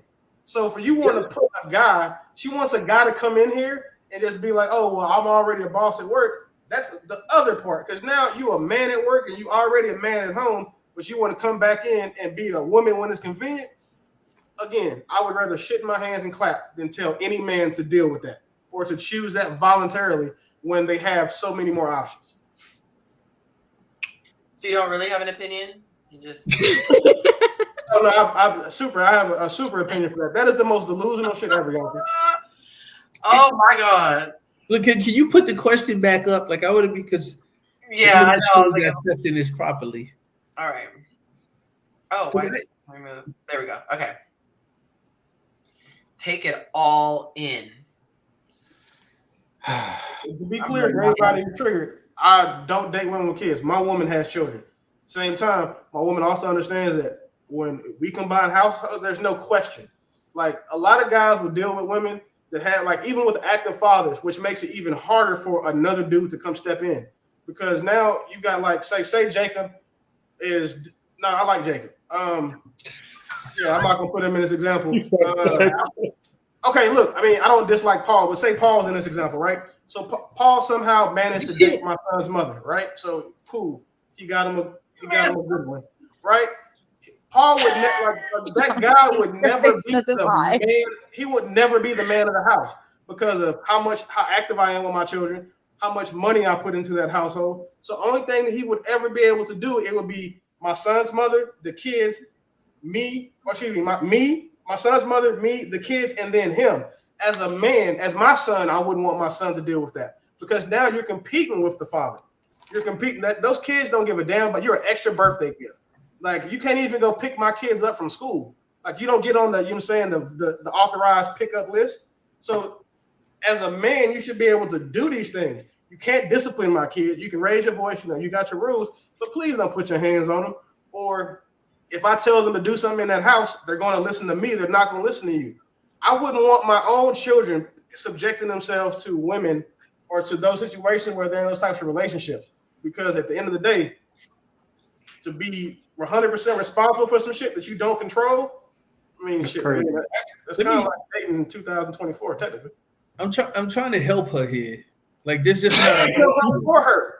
It's just not enough. It wasn't anything that said, here's what I'm offering, here's about it. It literally just reads. That's what gave the visceral reaction. Yeah, just I want to rest. I'm tired of these kids. I want to rest and go home and let him take over. Like, you know how hard it is to close a sale when you don't tell the person you're trying to sell what they benefit from buying it? Exactly. Like everything is on her. Like I benefit from you buying this because I get a commission. You know what I'm saying? I'll be the number one salesperson in my department. The man doesn't get shit but another man's kids and a masculine woman or who's been like she's so masculine because of how she's been successful. That's all. What man wants that? But I think it's helpful what you guys are saying right now. I think it's helpful for the people who are only going to hear, I don't want to deal with someone with kids. What you're saying is understand that it's a burden and it's all these things. So if you're coming in with that, at least know and so to come in like I just want to take current and consistent issue with me. I've made it a point to not date women who don't have children. My woman has kids. At the same time, my woman is on my program. She understands that I run my relationship, let alone the household. So I don't have those problems. Like her son's father won't come into our house and say anything because then at that point he's talking to me. He's not talking to her anymore. And being cut from that cloth, it's okay for me to do that because I also have the means to do it. But she wants a 1% guy that's going to deal with this, and the guys that have the money that can even afford to take care of a household like this, why would they choose her? Why would they choose her instead of, I forgot the lady in the name Green. I'm sorry. But why would they choose her? Why would they choose her or Sai or any of these other women who don't have children and don't come with all that baggage? There's nothing wrong. Let me be clear. There's nothing wrong with a woman with children. Like that's not a problem at all. Same thing, dude. I've dated women that have kids. Not a problem at all. Like that's not the issue. And I think a lot of women take the fact that they have kids like it takes them out the game. Like that's all 1,000%. You can meet somebody and still have a really wonderful relationship. You have kids. But the way this reads, this question here reads is, come take care of these kids so I can go kick it. Like I just don't see anything in the way she wrote this. It's just all downhill. And then try to rephrase it like we would just go miss the first part of everything she said. It's just bad. It's just written terrible. Didn't mention on the way out, and my ex is out of the picture. That makes it worse. I can't believe she it's all going to be on you. I would disagree. Can we see the edit history on this message? I would disagree. I think that her super mess. I feel like her she just wants what a normal woman would want, right? She just wants you to treat her like kind of you the dad and she's your woman and you pay all the bills like a man, right? Mm-hmm. But I feel like when he said like I'm a realist, right? I know that me having kids makes me less valuable than I would be without my kids. I think me without my kids, I'd be all the way up here. And my kids just knocked me down a little bit. But I think the difference is I know that I'm not disingenuous. I understand that I have to add X value in order to mitigate that. And I think a lot of women feel like they don't have to add X value in order to mitigate, the things that they've already done, in their lifestyle. But I feel like, what do you offer? Like, serious question. Like, if you want a man like that, what are you willing to give? Like, what do you offer? And that's a serious question. And a lot of women can't really answer that outside of like basic stuff. Right. And I think that's kind of like where they kind of fall short. But if you can like, some women probably could really articulate themselves and answer that question really well, and say that what they're going to give a man that another woman won't, or might be hard for a woman to do, or But I think that's yeah. No, Yonci, quick. Sorry. Let me just throw this out here before you say something, Ken. Like this again, if the way this question is worded, I just can't get off of that. But a woman coming in with children who are, taken care of. Like, let's say if she was married, like my ex remarried. My relationship with my daughter is super tight. I mean, we kick it we have a wonderful relationship. And yes, there is some, I'm assuming, in their household, because my daughter lives with them most of the time, like this, he's taking on some things, but he's not taking on like this huge burden. Like I understand it's in the house. I get all that. He's not taking on this burden. I think a lot of women, and I've met women who have well taken care of, healthy relationships with the ex-kids, like all of these things are in place. That is a very different scenario than what I'm what I'm reading here. It just feels like the way this is worded, it feels like she's looking for somebody to just save her and she can drop these kids off. I'll tell you this, when I'm dating a woman, how she treats her kids matters to me. If I call you and you're like, hey, Jacob, I'd love to see you, but I have to do something for kids. That says a lot to me, that she's managing her affairs and her family, and it comes first. I've also dated women who said, look, let me just find somebody, take this kid, we can go out. Like, wait a minute, you might drop me off somewhere one day. Like, it kind of sends me this signal that it's whatever with the kids and it's all about me. Like, I'm even after having children, you still kind of watch how a woman moves.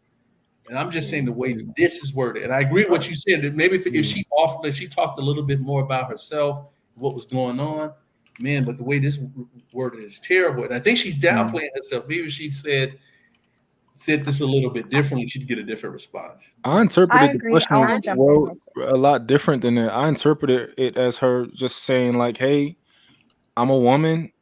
I want a more traditional man right now. Like, I want a man to come over and, and take care of the bills. And I want to kind of be more of a woman. I don't really want to have to do all of that heavy lifting anymore.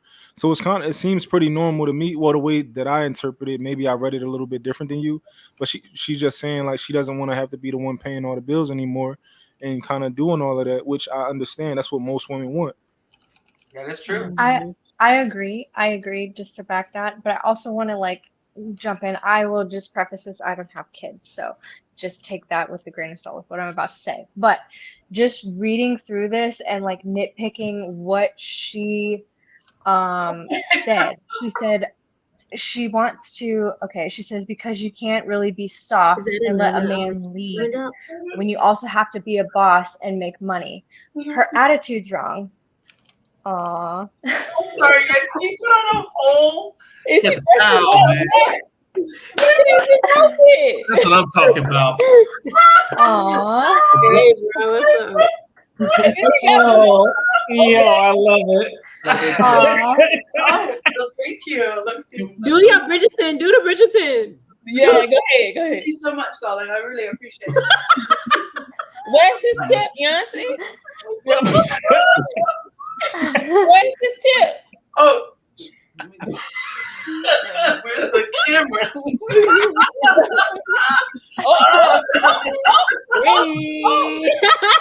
Don't go off camera to give him a kiss tip.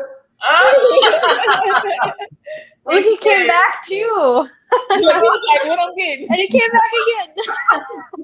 Wait, what did he bring you? He's about to get you a Four Loco? What's going on? He literally put on the whole outfit. He put the silver outfit with the black and the... Oh, no, I saw that part. I didn't know what he was getting you drink, though. That's what I was wondering. Yeah, he had the little thing over his arm. Yeah.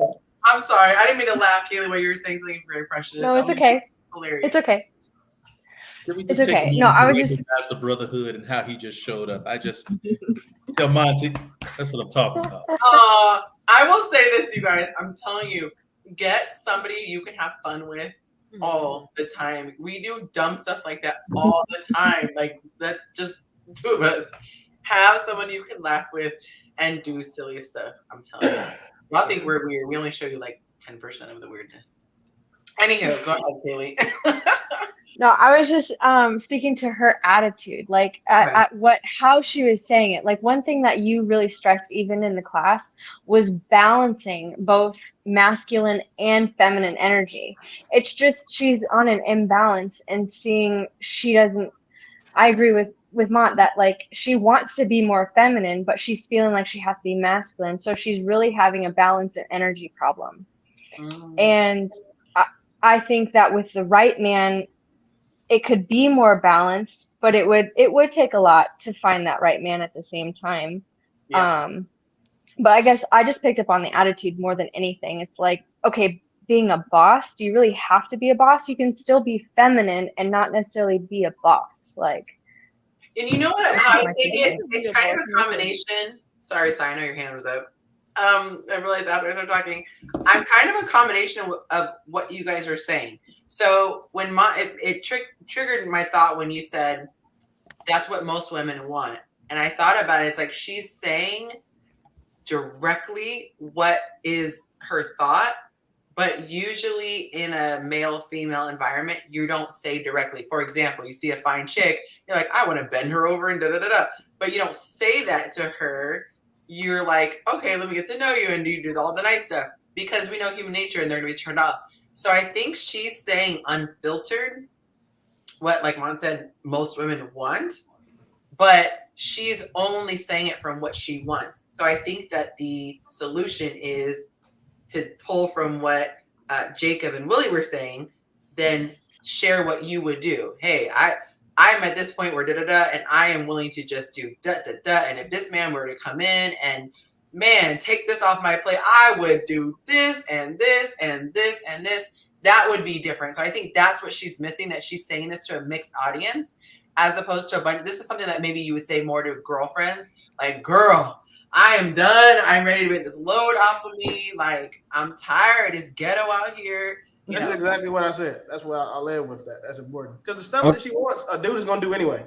Like, if she, finds, she gets lucky, hits that needle in the haystack, finds a guy who's willing to accept the situation and can do the things she wants to, and takes her out of that, I got to be a boss dude mode at work, and he's going to do those things for her anyway. Yeah. But what's not understood is that, a lot of the time you ask a mom, I'm not putting nobody before my kids. Yeah. And again, that should be an immediate disqualification from any man dating her, let alone the guy that can do all of this stuff.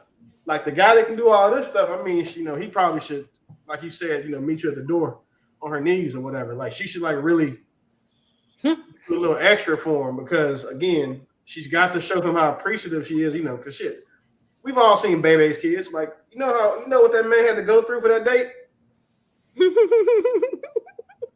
Like, everybody has seen the movie. That's thank you. It's real. That's like, imagine being a man and coming home to a house full of somebody else's badass kids that you can't say nothing to. They're probably drunk all your juice, ate all your snacks, but you still got to feed. You still got to get up early to take them to school in the morning, and then you still got to go to their football games, watch them not play for 4 quarters because they sorry, and pretend like you supporting them. Like, imagine. You gotta pay their phone bill. Yeah, pay the phone bill. The Wi-Fi is slow because everybody want to be on their game systems. That, that because they all their daddies did buy them a game system like 3 or 4 years ago. So now everybody's on the Wi-Fi and shit, and now you stuck. And you can't even raise your voice at them. If you raise your voice, then the daddy calling you, talking about, hey man, don't talk to my son like that, or my son told me you. Never. Like, I'm telling you, like, those guys, I'm again. The whole having the other parent come in, that is not. Let me just say, I would go to prison. I literally would go to prison. When I was younger and I refused to date a man without kids because I was still a virgin and didn't have kids. And so my friends were really trying to push for this guy that I had great chemistry with and all this stuff. And it was like, oh, he's his kid. And I'm like, this is not a small thing. Like, it's not like he's just on an island somewhere with his child. Like, this comes with a whole mother. You can't travel without getting her consent. You guys can't choose to move out of state without her consent. Like there's so many. If kid wants to get his ear pierced, you gotta get like that's not just his child, and you live in this cute little bubble. There's an effect there. There are so many ramifications.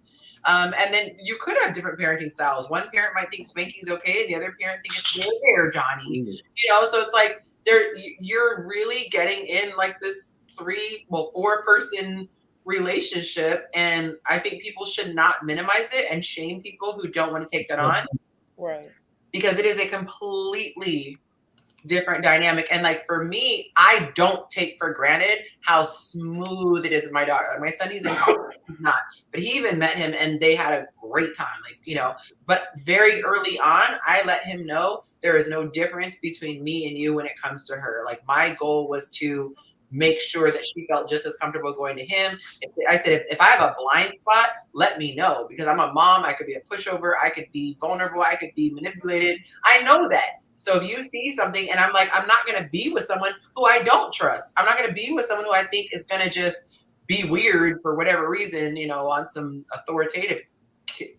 So Yonci, I have a question on that. Yeah. Is that something that you like? I don't know what I know you have different classes. Is that something that you teach in class? Because I think, to be honest, of one of the biggest concerns that I have as a person who like I said, I'm going to date somebody probably with kids too. I love the women that I love. And of course, the age that you're at in America, I'm going to probably deal with a woman who has children. Is more so, like you said, not only the connection, like I mentioned earlier, but it's like you said, that dance, like how important it is that you make sure that I am very included, or that we're on the same page when it comes to that. Like, is that something that you teach as part of your class? I haven't, but that actually probably wouldn't be a bad idea, doing like a single parent class and saying all the things that men are saying, because I think a lot of times women are talked about online, in this dramatic way, like, oh, they have baggage, and there's this bad rap, but it's like, if you do have kids, which is the majority, probably more, if you already have the kids, go in it like this. And I've heard a lot of women say with pride from their chest, like, ain't no man gonna come in and tell my kid to, and not realizing that like you're literally eliminating you're eliminating masculine men, because there are some men who would deal with that, but not realizing this isn't a badge of honor. It doesn't make you look like a strong mom. It makes you look like you're damaged and you don't understand how men think. So it wouldn't be a bad idea to add in the piece about kids. Really sponsor that part, because I'm telling you, I think that's really probably one of the biggest issues. Like I said, I could really like a girl, but if I see something that I'm like, this is going to be a problem later, I literally sometimes will stop a situation just because I'm like, I can see this becoming a problem later. Even though you're dope right now, I don't want to get 6 months in, a year in dopeness, and then now I hit this fatal flaw, By the way, you don't have to put your hand up because you'll never get at you. I say you got to throw your elbow in there, so you just gotta jump in. Child, look, it wasn't like this back in the day, but maybe it was. Probably did throw some elbows, but I think she's just asking if it's possible, like how anything is possible. Feel about like how men still feel about like women with children. She want to get like a feel. So like she's not out here like, I don't know, unrealistic expectations.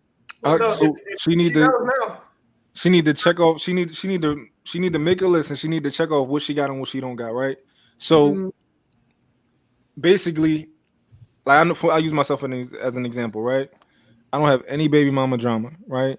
There's no need for my girlfriend to ever have the real interaction with my baby, with any, with my children's mothers. Right. There's no need for y'all to have an interaction. I take care of her. There's no money issue. All of that is settled. I discipline my children, right? So these are all things that typically would be reasons that women would be skeptical of having going into a relationship with a guy like that, right? But they're all mitigated. So from her example, right?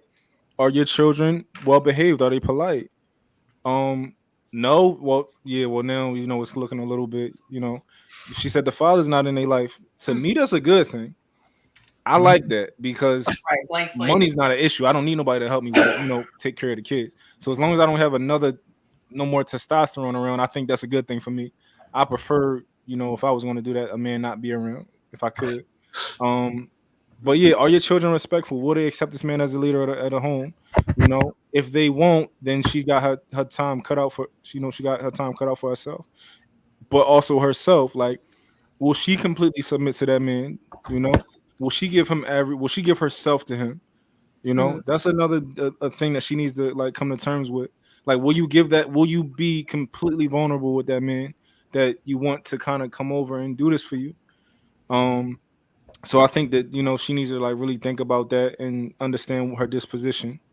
Like, if you know your son is like a knucklehead, then yeah. But to your point, but here's the thing. I think to help her, this is how the question is worded. So if we're gonna try to make a class, start with what's positive. Yeah, you're gonna be rich. When I date women who meet me, and I talk about my daughter, when first I said we have a great relationship. I talk to her every day. Me and my daughter talk every day, whether we're together or whether she's at her mom's place. We talk every day. Describing her situation and saying, look, maybe I'm 45. This is what I want. My kids are taken care of. They're in a good situation.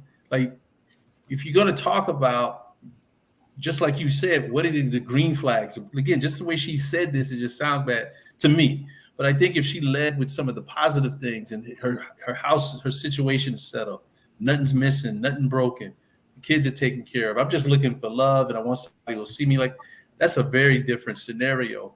And so I think if people, just maybe a lesson from this, for people who may have kids or people who may be watching with kids, how you talk about your situation matters. I used to be very optimistic with women. I just assumed the best. At this big age, I'm asking questions. I need to see some things. I need to know some things. Look, it is a risk, whether you can handle it or not. I can handle it, but do I want to is the question now. So I need to hear some things. I need you. This is your time to communicate. Tell me what's going on. And in some cases, I need to see some things. I come pick you up and there's hell going on at your house. And wait a minute. I'm gonna back off. But if I see a woman and I see her, she has her ish together with kids, that's a beautiful thing. Your kids are well managed, they're in a good situation. Even if you don't have that much means, you don't need to be rich to take care of your family. Like, I grew up in very humble beginnings. You can still have order, you can still have respect and all the right things in place. So that's, if I were to rephrase this for her, I would lead with more about the positive of her situation. This just looks like this is E40 right here. I'm looking for somebody to come save me. It just jumped out at me, and maybe I'm triggered. Maybe I'm tired. Y'all got me up here at midnight. I don't know, but it just my ears the wrong way. So let me just flip the question. How do women feel about men who have children? Only one. We were just talking about this in the chat, Monts. Only one. And I'm gonna tell you why. I have one son. He's 13. And by the way, I'm 37. This ain't me. I don't have those problems. But only one, because when I think about it, is you got the baby. You might have baby mama drama, and then even if you don't have baby mama drama, I think about like the finances of the household. That means money is going to be taken out of the household. Well, I like to take trips and stuff like that. So if they have more than one child, that means I'm gonna have to myself come out of pocket to finance certain things, because I'm going to treat the children like they're mine. And depending on the guy, if he don't have enough money for more than, to even go half because he has a bunch of kids, it's a no for me. But because I have a child, I'm willing to date a man with one child, two, depending on the age. I'm not trying to hit none of that, Jacob. Jacob, you gotta mitigate all that with money and and other things. But like, they don't. Yeah, he basically said if I don't got to pay no money, he can have 10 kids, but he can afford them. Yeah, I'm only paying 90, and I'm paying 90. He's paying 90, and I'm paying 10. I'm cool. Well, first of all, 10 kids, I don't care how much money you got with 10 kids. That's a lot of kids, because emotionally you have to put in, like, you have to spend time with them. It was like, I'm a single mom, and raising my son in an involved way, it takes a lot of time to do that. No, so, no one. I'll never argue against that. But what I will emphatically argue against is that it's significantly less of an investment for a woman to date a man with kids than it is for a man to date a woman with kids.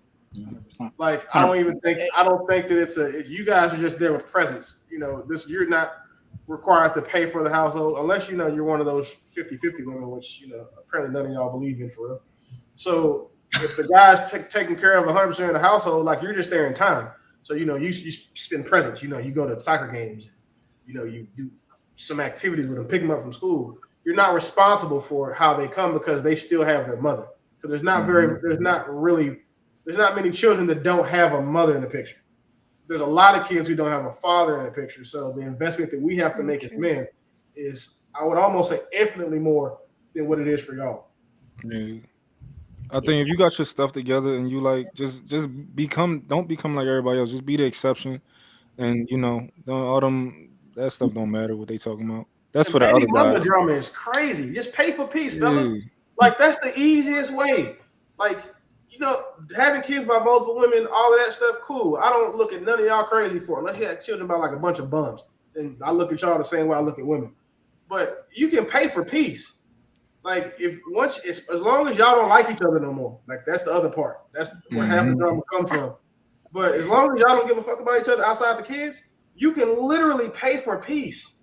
It's just that a lot of men don't have the resources to do that. Because, for example, I haven't met a baby mama yet that you couldn't placate or sate with money, because typically that's what they want. But when you see them being a pain in the ass for the man, they still care about the man, or he just got with a new woman and then they start extra hard.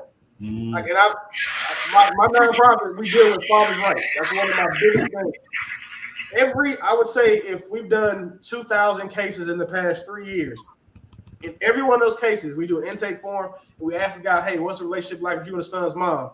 They're like, well, it's good. Or, well, we have sex every now and then. Every time there's still some sort of ties to them and they care about each other, it's always contentious. And that's when you start seeing the baby mama drama. When you ask them about what happens when you have, he said, like Mexican police, dead ass. That's a perfect example. But when you ask the guys who don't have baby mama drama, we in their intake forms, yeah, we just co-parent. Like, she's married, I'm married, and we just have kids, and that's pretty much it. There's no drama there. And then the third group are the men that just have a bunch of money. And like, all right, yeah, she has $2,000 a month. I give it to her and she doesn't bother me. Like, he pays for peace. So it's baby mama drama isn't hard to avoid. It just tends to be dudes. The dudes are still tender D behind their baby mamas, and women are still tender P behind their baby daddies. Also, get your kids, like get your kids, and you won't have to pay money or as much money. Just get your kids, and you'll be all right. Yeah, that's what my little brother did. He has his daughter half the week, and he has drama, but he just took her to court, and so he don't have to really deal with her. She still care about him. Well, she about to have twins with another dude, so I don't know. Yeah, that don't just because you pregnant by somebody else. But yeah, is she this 45-year-old woman with a successful career? Is it? Yo, you funny. Who, me? No, your brother's girl. Nah, my brother 24. That ain't. I don't understand. He getting out the way early. You know what I don't understand? I don't understand when people be like, "Oh, I gotta be masculine," so I gotta it's hard for me to kind of because like I'm like very nurturing with my kids, but I'm also very masculine when I need to be, and these things not hard to turn on and off. Like they're just natural to be certain ways with certain people at certain times, and I'm trying to understand like why it's so hard for women to turn off this masculine button. I have a theory about that, Max. Okay. So I think really what it is that you have to have for some of the young women. Sometimes you be losing. So I don't know if you've ever felt this way in life. Like you may have been in a point where it's like you're taking so many L's that it's like, dang, I gotta like blame it on something, like because like life's crappy right now, And I think a lot of times they're like, they almost want to like, oh my gosh, I have to do this. I'm like, we're all adults. We all have to do that. Like I literally said that in one of my comments. I was like, I'm pleasant every day, and I still have a lot more to deal with than the average person. But I'm still pleasant, so you can still be pleasant and still be an adult. You know, so like, you know, I think a lot of times people are trying to find some type of excuse. So like I said, when you guys were talking about that, it was like the attitude was just wrong. It was like, stop thinking like that. In my post, I think there was like 30 or 40, like 30 some likes on it. It was like, there's a client that I have, and she's literally like 42. She's got 8 kids, like 6 of them are at home, but she's part of the community of faith that I was part of, and everybody knows. And she's still, her DMs are popping right now, and I know it's an extreme example, but she's just known to be a very feminine woman. Oh my gosh, what happened? So before Yonci talk about Willie sending $200. 4 a.m. I was just looking at her face. 4 a.m. Wait, that's not, is that 4 a.m. on this? Who trying to stay up till 4 a.m. on here? I'm not, because that's 5 a.m. for you, Amanda. That's 5 a.m. You on another. You lucky I don't have your new address, Willie. Oh man. Oh wait, we're having a sleepover? I can go get my romper? Listen.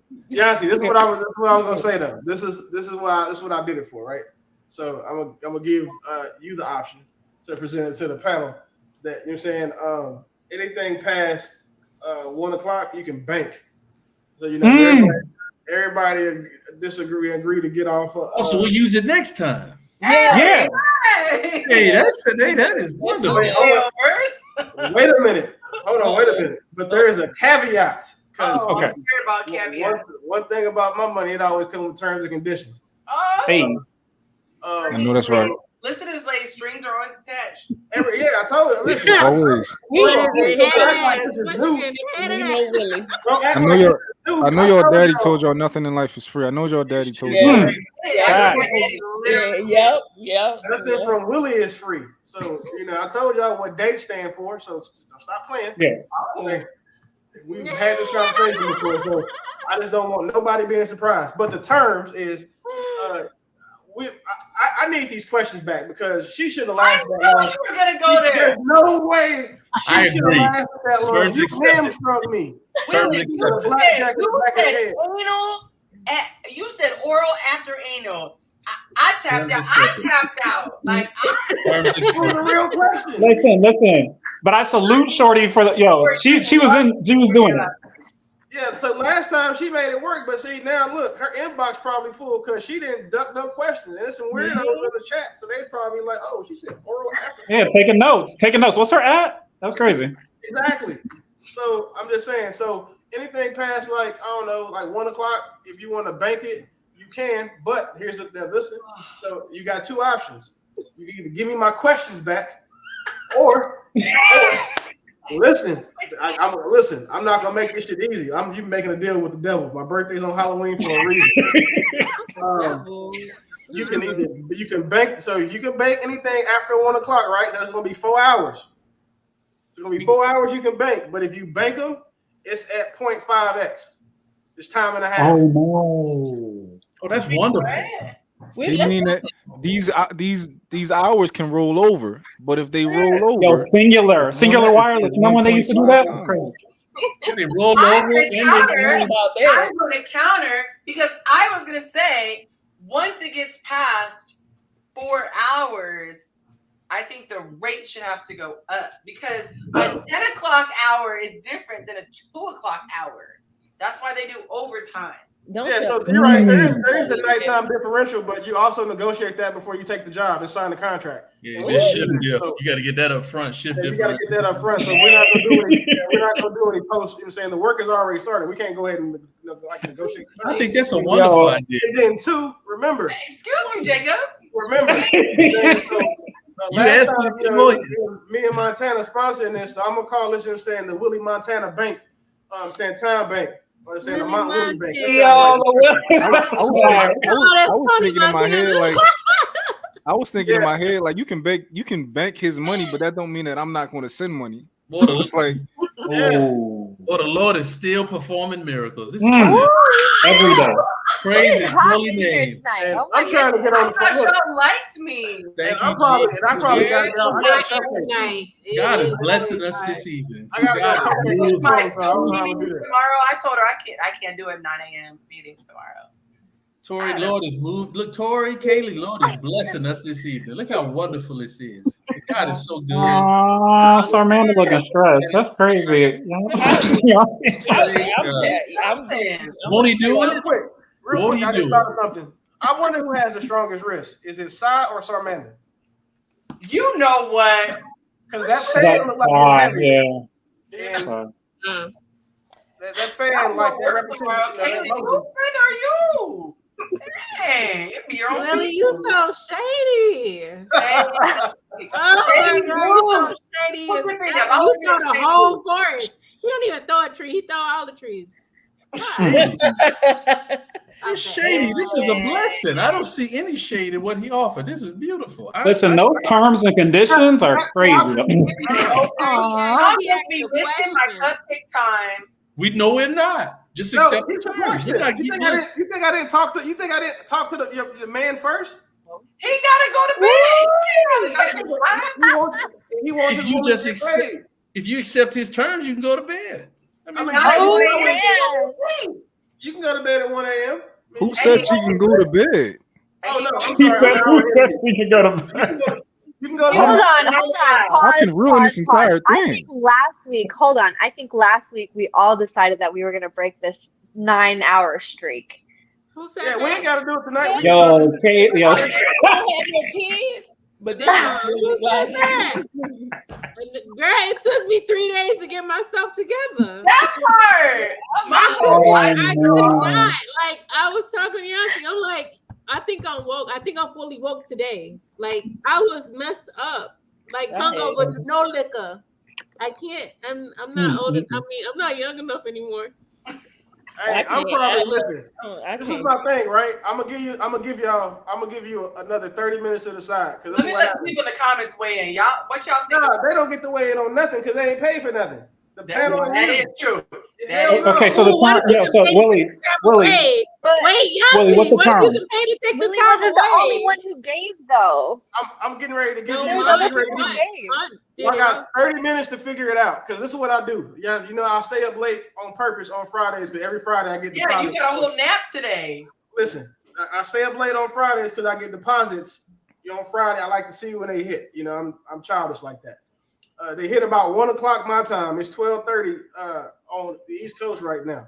So by the time that deposit hit, if you ain't made your mind up, we're gonna have to do a 24-hour stream. Take the money. Can we pray? Stream? Can we pray? They don't even care about you, Yonci. I don't have an IV. I don't we're not praying about nothing. So you got. So I want my questions back, and you can bank the time, and figure it out. Or me and Montana, we can just go get crazy right now. You want to go to bed, Yonci? Right now. We can get crazy. We can put 24 hours on the book now. Crazy Ooh. Like this should have end tomorrow at 7 p.m. I drove for your itchy ass. I'm gonna need a Can man. Can I sleep though on my shit? Will I get a man? Absolutely not. You gotta host it. I don't. Oh, wait. Hold on. I don't. You know what I'm saying? I love supporting, but one thing that I'm saying, we have to keep the business right. You know what I'm saying? When I contract people to do the Lord's work, such as you, I expect for you to do the Lord's work. Because if you make me have to do the Lord's work, then it's gonna be some devil in there somehow. I don't know. 3 a.m. though. So you got 27 minutes to figure out what you want to do. If you want to talk, if you want to go ask Monte and talk to him and see what he says, then we're cool. But I mean, y'all can vote. I'll give Monte a vote because that's the man in the house. So okay, let me understand. You said I can sign off at 1 and bank the rest. Yep. As long as I get at time and a half. It's at time and a half, and I want my questions. Wait, what you mean time I and a thought half? it was either or. Next week? Oh no, it was Are all you in. mad because I'm asking you 20 more questions? You a soulmate? Because if so, girl, what questions you want back? We trying to give them back to He wanted the adult questions back. What questions? The question part, but what is the time and a half? Okay, we won't say The time bank and a 4 half. hours. We'll just say 25% interest. That's right. That's right below the U.S. usury law. Or rate. Wait, what are you saying? So if you're banking so say we're gonna bank 4 hours, right? Yeah. So if you're gonna bank 4 hours tonight, then I want, you know what I'm saying, another hour on the back end next time. So you're gonna run the time bank out. 5. So you're saying that you're basically after 1, you're saying that time will then get rolled over and then some. At 25%. Mind you, he'll still give into next week. Exactly, that's what I'm saying. So then I'll never get out of the hole. You will. You'll be rich, though. That is such a deficit thinking. You will get out of the hole because there's going to be 2 Thursdays that I won't be here. Deficit thinking. That's You know deficit thinking. So See, I'm, you thinking it's going to be 2 Thursdays that I'm not here. I may still log in, drop 200-300 just to be funny. But if I do that though, if I'm not attending, like I said, your time doesn't count if you're not on camera. Mine don't count. It'll just be a gift. It'll be an investment into the platform. So you don't have to worry about that. I'm not gonna hold you. Like I'm not gonna have him saying do no, you know what I'm saying, barbershop math with you. I'm not gonna get you like that. But what I am clearly telling you is, if we bank these hours tonight, it's 5 hours going in the bank. You banking 4, I'm taking 5. That's 25% interest. If it was above 28%, it's illegal and you can sue me. And I don't like getting sued for non-physical confrontations. Money shit I can't beat that out. So if it's 4 hours, but you're getting 5, then that means next week, 9 o'clock the show ends. Are you counting the 2 hours that I give? Yeah, I'll give you that credit too. You lit. You got it. I mean, I will remove you from the stage. Okay, we negotiate. Wait, what happened? What happened? I'll bring it back after the negotiation. So next week I'll do my 7 to 9, and then I'll do the 3 hours from the to make the 5. Yes? Yeah, that's fair. All right, we have a deal. I'm not shaking on. I trust you. I know you live. Okay, now we can bring Cam back. Cam, do not encourage this man. I got the power. Hey, so we've already shook on it, right? So like bro just said, this contract is real loaded. So you also know that 25% is in perpetuity. So, you know. Wait, hold on. You got to add some after that. Not in writing.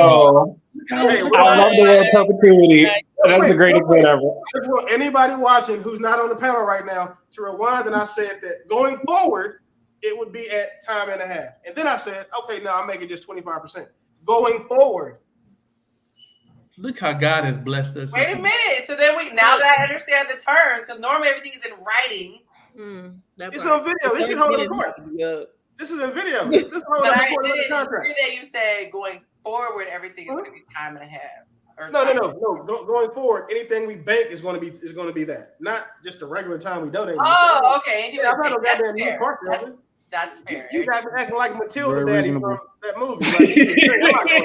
Like, I'm just saying, like, about Mont though, because he Matilda Daddy from that movie. and what Mont got going on, like, so me and Mont, like, this might be, you know what I'm saying, a Mont Willie venture, you know what I'm saying, for like us supporting, but this is between me and you. Mont can go do his own thing and then just start dropping bread. That's a great. That's what I'm saying.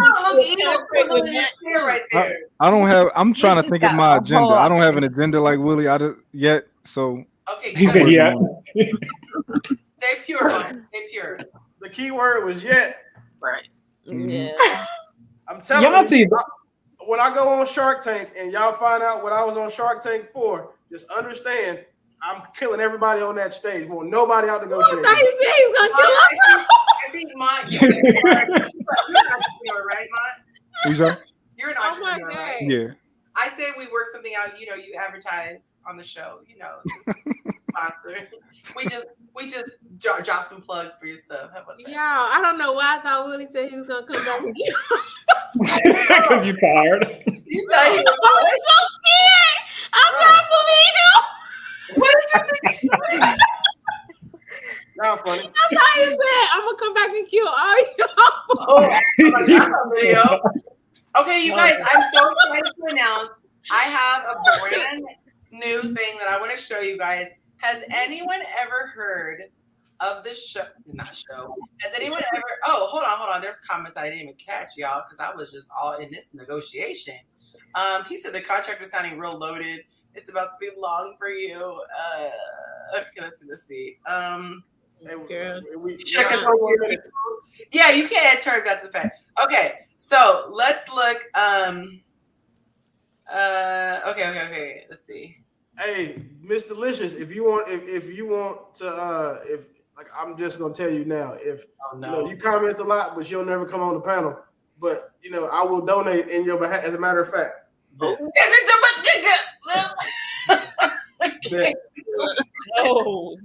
Well, you know what? Yeah. Who's gonna be the scribe for us tonight? Okay. So, have you guys seen this Instagram page? And it's called Siblings or Dating. No, that's some West Virginia shit. No. That don't sound like something you ought to do. I never heard that. Did you ever think of your question from last week? So this page, his question. No. So this page is people send in pictures, and all the pictures people look alike. But some people who look like are siblings, and some people who look alike are just dating. They look alike. And studies have shown that people naturally, it's a subconscious thing, they gravitate towards people who look like them because there's like this familiarity, like a safety. People, that's what psychologists have determined. So we are going to play a little game, siblings or dating, and we're going to see who gets This is about to be so racist. All right, here we go. I'm trying to keep an open mind over here, but okay. Keep an open mind, sir. Okay, so let me remove this one. Do we have to say how close they are, like in terms of like oh, those are second cousins, or is it only siblings and dating? Siblings. It's brother, sister, having sex. brother, girl, sister, or they are in a relationship. They're having sex. Siblings. So what are we voting for these people? They dating. Siblings. They dating. They are hunching. They siblings. Okay, put your hand. If they're siblings, put your hands up. So 1, 2 votes, 3 votes for siblings. They dating. Okay. They are dating. Okay. I told you. Have you? You know the body language. The body language never lies. For real. Here's the next. Child, look. Nah, he's a virgin. Nah, they dating. They not having I sex. don't want to play, and I don't want my face shown when you playing this game. They dating. Okay, what are we voting? Siblings, raise your hand. They're siblings. Nah, they dating. Okay, we got 1, 2, 4 votes for siblings. They dating. They not having sex. Keep your hand up proud. My waist, though. Siblings, keep your hands up proud. Okay, here we go. Dating. What? You can tell because he has his hand around her waist like that. If my brother did that, what the hell? I'm 2-0. And it's interesting you said that because we're gonna be talking a little bit about the hand on the waist. Okay. I got 2 points. Here's the next go. No, I can't. Oh God. You knew that because the bodies are pointed towards each other. But look how. Yeah, I would have said that. I would actually would have got that, to be honest. Yeah. You would have got this as dating? Yeah, I would have got that as dating. Yeah. Okay. How about this one? I don't know. Your siblings, hands up and keep them. I don't even know no more. I don't They know. siblings. This one's hard. 5 siblings. Those are the type of siblings that smack each other on the ass at home. They siblings. This one's siblings, finally. I'm 3-0. Yeah. Next one. Oh, 3-0. Okay, what about this? They're siblings. It looks awkward. No, I think Dating. they're dating, and she's just with him. Dating. I think they're dating. Have to be rich. I think they're siblings. Okay, siblings are hands up. 2 votes for siblings. Now they dating. He got great credit. Yeah. Dating. Yeah. You got a tech company. I'm gonna stick to what I said at first. Okay, here's the next pair of people. I don't like this. They siblings. Come Now from? they dating. Siblings. If those people are Weird. Siblings. They I think they're siblings. Nah, the they amount of dating. forehead those kids are gonna have is crazy. I'm Nah, crying. they dating, and she Okay, wanted two this picture sibling before they votes. went inside. 2 sibling votes. to do I hope something. they siblings.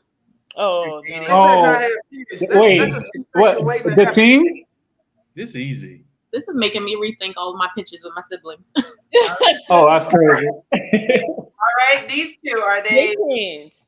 They dating. I have nothing to offer. If you think they're related, if you think they're brothers, hands up.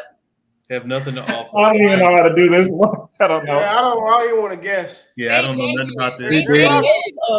twins. Look at the hands. They dating. They one and the same. You can tell. Look at the hands. How do you tell? Because like they got. Well, first of all, they both blind. They don't really know what's happening. But the shirts. They're the both sweaters, blind. the That's arms are they crazy. linked. They But linked how up. do you look this much like somebody and you're not related to them? They say when you get with somebody, It's the level of intimacy. It's the level of intimacy. But they look identical like twins. The Wait, guy is with that- the dark hoodie is the girl. All right. Dang, my broke it down. Who Man. did that with their daughter? My sister can't put her coochie on my back, so That's anyone going siblings. That's They Are you siblings. going siblings? They Yeah. siblings. no. Yeah, sorry. We got They 5 dating. votes for siblings. I'm going whatever Montana say, because he ain't been wrong yet. He hasn't. Yo, you need to teach a class, my G. Yeah. Mom, you said they're dating or siblings? Siblings. They're siblings. That's probably Mine my is first the one. score. Yo. I ain't been wrong I yet. don't Wait, ride my what are you doing in class? I don't ride my brother's back, but I ain't been wrong yet either. Yeah, this I'm You- on you the right. ground. No. You can't do that. I wouldn't even let my sister. No. I used to take standardized tests the same way. yeah. Okay, so mine and Jacob are putting together a I'm a class good on your guesser. platform. You say? I've never seen this. I don't even know what this is. but- me either. That's how I feel. This is. This is wild to me. I don't know how I feel about you having introduced this to me. This some Murray type stuff. So this page is crazy. Just the, like, I don't understand how people look so similar, but yeah, it's wild. I thought that was fun. Did you guys like that little game? As traumatizing as it was. It was. Yeah, that's traumatizing. Yeah. Yeah. Okay. All right. So here's my question. Thank God. This was already a question, but then when Tori was sharing, when she shared, I was saying, okay, I'm gonna bring this up. But let's talk about it. So we're gonna take this down and we're gonna go back here. Okay. Is it disrespectful to text the opposite sex when you're friends with their spouse or significant other? Yes. Here, we already got it. So let's say the situation is this.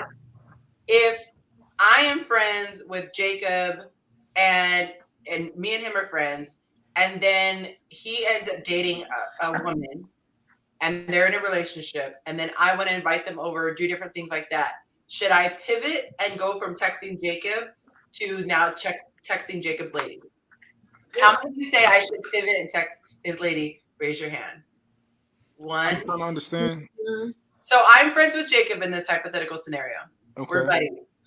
And now he gets in a relationship and he has a woman and we hang out, we do stuff or whatever. So now when I'm sending him invitations to go, come to our birthday dinner or we're going to go do this, should I keep reaching out to Jacob or should I now reach out to his girlfriend who I have a relationship with now because we're close? I think it's nuanced to it. Okay. Like who was friends with who first? Me and Jacob and I have the friendship. Then he Okay. gets into a relationship with his lady. And now, because he's cultivated that relationship, now I'm friends with her.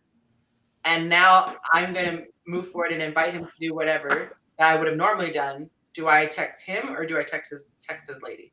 Willie was voting for text the lady. So yeah, put us in a group chat, and it's all safe that way. But I'm the guy that doesn't. My woman doesn't have male friends, so I don't have that's a thing for me. I'm not you don't have any males in your life that don't want to have sex with you, so I'm not going to pretend like you do.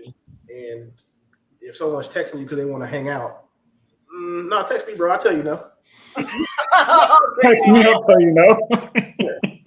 I don't go out though. I'm not an outside person. I'm in the house. I'm where I am, but I don't like to be outside anyway. And someone texting to invite my girl and being like, "Oh yeah, and you can bring your dude too." Like if that's the only way you can come, no, I'm cool, bro. Just text me so I can tell you we staying at the house. So my friend, so I have an event rental and I have an office, and my friend and his wife, and my friends are like family to me. So it's not even like there's a differentiation. Like if you're my friend, you're my family. Like we do everything. So half the time, because logistics, I always contact her. She's like my sister. So I think like I said, I think like Max said, it's nuanced. So for me, it wouldn't be an issue because, like I said, we all talk to each other, but she handles most of the like logistics when it comes to like the money and stuff. So I'll just shoot her bread, or like she'll say, "Hey Cam, coming on." Like like I said, we just kind of do that because my friends are my family. There's not like a disconnect. I look forward to the day where I like somebody enough that I can have these type of problems. Aw, that's cute. So we were just having I was having a discussion with some friends of mine, and it was an interesting dialogue just about just what is it called? Like I just thought What? I cannot. You know what? This is about 20 minutes late. I am. Wait, what option did Yonci choose? Also, I cannot. What'd you say? What option did you choose with Willie? Hey, listen, I was trying to wait till this 10 minutes passed because I was about to hit the nuclear button. So y'all nice to remind me. I chose to do the end at 1. So I know latest scenario will be 1. And then we'll roll over and it'll be a time and a quarter. And mind you, it was 1 o'clock my time. So it's really 12 for you. But you said 1 your time, so go ahead. What time is it my time? I'm sorry. Oh, my time's even better. It's 12:50 over here. What time is it over here? It's 11:50 here. So okay. 10 minutes from now. Okay, so we end in 10 minutes.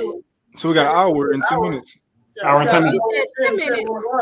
Yeah, why y'all see my? You said at 1 o'clock. I had told you when you said, but you're gonna do it at 1, and you talk about your time. Shit, okay, cool. Did I say time zone? 100%. Okay, question. So the other option was just for me to answer the hot seat question? No, it was combined. It's combined. He had a lot of terms in his contract. No, I don't care about you personally answering them. Like, I'm just saying, like, we're not going to make you repeat the show because that's you. The goal is to make you tap out. I'm not going to make you tap out by making you tell the truth about what your ex thinks about you. Right. Again, if we ask you about oral after anal, that might make you sweat a little bit. Right. And who does the point. Someone that loves her man.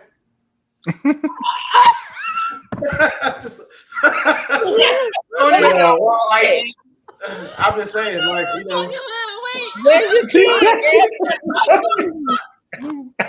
There you go. Why? You see how fast I came up with an answer? Like, what is it? What is it? What is the reason? Where's the party be? What is the reason? Story, Willie. You telling the story. I will love. She said, "I know you." I is so silly. Anyhow, she's tired. No, wait. Yeah, wait, she got y'all. So wait. She got Sigh After Hours. She won't lie right now. I think that's the difference between those back in the day after dark. Who? Like you said. What? Did you tell her to do it, or did she just volunteer to do it? Who's doing that? I'm tired, y'all. That's sleep. Yeah, not beaming response though. No. We know the time now. It's whatever midnight. Illegal, y'all. Willie merch, because you can't tell me who did that. Who does that? And then you kiss her afterwards, and no, is this somebody you love? Like, is it somebody you with, or is this just somebody you hit? Like, a man shouldn't tell a woman he loves no sexually. There's no space for no in the bedroom unless it crosses like the penetration. Wait, so she. Whoa! What do you use the penetration zone? No. Is this like with a condom on and then she take it off? Or is this like he going raw and then he going to hop? Listen, I'm not going to. We need to cut this off. Who is this woman speaking right now? There is never going tried the whole thing. It's Sigh after 11:30. What is this? There is never going to be a time when I, as a man, am sleeping with someone and being like, "Oh, hey, hold on, let me put a condom on so we can do this next thing." Like, what are we talking about? Like, you might ask her to put it in her mouth after. A fucking ass mouth? Yeah. Oh man, condom taste. Listen, How is that? Like, how do that's Go get a hot towel. Like, do the same thing we do for y'all. Get you the hot towel, you know what I'm saying? Wipe you down and then, you know what I'm saying, handle your business. That's usually what happens. So, like, either way, If he can put his face there, why can't you? Exactly. That's penetrating. That's going deeper than where his face is going. I mean, you ain't got He's to literally rimming. rimming. He's rimming. He wants you to take it out and put it in your mouth. Listen, I remember when I first found Yonci on the internet. I don't even yellow around here. I remember when will get food poisoning. I remember when I first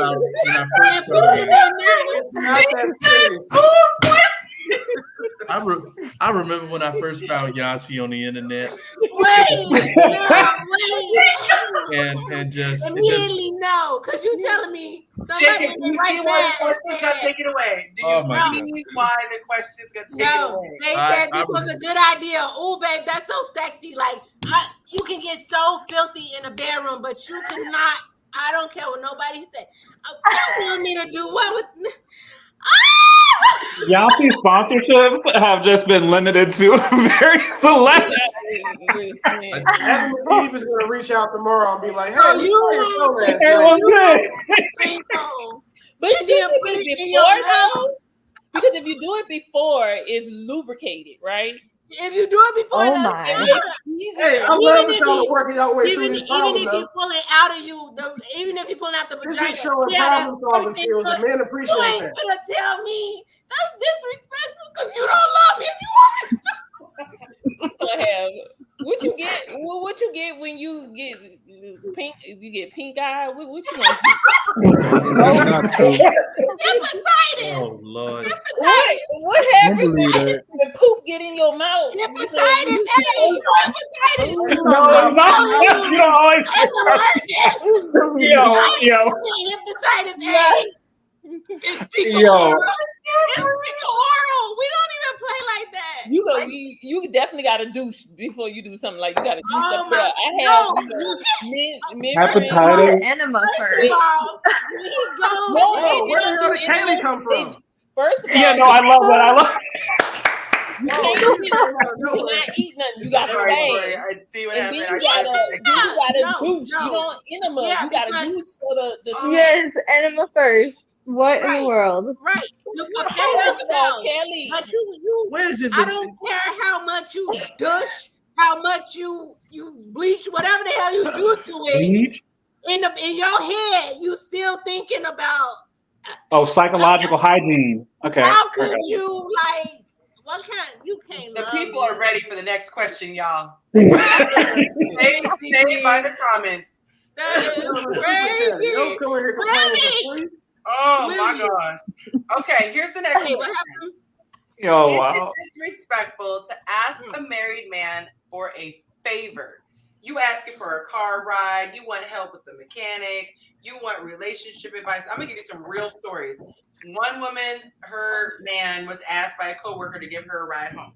Another one, the woman said, men are give better deals when a guy is around. So you come with me and my mom and negotiate this car I want to buy. Come after work with me and my mom and negotiate this car.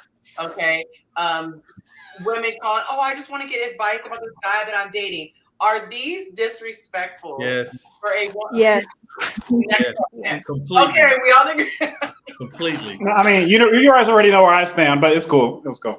Clearly, Cam. Cam's like, yeah, clearly. I gotta help everybody. Yo, y'all want to know where I stand? Yeah, man. We know where you stand, but I know where you stand. I like how you are. Yeah. Masculinity ain't free. There you go. Thank you. Correct. I love that. So the next time we talk the benefits of the man, look, these are just some of the benefits you can expect when you got a man. Look, ride, mechanical help, relationship advice, protection, all these wonderful things come from that. And look, and he'll bring you a drink with a towel on his shoulder. Can I ask you guys a question? If she's Can I ask y'all a question? If she's not sexually active with someone, then I don't like. Why are you calling me? Well, you don't got no family. You don't got like, no family. You doing the oral anal after anal for somebody, and you can't call her to get your. You don't got a brother. You don't got a cousin. You don't got a Pookie and a Ray Ray. You ain't got a. You don't have anybody. You gotta call my man. For 30, listen, Yonci, I'm gonna try some of this stuff because y'all have this agreement. For 30 days, I'm just gonna be every time a woman asks me for anything, any woman, I'm just gonna be unhand me. I'm just gonna do that for 30 days. Every single time. I'm gonna tell you what happens afterwards. Okay. But you gotta be with somebody. Yeah, you gotta be with somebody. No. I'm just gonna not give anybody any help for 30 days. I'm just gonna do that. I'm gonna see how it works. So real question. Yeah, exactly. So that's the men who are not in relationships. You guys are there to do this. You could save the damsels in distress. When Why? I could be a damsel in distress. Once I get in a relationship, I can't turn to Jacob be like, oh, Jacob, can you help me move it around? He'd be like, girl, get Monte to do it. Like, it's a level. And this is what I love having a platform to be able to do. And I'm passionate. That's why you will get all the extra hand movement. All right now. Get somebody else to do it. Like, don't call my man. Don't ask. Yeah, no, I got you. Listen, I got you. But I can't just no, I'm not doing it because guess what? I'm not your man. So why do I have to do it? No, you mixing it up. Like you do extremes. We're talking about people who are married, I'm not trying to make no. Listen. Okay, no, I understand. I understand that part. I'm just saying I just want to try it out to see if I get more accomplished in life by not being as nice for 30 days. Just 30 days. I think he should stop doing stuff for free. Thank you, Monty. I'm just going to try to do it for 30 days. Masculinity calls. It's not free. The same way that we say women shouldn't be having sex for free. And if any of y'all get literal, then, go to hell. Yeah. Men shouldn't be giving out, husband, boyfriend, energy, effort, and attention for free either. Yeah. Women, I hear women saying, I don't need a man. And usually what they mean is I can pay my own bills. And it was funny because I was talking to Monte about this. And I said, I hope you understand, you are so much more than the income that you bring. I think we were actually talking about the show on this. Like, just the peace of mind. If you ever had a time, so my alarm system went off the other day and it was like, it just whatever. Like it said it was open, but it was not open. It was dead bolted shut. The idea of me having to deal with that by myself is terrifying. Like everybody talks about the story, like, well, something goes bump in the night. That is terrifying. We had a neighbor across the street. This guy came to her house. It ended up being an explainable situation, but she was scared and she called Monte. Now that's not the same thing I'm talking about because we have an agreement that, in our neighborhood, if something happens, whoever the guy is home, we're going to be safe or whatever. But that being said, like there are times where you can't replace a man or getting his take on things. I think I said last time, I can be emotional when it comes to certain things. And if I'm emotional about it, it's hard for me to go into my logical place. So he'll be like, okay, let's look at it from what can we do productively? What can we to work this out? And there are just so many things that he adds balance, just like he would say, I add balance to him. And so I think we have to get rid of this notion that women are just sex and domestic duties and that men are just finances. Because, even little things like you just kind of find your rhythm. Like he might lift heavy things, or if there's something wrong with the car, taking a look at that. Or maybe I'm a little bit better with more administrative and I'm helping with the money. Like everybody has something that they can contribute. So if we just like whittle it down to just these basic things, we're really losing out on all the other things that people have to give. But I will say this, I am so traditional when it comes to backing the F up. Like I'm so territorial when it comes to my man. I'll be the nicest person, but you want to see the claws come out and the vein pop out of my head? Play with me about my man. Like I don't play. And my thing is, I'm not going to be that person who's going to fight you for him. I'm not going to get in your face about him. My man better be the one to do that. And the same thing, like if my friends come out of, are disrespectful, or if a dude is disrespectful, like I had a dude slide in my DM. That hasn't happened in like a decade because before I met Monte, I was like, oh, I'm retired, I'm not dating, just because I don't want to deal with it, in that realm. And so someone slid in my DM, man, like I handle that with the quickness. Like I don't need my man to step in and say something, what have you. So I feel like that is the ultimate respect to check someone and check them hard. Like they should low-key be embarrassed. They should be low-key embarrassed that they felt like they had the strength to come to you with that BS. Like there should be no, like, I gotta watch their feelings. No, they knew what they were doing. And I think a lot of guys underestimate women. And I think that with women, men have your faults. You be trying to get in pants, you be trying to lie or whatever. Women, we are cunning manipulators. And we know our own nature from within us, and we see our friends and how they move. We can get information. We can we can do this stuff. So when y'all be like, oh, that's just Lisa, we like the hell that is just Lisa. Ooh, you got the Holy Ghost. Ex-wife's name. You was out here. Ooh. I love her. She knew why she wore that push-up bra. She knew why she was laughing on you all hard. Like everything is calculated. We not stupid. So if your woman is saying, I'm not getting a good feeling for Lisa, don't be eating Lisa's food when she brings it in the office. Leave Lisa alone. She can get her own Uber. How she function before you work that job? Okay, I got I don't even hold doors open and all that chivalrous stuff, like, because if she has varicose veins and gray for women that I'm with, like me, for women that I'm not with, because if I do it for all of y'all, it's not special when I do it for mine, because I do it for everybody. So if we're out, like, what's your name, Tori? No, again, just picking on you because you knew. But like, if we were out and your hands were full, and like you were asked me to catch a door for you, I would do it because your hands are full, and I would hope that someone would do that for my woman. Right. But if your hands are, you just walking, and you know how y'all tend to walk slow when you see us holding the door for you anyway. F you and that whatever you got. I'm just gonna let them hit you in your face. Like I'm not gonna hold the door for you. Like I'm not pulling out chairs. I'm not doing any of that stuff that I do for my woman because it's special for her. Are you being put out? No, he didn't. Is that his third outfit? Yeah. He had to get his delivery outfit. Yeah. I am now. Oh, Brittany's back. He's about to come back. Hey, why you got Monte dressed like a NASCAR pit stop guy? Yeah, that's what I was thinking. That's his comfortable outfit. This is my delivery attire. Wait, let's. I think these should come back. They're so comfortable. Bring them back. Hey, Bring them back. This camera angle looks crazy right now. Yeah, I did. When she did, I was like, oh. I was like, okay now. That can't be worse than fecal oral. So. Oh, yo, chill. First. Did you put the turtleneck? You put the turtleneck. I'm bringing it all back. Not the turtleneck though. I'm bringing it all back. Bringing it all back. He got the windbreaker on with the turtleneck. I love it. He committed down to the White Sox, y'all. He committed. I respect it. Hey, look, I said she could bank some time so she wouldn't be up all night tonight. But I had to hit her with them terms and conditions, though. Yeah. What's the terms and conditions? 25% interest on the time, and she got to give me back my spicy questions because we was asking some bullshit earlier. Yeah.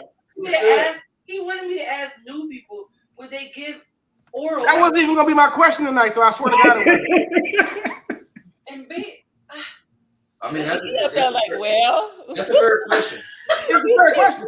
Thank you. This is why you thank you. You heard it live. It's a fair question. Y'all need to be separated. No, we connected already. We cool. We here. I know we're new, but it's about setting the tone. You know? Exactly. Hey, fuck. I'm mad Hey, listen, I swear I didn't talk to Monte before this happened, but I said the same thing earlier. Put your best foot forward with me. Like, you know what I'm saying? Now, I will give you some. I will say though, on the first date, if you try to offer me some anal on the first date, I'm looking at you crazy. That's too fucking far. Oh, that's too fast, too soon. That's way too far. Like on the first date, like, and you know, I had the crazy first date before, but like that part was left off. It was, you know, just a Woody costume. But yeah, it's not a. So are you kissing these women? Not you. I'm trying to understand. Like, why would I not kiss my woman? After okay, question though. No, hold on. Wait, are you kissing a girl after that? And I'm not kissing nobody with doo-doo around their mouth like this. that's not it. Cause you hoping. I don't know how I feel about this. I think that's the point. Where you at? You ain't even you kiss no her words. after she You leaves there? jumping in saying your words. Wait. To be clear, don't do mine is off limits. I don't even have, as far as when my woman concerned, I ain't got a butthole, so we ain't got to talk about that. No, nobody's talking about. She's supposed to be doing oral, but you don't even kiss her. Right? Are you serious? I'm sorry. What did y'all say? I said where you at. Usually be backing me up. Oh, me? Yeah, you. Oh, no. we wait. On what? Help me. The From the anal to the oral to the kissing. No, I can't. No. I can't help. I can't help you on that. No, because not help me. No, Okay. I'm saying like you should be like, yeah, like that don't sound right. I don't know. like Willie, I'm asking you, do you kiss these women? Hold on, Willie.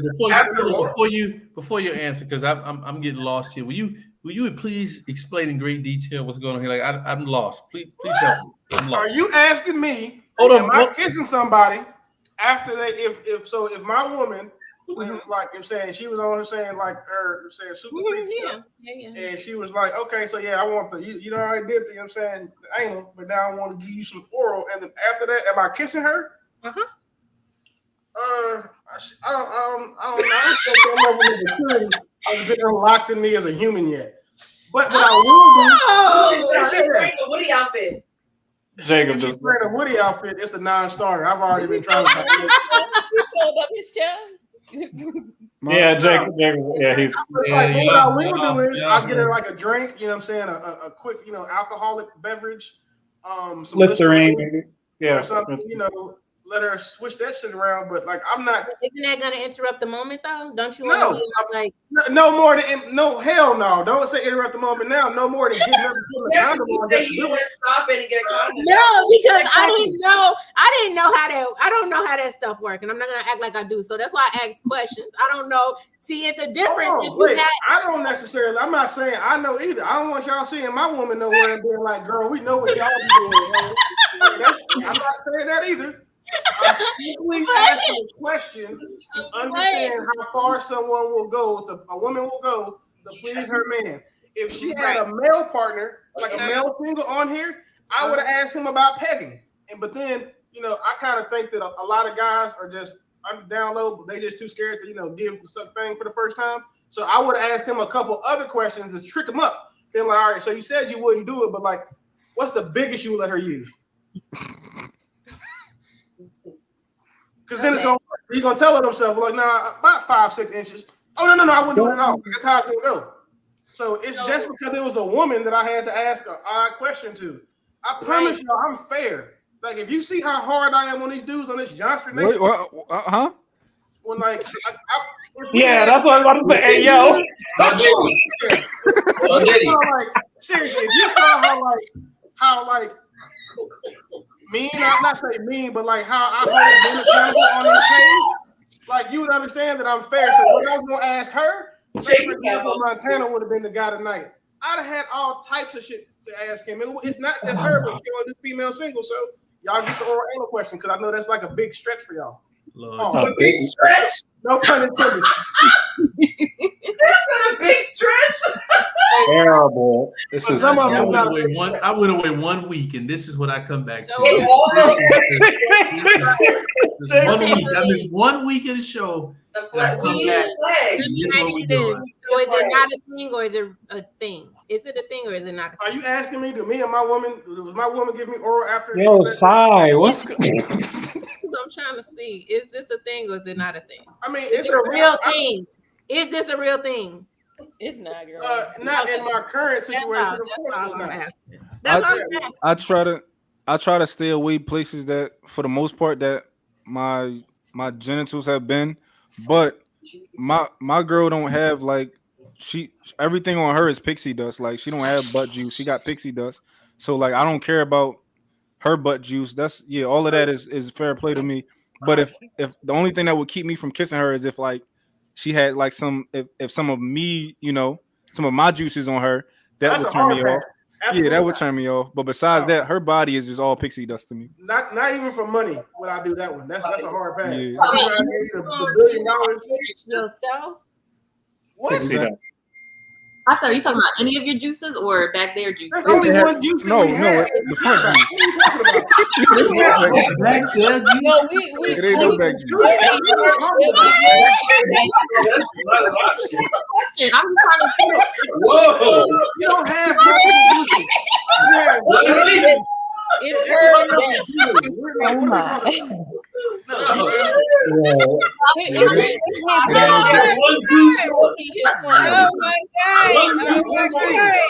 It's only that one juice for him. Yeah, it's only that one juice her for back men. juice. I can't even see it. So like, I get what Monte's saying. Like, I agree. I can't even talk. It's so late. If you got my protein based inside of your mouth, don't kiss me ever. Yeah. Like, you're supposed to swallow that, then you saying go. Y'all push my man to drink over this conversation. Yeah. Once that happens, we done for the night. Your back door. That's the part. Once that happens, it's over. Yeah. Like, it ain't no more rounds after you done already, you know what I'm saying, completed your mission orally, like, and then you decided to keep it? Like, no. What? No, I'm cool. Quit. We're finished. You have done your job tonight. High five, friend. Like, I definitely had a question at one point. I don't even know where it's Tori got jumped in, y'all. Hey. Was that Tori, were you on here last week? No. This is your fault. You knew we weren't doing this before. All I know is now I understand. That's because Yonci didn't let them ask these questions, so now it's going. Thank you. No, we weren't doing this before. This is Hey, Yonci, look at your phone. Man, if it's money, I'm out.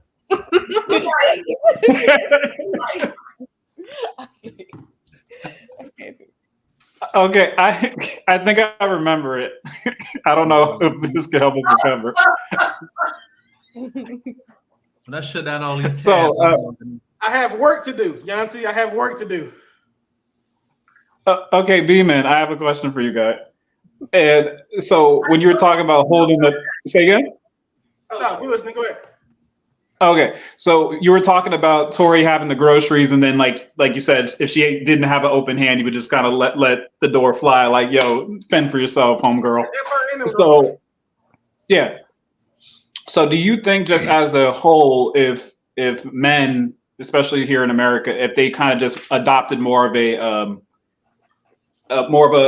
regulated stance on like the assistance that they helped women with, that weren't, related or to them, do you think that it would produce a higher standard of women? Do you think it would produce a different conduct? If men raise their standards and stop stepping and give away free attention, effort, and boyfriend activities, women would do better. Clip that. And you think it would make a real legitimate impact? They either have to be better to get better men, or start eating vagina. They have no options. Like, there is no gray area there. They're either going to become better for the men that they want to get help from, or they're going to start dating women that act like the men they want to get help from. Okay, no, just interested. And I'll die on that hill. Like, we can have that conversation statistically or any method you want to. I have all the metrics, and I'm telling you, if dudes stop tricking and simping for women and like giving away free attention, women would do better. Agreed. But they won't, so they don't have to, and you're still gonna have men, being okay raising somebody's 6 kids when she got 6 kids by 9 different. If men stop kids by 9 different dudes is crazy. If men stop commenting on girls' photos, it will mean a lot more when you do comment on the photo. Facts. Right now, it's just like, it's nothing. They get that all day. They just ignore yours, go right and put the hard eyes into the next girl. But and they skip your comment. Yeah, bro, that was on when I was making fun of Sarmanda because he was crying about it at one time, but I guess she didn't know it was news. Yeah, it was. So there was someone. I'm gonna send it to Monte. I ain't gonna send it to Yonci because it's a guy thing and it's funny. There's a girl that we both follow. So okay, Montana. So I know you got a large following. So imagine a girl that's pretty, right? But to you, she's regular because she might be old work for you. But then you see this dude on all her posts, liking everything. Oh man, you beautiful queen. I wish that I could share some of that sunlight with you and then rub your skin with cocoa butter and flowers. Like he's leaving comments like that on every one of her posts, not knowing that all it takes is a four from Wendy's and some conversation. Mm-hmm. Like, so seeing that, right? If guys stop, if guys stop doing shit like that, I don't even think women will post as much because girls telling women they look good, they don't care. They just like to do all that fake sisterhood shit. And like, oh, thank you, sister, blah, blah, blah, whatever. Right. But the attention and validation they do get, that dopamine hit from getting attention from men that they don't never know, have to acknowledge, or even validate. If guys stop giving them that, I think half of social media would die. Mm. Yeah. Well, it would be different. It would be very different for sure. You're ran by unattractive people. Yeah. I just wonder, I guess the question I wonder about is that like because I do, so a lot of my case management, probably about 80% of the people that I have on my caseload, they're women, of course, that go through whatever. And it's just kind of interesting where it's like they'll get certain amounts of attention, but then like said, it doesn't correlate into resources. So it's kind of like, I wonder what that really does to their head. I really, I don't ask them those questions because that's not my like job or whatever like that. But it's like, how does that really affect you to be able to get attention, but then to still like not have anything? Even a woman who's a 5 objectively, right? The average woman, she has a sexual appeal and like the gravitational pull of a B-list celebrity. So knowing that to be the case, imagine these like hyper attractive women. Some more free game from like one of the men's coaching groups that I help with. If men started judging women based on the amount of attention and social validation they got, they would do so much better with women. Instead of judging them on how they look, or you know what I'm saying, or what they, all that stuff. If you just judge them on the attention they get from other men, you would understand exactly how to deal with that woman in almost any setting. Because you get the girls who are, again, ladies, calling out average is not a bad word. It's a lot of average men, so I don't want to hear the shit. So calling a 5, if men got to a point where they can call a 5 and be okay with it, and then stand on it and be like, oh, okay, well, yeah, you a 6 when you get dressed, or if you go get your titties done now, okay, you a 7.5, but you got the BBL, so you an 8 now. If guys just got to the point where they're judging them based off of the social validation they received instead of, all that extra stuff, they would be so much easier for men to get along with women. Because now what happens is you have a women date up. Like a 5 feels like she should have an 8 for whatever reason, which is why there's so many of them that are single. But a dude, so like I'm a 5, the world tells me I'm a 5, so no one, I don't have you, Montana and Monte validate me like, nah, bro, you a 10 because you feel like you're a 10. And we said you're a 10 and we're the bro code and we're going to uplift you, King. You're a 10 and you deserve a 10. Women do. So with us, we know what we are. But that level of, I call it faux support that women tend to get from other women, if you took that away, you would see women being like, well, damn, I am kind of average. All right, I got 3 kids, but 4 niggas, and only one of them got a degree, and I'm still working on my associates, and I've been in school for 10 years, and I've been at the post office for 15 years, but I'm still, on level 1. My bad. You know what? You know what's funny? I agree with you. Sorry. But Cam, I think you would hype him up, though. No, we won't. No. I think Cam would tell you, bro. But that's different. And we won't. But I see what you did. That's cool. But like, for example, right? So say me and Montana boys, and we out, and he do some shit that I think is flawed, or I do something he think is suspect. He be like, bro, what's up? You good? For example, if he saw me talking to a girl that he knows is a 5, and he knows that I don't deal with 5s, he'd be like, damn, bro, you must be bored, huh? You looking for an easy kill. Oh, okay. Oh, you got the big girl. Okay, the big girl is easy. Okay. We tell each other stuff like that. Yeah. Women don't do that. Be like, y'all, no disrespect. Y'all tell that, I'm not going to say her name, but it rhymes with Rizzo. Y'all call that girl beautiful and have tried to normalize obesity being a thing since she's been out, because she had that one song that was super delusional about, truth, whatever the song was called. And y'all made that an anthem. Name one fat dude that we see, and we can't even call DJ Khaled because we roast him. But name one fat dude that like fat other people aren't telling he's fat. What about Ricky Ross? No, He he's fat. He know he's fat. I'm gonna stay out of celebrity business because I don't know. Because I guarantee you, though, if you call the Mucinex monster girl fat, then you're the biggest, most evil man in the world, and you're body shaming. And we're not body shaming. That's Y'all know what Mucinex the monster is? older lady's not around no more. You talking about the like when I was 2 months after the green one, like on the Mucinex commercial. Oh, yeah, the actual booger, the actual mucus. Yeah, the mucus. Ah. That's the Mucinex monster. I didn't want to call it gimmick. I'm thinking it was like a lady actor. You talking about the actual mucus? Oh my gosh! There's a lot of women. There's a lot of women that look like that. So I thought that's what he was referring to. Shaped like that. Oh my god! Like, women have tried to normalize women being shaped like chicken nuggets. You know, chicken nuggets only come in 4 shapes, and none of them are flattering. But when it comes to men, if a man is shaped like that, y'all tried to give us the dad bod wave for like 2 minutes. Yeah. And then it was like, no, we don't like this shit for real. And then the dad bod wave was just like a washed up athlete body, which okay is cool, but most men won't have that. But most women in America are overweight. It's a fact. I'm not being. If the truth hurts you, then go to the gym. I'm not telling you. I'm not saying anything different. But it's okay. But we try to normalize it being okay because the majority is, and just because the majority is away, we try to make it okay. But then, if you flip it for men, I don't want a man that's smaller than me. I don't want a man that can't lift me. Well, you're bigger than most men. So, like, what? You're putting us in a bad position. If 65% of y'all are obese, the man is 5'9", 170 pounds, but you're 5'4", 200 pounds. Like, what do you think's gonna happen? That's basic physics. He's not going to be able to lift you. The average man can't do 10 push-ups. The average man can't do 1 pull-up. The average man can't bench press his body weight. If the average woman is high calorie, like that's what happens when they get with average men. So that's the only outcome that y'all are gonna have. So if we do better as a people, I think that if men do better for themselves, it'll require women to do better. I think realistic. No, but being realistic. Fast food is still too cheap.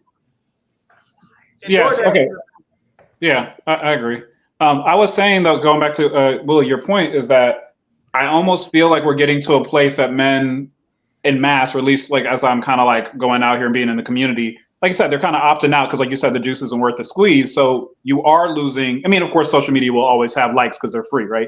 But I have been experiencing that, and I actually do see as things kind of gotten tighter financially. Like I have a bunch of clients now, like people are calling me every day or like that for like assistance and different things like that and case management.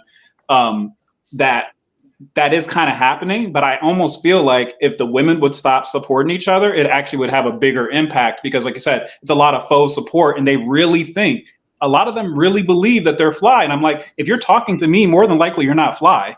Something's going wrong in your life. We got to bring back making fun of people. Like now I'm a bully because I'm telling the truth. Like it's okay to make fun of men. Me and Monte can have a 45-minute roast session on each other just because we're men and we're used to it. That's what we do. If I tried to roast Sai, Tori, or Charmander's been surprisingly, you know what I'm saying, okay with me checking on her hands, but whatever. But if you see if you see a man roasting a woman like that, by default, you think he's being an asshole just because he's saying, he's telling her things like, hey, you should probably go to the gym. I'm like, hey, that lace is not laid down right. It looks like screen print or like bacon. Like if we say stuff like that to women, we're automatically wrong because we can't criticize women anymore. If we got back to a point where it was okay to roast people and like use the R word that ends with it sounds like for mentally challenged people. Yeah. Like when we used to be able to call people that word, people were like, hey bro, you acting real R word right now, but oh damn, my bad. But now in school, you got all the slow kids with the regular kids because you don't want to make them feel bad.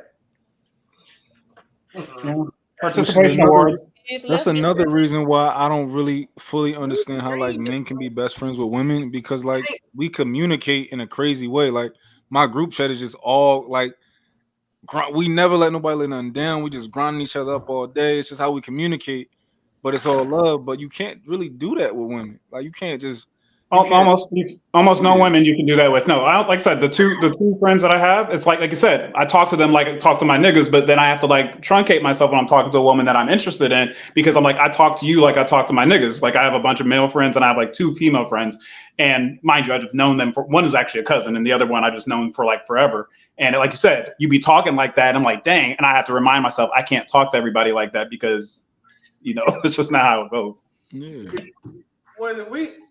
The first time that I had one of my partners, he watched the show and he had forgot about the Woody story.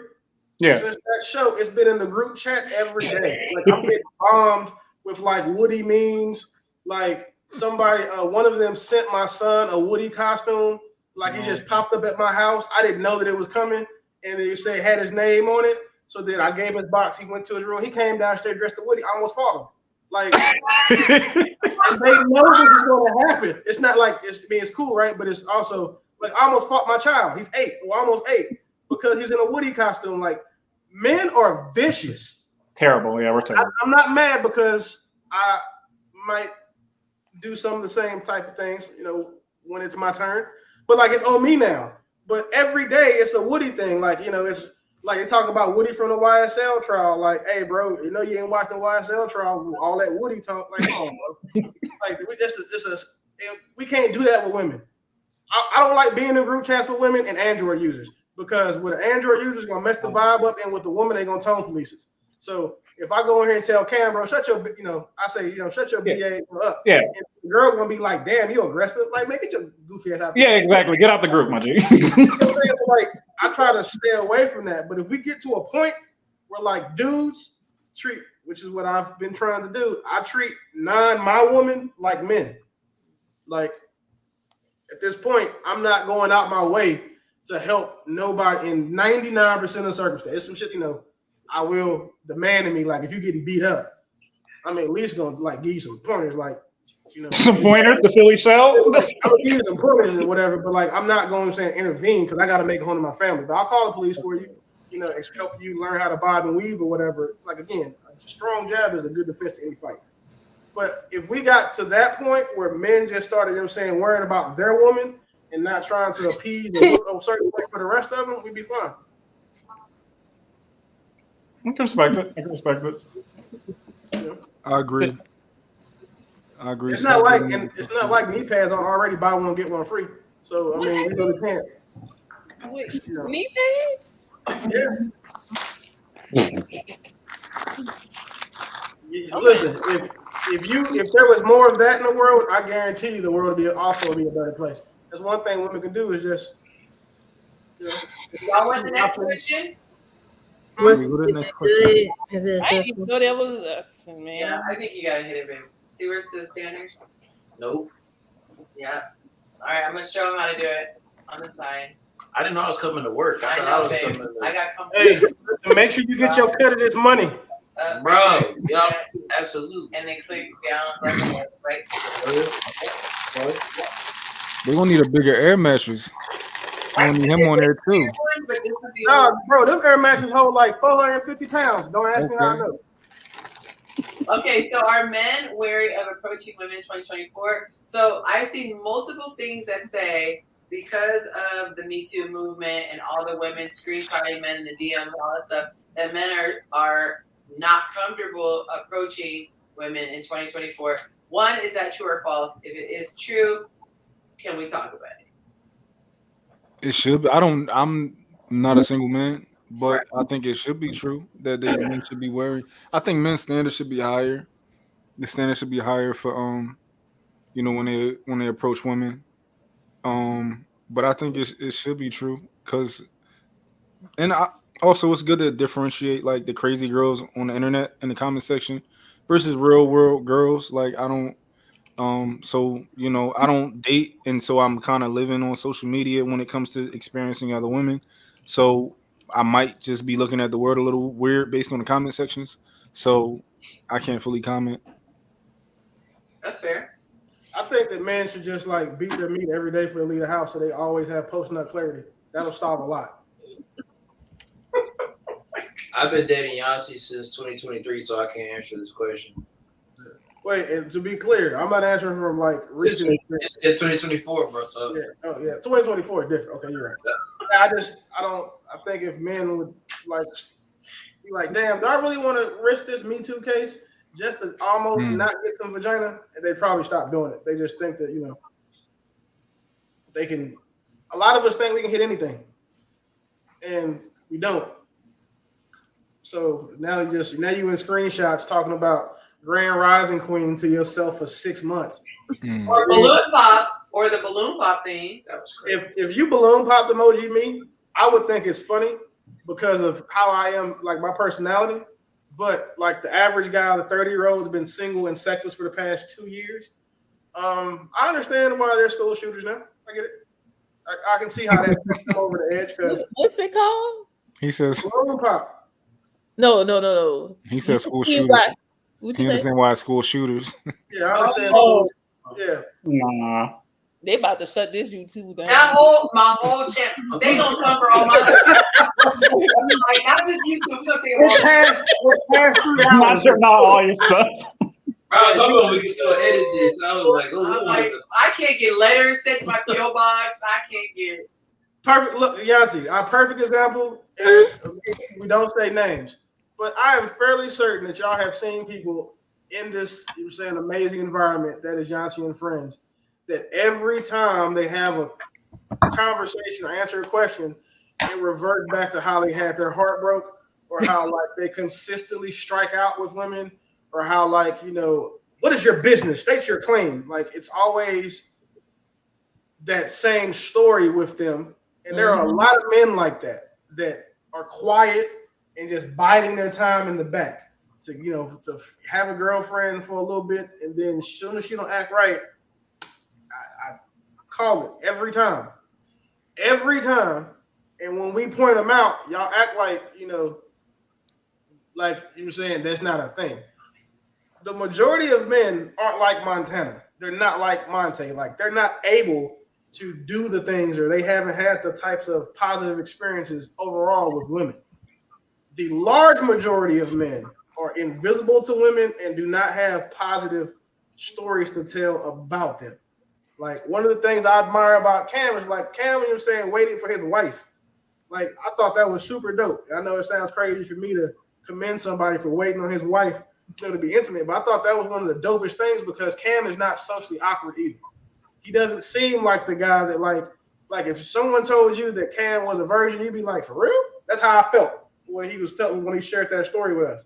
But the majority of these guys, when you talk to them, or like we see them and they're responding to these comments, that's why I respond to them the way I do, because it's just so weird. Like you can tell how hurt and how bitter some of these men are towards women based on the comments they give and then the pushback they give Yonci. Like the crazy thing that I used to hate about when the men and women's pages were like combined was like the pushback that women would give Yonci, who is the professional dating coach that people pay to help them in relationships. I would like it's single cat women that are arguing with her about how this is not going to work.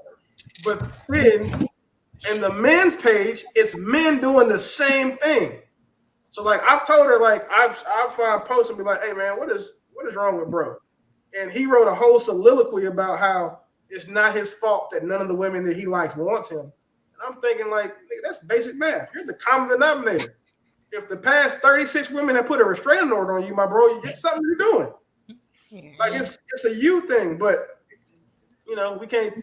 Y'all don't get to see that part, which I'm glad because I feel like women invented screenshots, and I would hate to have these men screenshot and expose, and then have something happen off of the platform because Sarmanda got mad and wanted to embarrass somebody. Yeah. Did they say that in Yonsternation? No, not specifically, but they scared about like they don't want to approach an inbox women because y'all screenshot us and be like, oh, look what this thirsty dude said. And then don't let it be a dude who's like medium, got some clout, but she's used to dealing with better guys. She'll still screenshot the dude that most women would deal with just because it makes her look good that she has guys with money in her inbox begging for vagina. I think a lot of bad look when women screenshot it and then posted it because I'm like, you think it's making the guy look bad? It's making you look Yeah. I think a lot of men insecure when it comes to social media because they know they social media ass. But like you need to do that work, make your social media look better. It's 2024, whether you like it or not, it's semi a dating app.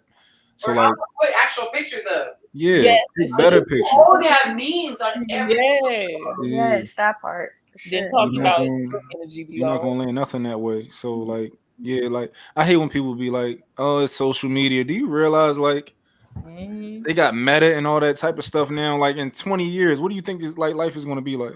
You know how much money you make off of social? Like anytime someone says it's just social media, I know one or two things happen. They either the woman, she probably used to, be wild, or the dude is trying to think of a nice way to say this if I don't trigger anybody else. He's a cornball. Like that's pretty much all it is. Like the people who say, "Oh, I don't put too much faith in social media," because you suck at it. That's why. That's it.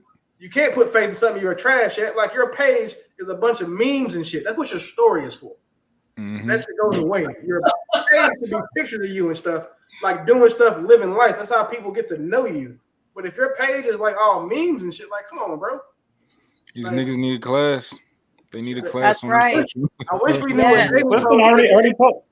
they could teach a man's social media class, or create a man's social media class. They have to know what they have to want help. A lot of the guys that to me are too arrogant to accept help. But even with the guys who want to be on my page, like my thing is, I need to make sure it's men and not what I need to follow me. And you got every single thing is a meme. Every single thing is a clip of someone else. You're sharing someone else's reel. Like it's like you don't have a single photo. I could get it. I get it. Men don't have a lot of pictures because they're not taking selfies. But I'm scrolling for 14 minutes and I can't find one photo of you.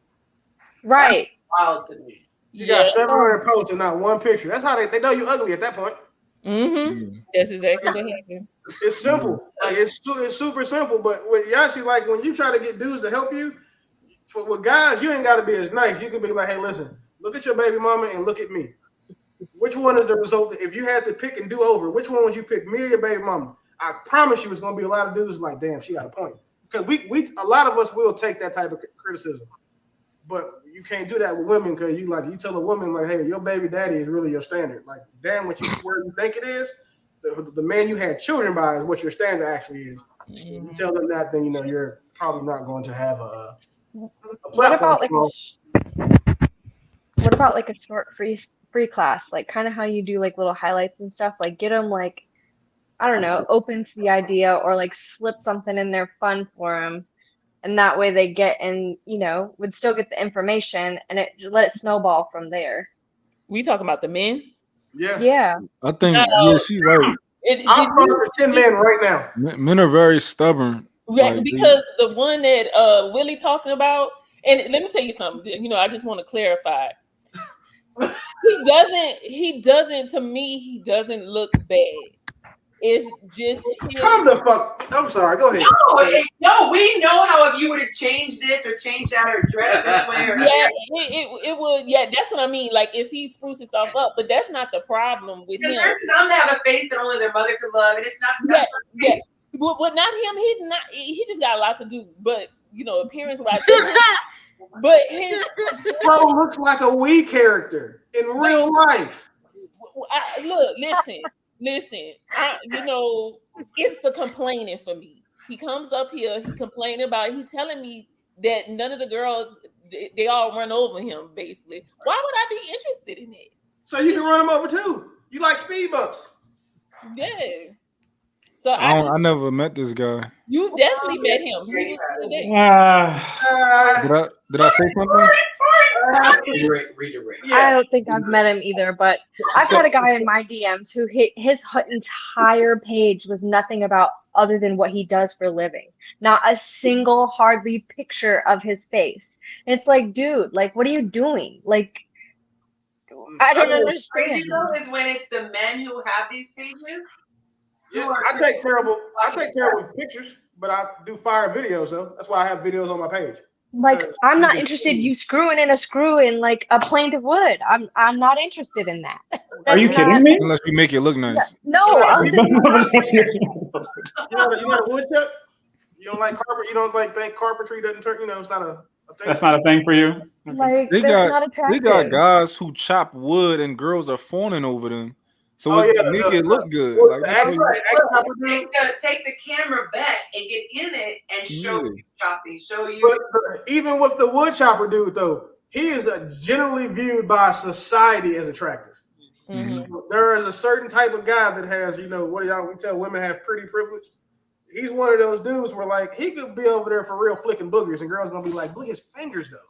But I will say this: Fingers though. every person needs to be at their own personal level 10, and there are certain things that every single person can do. You can get a haircut that compliments you, because one person can rock a look and the next person look crazy with that look. There's videos of guys who had like some crazy haircut and they grew out dreads, or they had a crazy haircut and they just got a better lineup or whatever, or they were scrawny and they had muscles, or they had no facial hair and they had facial. Like, there are things that men can do to look better, but there are some guys who either just cannot dress or they have horrible body language. Like, I would say the guy that walks like this, you know, they're just hopping like this, like you walking on the balls of your feet, versus the guy who kind of just like lays back and takes it a little smoother, you know.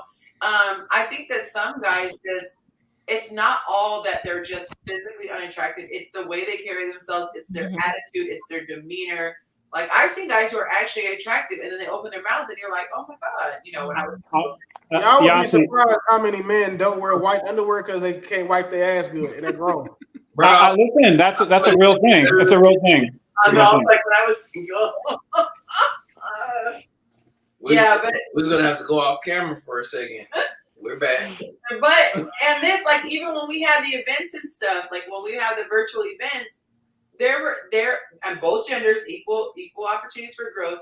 But there are some that did not have personalities at all. Either were dead silent, just blink, blink, like just not saying a word, or just really lack social skills. So it's like, I don't even know how you would even begin to improve your social skills other than to be around, how Willie was talking about, like, be around people who are going to keep it a buck. So, like, if you're in a group and you say something wild, your guys are all going to check you. Like, you're going to have to learn very quickly. Like, no, we don't do that. We don't sit like that. We don't da-da-da.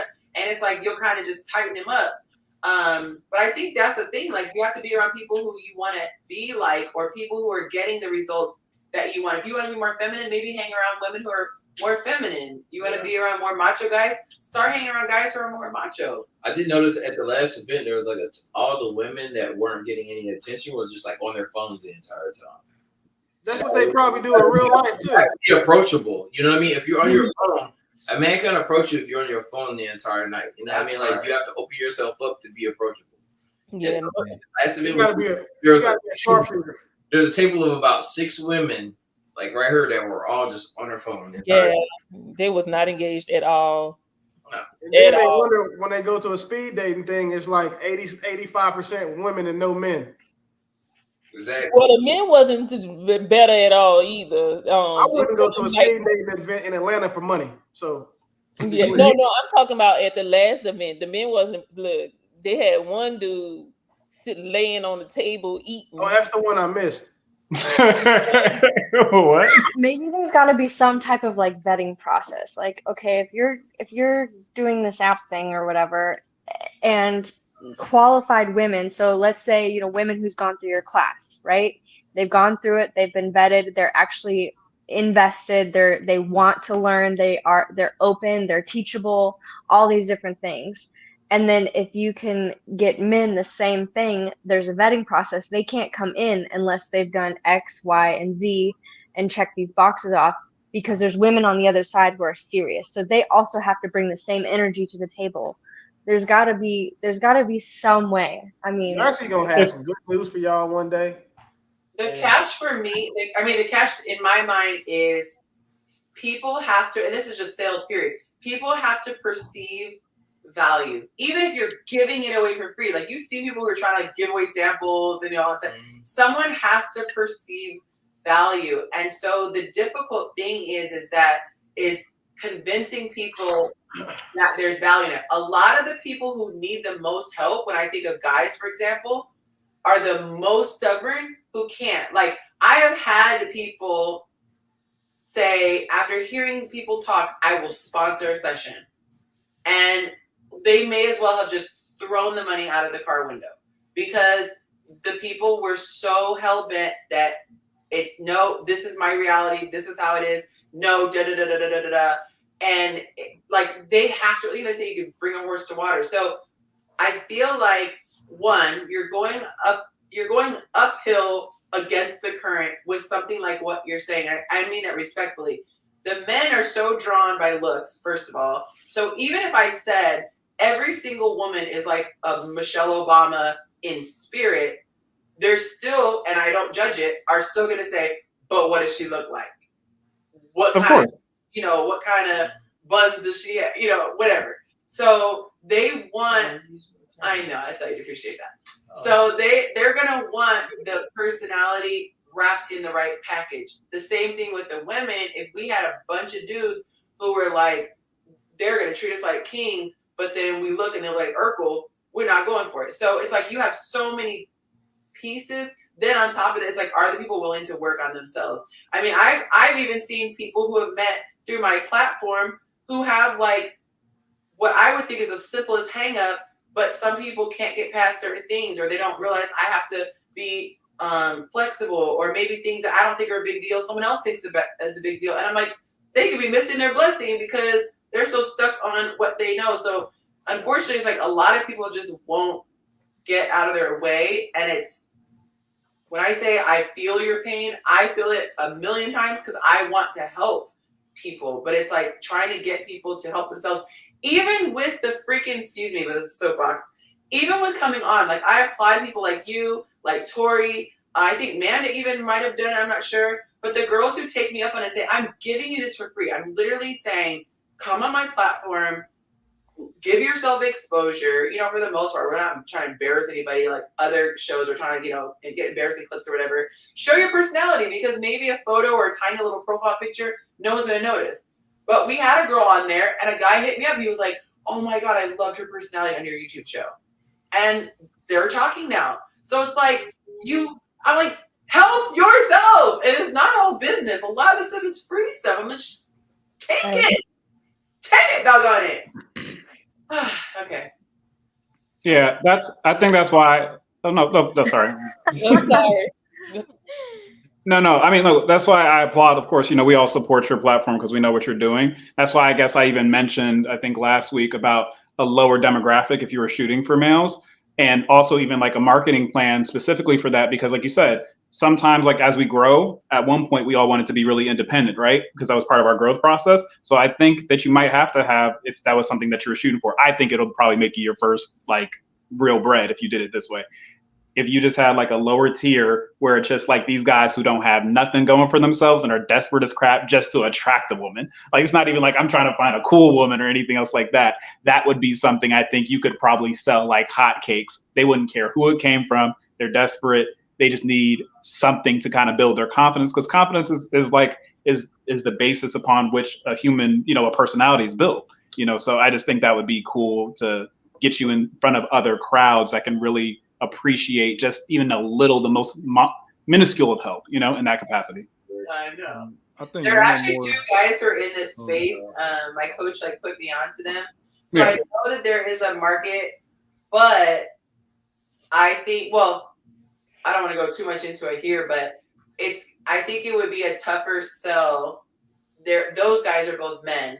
I think it would be a tougher sell not being a man, because most guys would do the write-off like, well, you're not a guy, you have an experience that you don't know, which obviously I have my comeback for, but I just feel like it would be kind of an uphill battle in that regard, because it's like, how can you, Yonci, prove, as opposed to if I was a dude and I was like, look, this is what I did and now I got chicks, you know? Yeah, I think those guys are more attracted to men that they want to be like, and men who they see results that they want to have, you know, share the same results for. And a lot of guys are so like lack such confidence in themselves. Like you tell them like, "Yo, go hit the gym, go do this." You tell them like, "Oh, you broke, like you can make more money," and they like, "No, I can't do this. I got to do this. I got to do that." They just give me all these reasons why they can't make money, all these reasons why they don't got time to go to the gym and all that type of stuff. So the majority of the world is like that. There was this video. I don't know if you're back in there right now, Kaylee, but so I have this one group and somebody put this little inspirational video, and it was this. The guy had first, I guess, posted his grandpa on social media. He was in his 80s, and he's like, "Oh, I'm gonna also post my grandma." This chick was running upstairs. She was doing all these exercises. She was picking up her grandkids, which she's small just because you get older, you get a little bit more frail. But she's picking up this big old kid and doing all this stuff.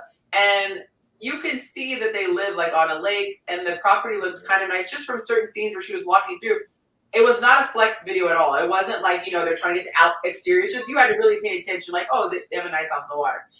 I'm not noticing any of this. I'm just like, wow, that's impressive. So I go to the comments, and it's all these negative people. It must be easy when you're rich. I bet it's easier to work out when you have nice surroundings. And I'm like, what? Like, how do you spin it to where, because I have money, like everyone has the same amount of laziness, self-discipline, whatever, but that's the world we live in. People want to make excuses.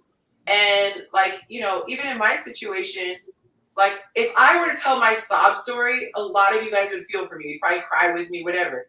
For me, I'm like, look, I know I had a part in it.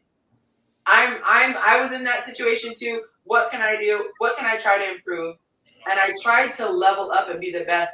But unfortunately, and this isn't to try to pop my collar, it's just the reality, I don't see a lot of people willing to do that. Even when I ask the questions, like, what is wrong with you, basically? Or I like to phrase the question, what would your ex say? A lot of times there's not a lot of introspection. A lot of people aren't willing to really be raw and look inward and say, where am I sucky as a person?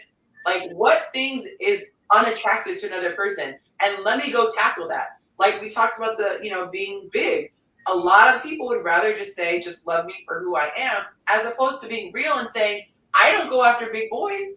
I don't go after people who look like the two artists that you mentioned for the guys. What's the guy's names? The rappers? DJ Khaled and Rick Ross. Right. They're not going after them. They're going after the sexy plexies. So it's like you don't abide by your own, what you say you believe in. You know what I mean? You're not looking at his art from across the room. Look at that big boy across the room. Like you looking at his burger that he's eating. So it's a lot. But you know what's crazy though? It's all, you got 4 minutes. In No 4 minutes. Hey, we need to get an hour count too. It's how much time you're banking. What?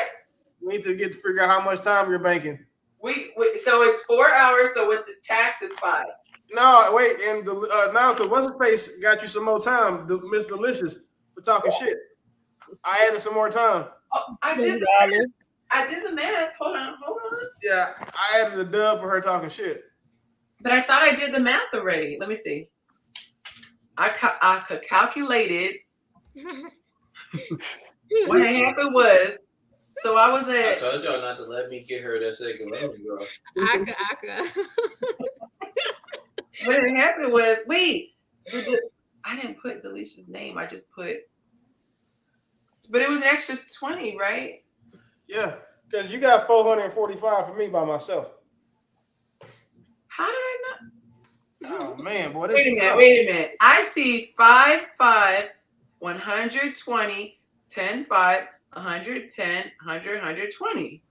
I got her time. Baby, you're good at math. Okay, because she came last year. I think you was over laying down when that money came in. This is 10. That's.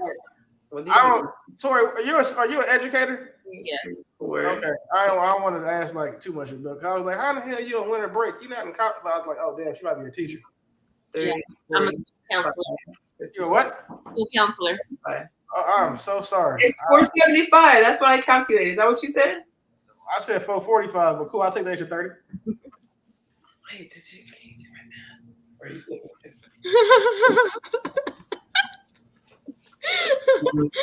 Hard math. Is my math in? Hey, listen, when you get the iPhone 16, you ain't even got to do all that. Just type it in. It'll do it for you. And before, I don't want to hear nobody in the comment. Android being able to do that. So what? Y'all text message still ugly. Ooh, I wish I had my phone on me. Hey, listen. Android gang all day. I want you to know that us being in the group chat, if you wasn't my dog, oh man. Bro, well, I just appreciate y'all being able to catch up from a technology perspective. You know what I mean? Like, I mean, I don't have to. I still have my phone. My phone doesn't quit updating me, and I have to get a new Our phone. phone has never been banned as a terroristic phone because it was blowing up on planes. Mm-hmm. I'll start there. y'all gonna take that one. Y'all gonna take that one thing. That's Yep. It's a big thing. What are you talking about? Do you know that like 100,000 people couldn't fly with their phones? Right. Like not even in check luggage. You know how bad you gotta be not even get. They let dogs go as check luggage. Listen, I just don't like being in cults. That's all I just care about. That's some good. Yeah. What? Yeah, Apple's a cult. Whatever. Yeah. I mean, it's a cult with. It's intentional. They made it that way. Oh, yeah, that's exactly. It's intentional. All cults are intentional, right? There's been studies that show that the Apple cult, we tend to have higher credit scores too. Just saying. No, that's great. I'm glad that you do, but it's still a cult. You know, That's real. like having Heaven's Gate was a cult too, right? They were drinking alcohol, barbiturates. They died, went to the spaceship. Okay, yeah, gotcha. I have Apple, and I said it was a cult when I had an Android, and I still stand by that. It is. No, it is. They're very. Damn. Hey. Yonci, I don't think you checked your Zelle. Oh, let's go, Montana. Let's go. Yes. Don't you? I got. That's cool to do it like when I'm. Yeah, I'm at UPS. I was supposed to pick something up. Don't cheat a brother. How you? Don't check that. It's Friday, right? It sure is. A whole hour. Okay. Yeah, crazy. I don't got an agenda yet. You say what? You don't I have. said I don't have an agenda yet, so I can't. I thought you said you don't have a Jimmy yet. I was like, wait a minute. Oh no, I don't have an agenda, so Do you need one? I can't really negotiate much right now. Dang, it be your own people. No, I'm gonna go get something to eat. I might be back. Go warm up my strap. What you about to eat? 60.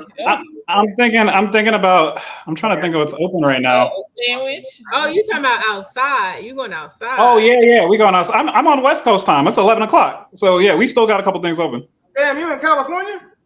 I'm in Seattle.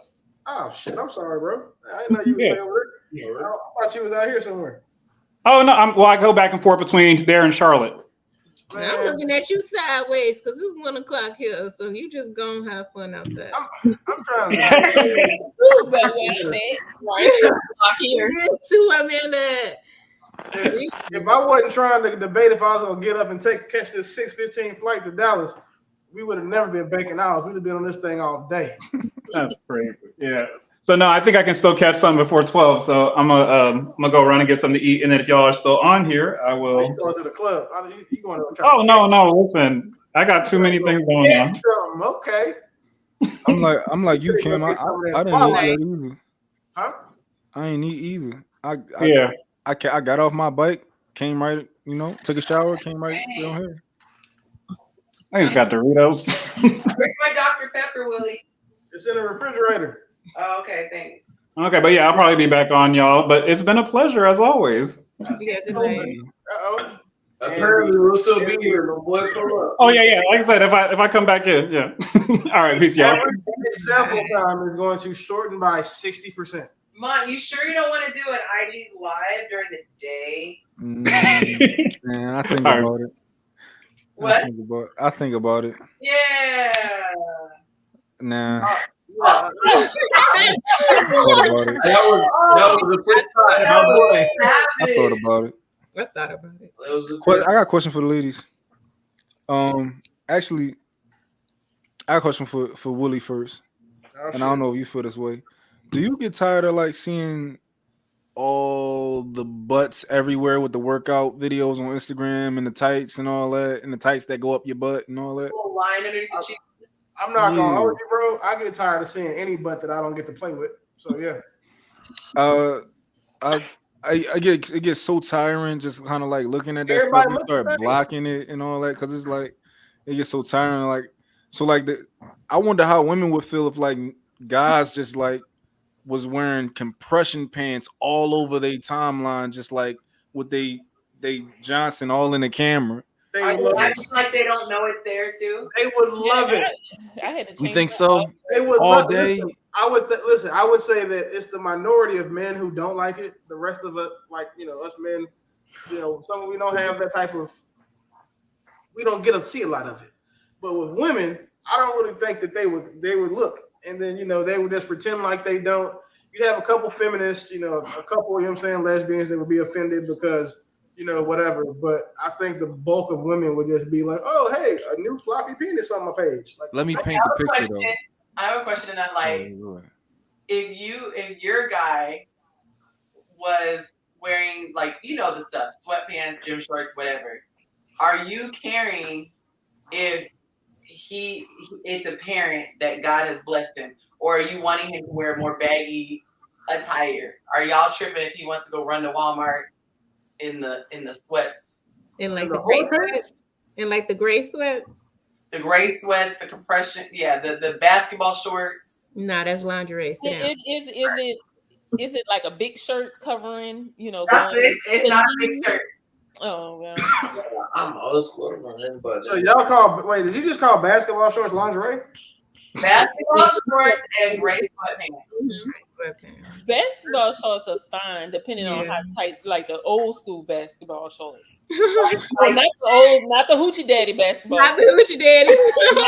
That's the new school. That's the new school that wears that though. Yeah, but they used to wear it back in the days. I'm talking about like 90s, 2000 basketball shorts. Because depending on the guy, some guys look like they smuggling goods into the country. So, if your guys like that, are you gonna regulate and be like, we need to do a baggy shirt, my guy? Or are we just letting him? I don't think women would. You can't control what he wears. Let him wear what he wants. Yeah, he's a man. He wants to wear a wrestling wig. Not your property. Why y'all policing what he wearing? I know where he's going with this. You right. Why you policing? I don't dress like that in the first place, but They should make pants that kind of like grip around it, like they got the girl pants that go up your butt with the little indent. Yeah, they should make pants like that. Yeah, they should. You walk around like a fucking superhero. But it's a distraction though. Like it literally, like it. Once you pull them things down, it does not look like that anymore. And they need to make videos. I don't want people thinking I got something I don't got. And they need to make videos doing stupid stuff, trying to act like they want to make a video about the stupid thing, but they really just want to show they or the ones that be like, oh, I'm so unattractive. Like one lady, she did a video. She said, I don't understand. I don't have any makeup. My hair is not done. And why are men approaching me? And so I was like, don't feed into it. She just fishing. I seen a video of a girl just like, just waking up and being a single mom and being a mom is just fun, right? You just showing your behind, pushing the cart, pushing the stroller. Like we didn't even see the baby. The video was 5 seconds. It's just a loop. I feel bad for men that fall for shit like that. Because it's so obvious to most of us. Like, literally leggings. That's all you wanted to do. Just go in the comments and like that's if I was a men's coach, I would just go in the comments and get rich. Like, hey, sir. Or the ones that do the live stream, they keep leaning forward with their low shirt. Or like, the girls who go to the gym, like where you're actually in the gym and they're doing like overhead crunches, but they're trying to like put their coochie on the floor while they do it. So when they bend over, it looks. You get that crazy view when you stand up. I hate that. Maybe it's an IQ thing. No, they do it on purpose. Like I feel insulted when I see stuff like that. Like I feel insulted when it's like you trying to make me like obviously you're trying to do. Maybe it's an IQ thing. Like people who are just less intelligent are like, right? Just like, oh well, yeah, she's a single mom, but look, she got a booty too. Like, hey, babies make a lot of women thick. So shit. I mean, but that's common. We've been knowing that since 2003 at least. I mean, I don't know. Ashanti just had a baby. We'll get her to have a baby, but I don't know how that's gonna go for her. All I know is that women can be just as thirsty as men, if not worse, because way worse. There's a guy who did a video, and I will never forget because it scarred me for life. But he was pretending to do, I don't know, he was saying he was teaching you something about towels or whatever, but it was clear. Yeah. You know, it went viral. And then, or one guy who does like jumping jacks because he's showing you. I heard to get rid of that algorithm. And the ladies go crazy. But did you see what he's got going? Or what's that print do? So I feel like women are as thirsty, if not worse. They worse. I feel like they're more free with it because they don't feel like they're gonna. Most guys aren't gonna check them and be like, "Oh, I feel violated." They crazy people. Like think about it. Like, why if you're having a party, why does the cake have to be shaped like a penis? Like, what does that do? Like, do men have parties and they're like, oh, we want to have booty shaped? And then y'all get mad when we call y'all penis eating demons. Like y'all get so mad at us. Like, why is everything so sexual? Yeah, I mean, y'all be having strippers, so I don't feel like a penis cake. That's not a thing. That's not a normal thing. Did you just equate having strippers with cakes to having a penis-shaped cake? I say strippers. Y'all got strippers too. They come and they do their thing too. I feel like a penis cake is not that. They'll do that at divorce parties too, like that. Hey, the fact that women celebrate feminine marriage is the dumbest thing in the world to me. Like, congratulations, you're a statistic now, and probably will be for the rest of your life. But have a party about it. I think it's their way of trying to turn a bad situation into, like, usually it's like you're this person who was oppressing you. That's usually like this. No, the problem is they celebrate it because the way the court system is set up, they most likely won. There's that part. No. Yes. When wait a minute. Remember, 80% this is it isn't a win, though. Is what I'm saying. This is one of my areas of expertise. Women definitely do win a significant amount of more so than men do.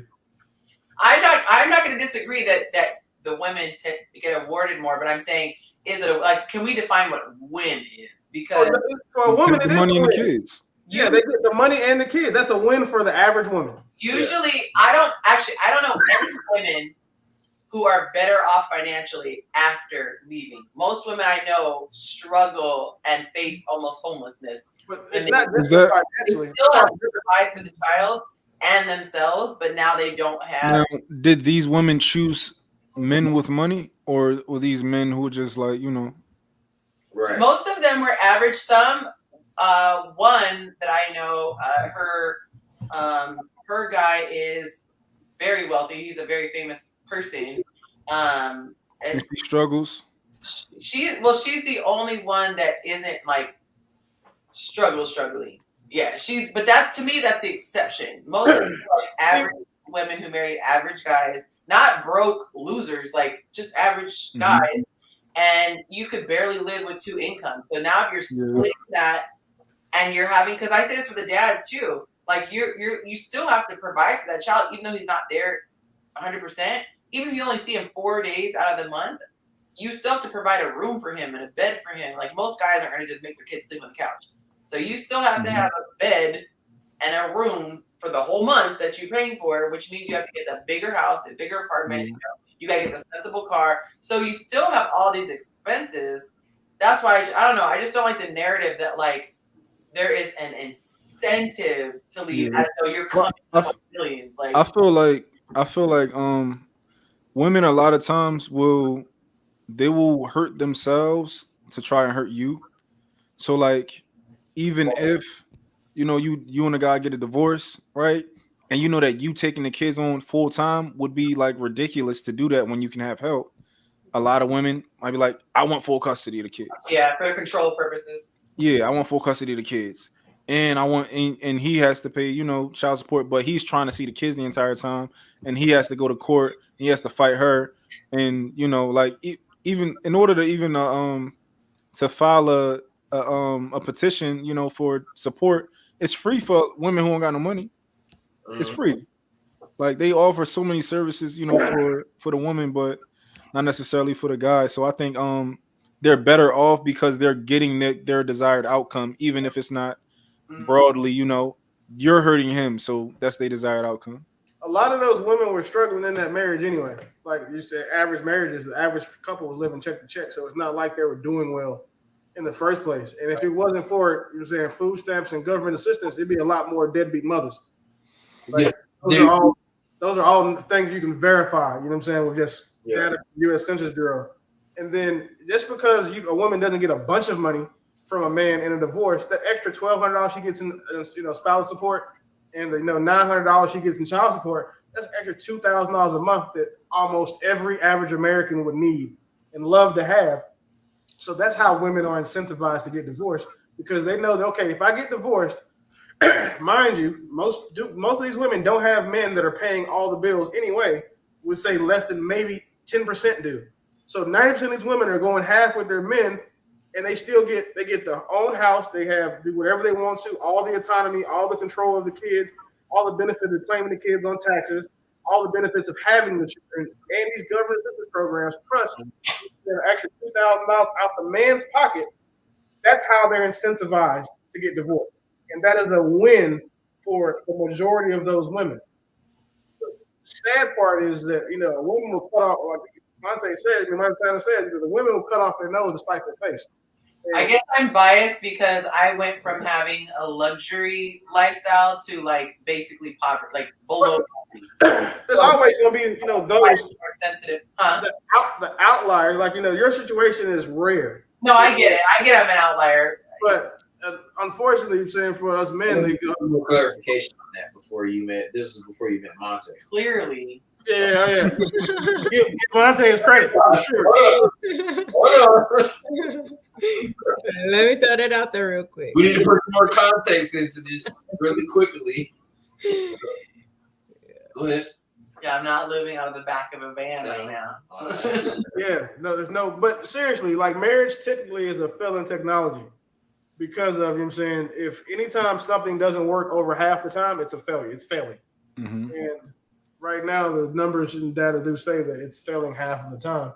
The reality though, it was never supposed to be a technology. It was supposed to be spiritual. It was supposed to be there's no spirituality associated with it. It's a business. Yeah. Once you put the government involved, it's always a business. Yeah. Whoa, this is not. But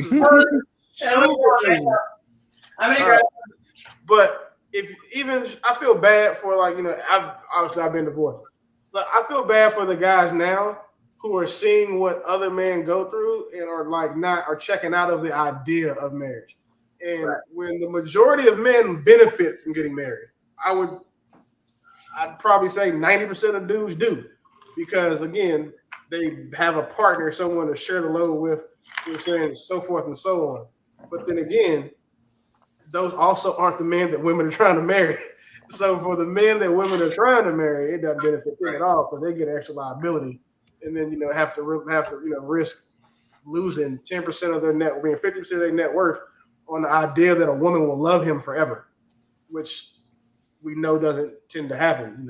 2 or 3 bad years or a year where you lose everything and you got to get it back. A lot of times that same woman is gone.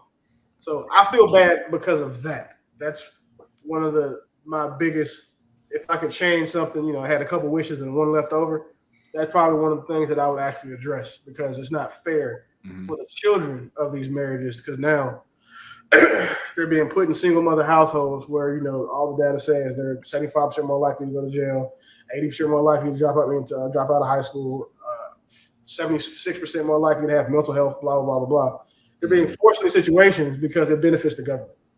And then the question is, so the white man has played the long game for a long time, and this has been something that they put in place strategically. Once they couldn't legally lynch us and do everything else, they had to put all these other systems in place. So we know it's happening. The question is, how do we counteract it? What do we do? What do we put in place to change it? You know what I mean? I don't think that. I think the problem is people don't know how to pick partners. I think people are just fucking, and then they're like, "Oh, well, we go together now." Yeah, they're like, oh, we go together now. So Yeah. People don't know how to pick partners, and you picking people who like to you and your personality type. This other person is really insufferable, but you're being with them in a long term, relationship. And I think that's the problem. Like the relationship is just doomed to end from the beginning.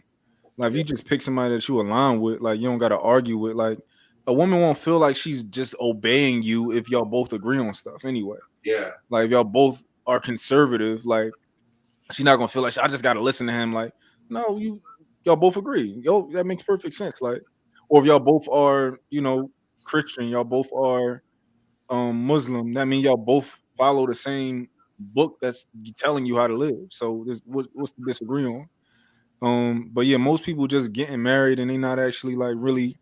And I think that's the problem with like people just look at a relationship, be like, why are you not married yet? Maybe they actually really learning that other person. They're like, yo, this is a serious thing to them. Yeah. Just like be aligned, like date somebody that you align with and have some type of boundaries so that you can tell that person whenever y'all, when y'all dating and y'all come across a little, hiccup, you can be like, yo, this is a boundary of mine. This is a boundary of mine. I'm willing to leave over this. Like I'm willing to extract myself from this relationship for this. So yeah. I think men need to have higher standards for sure. Like us, like God's standards is so low, but maybe it's because their confidence is low. No, and I'm a proponent of prenups too. So, not to like not give a woman any money, but to make sure that everybody's protected, to make sure that I'm protected, and to make sure you protected. Like I want my prenup to be like, all right, you have a kid, you get this. You have 2 kids, you get that. 3, I want one of them type of Jones, like where it's we've been together for this many years, you get this. I'm gonna take care of you. You're gonna be fine regardless. The unpopular opinion of that is that it means that you're preparing for what may not happen. So that's the thing. When you approach a woman with that, you know what I mean? Like she could take it as, okay, so you're walking into this situation with things in the back of your mind that means it may not or it's supposed to end. So that's a trouble that you get into when you start. I understand that, but I'm a businessman, right? So there's no business that doesn't have documentation that says what's going to happen in the event that this business like I'm always going to have a successful business. I don't plan on it failing, right? But not every woman is a business woman, so she doesn't understand I understand what you're saying, bro. 100%. I'm in the same situation, but I'm saying like women don't have that same businessman mentality. A lot of people. Not all women don't, but I'm just saying most. Yeah, I agree, and that's a part of being a leader. Well, I'm a leader, but I think that it's important that I'm a good communicator. So these are things that I can communicate and I can convey and I can communicate it so that she understands it and she listens to it. So I think that's a big part of it too. But like everything, I think everything in life you can look at in a business format if you want to. Absolutely. Then it'll make perfect sense. Absolutely. It'll make perfect sense. Yeah. But I think you're offering a different perspective that a lot of guys don't. And you're saying, okay, if you have a child, you're automatically getting this. If you have 2 children or whatever we go through, I'm setting you up for success regardless of if we're together or not. And I don't think that's the mindset around prenups. Especially coming from men, it's a lot of times it's, I'm going to make sure I leave with what I came with. And, if I become more successful, you're not taking that money because this is my intellectual property or my business. Like so I think if we changed our mindset of let's set it up, because ultimately we're still going to be a family. So even if we're not together, we're still a family because we have kids together. So making sure that the family unit is taken care of. I think that goes back to Monte's point of, dismantling the Black family.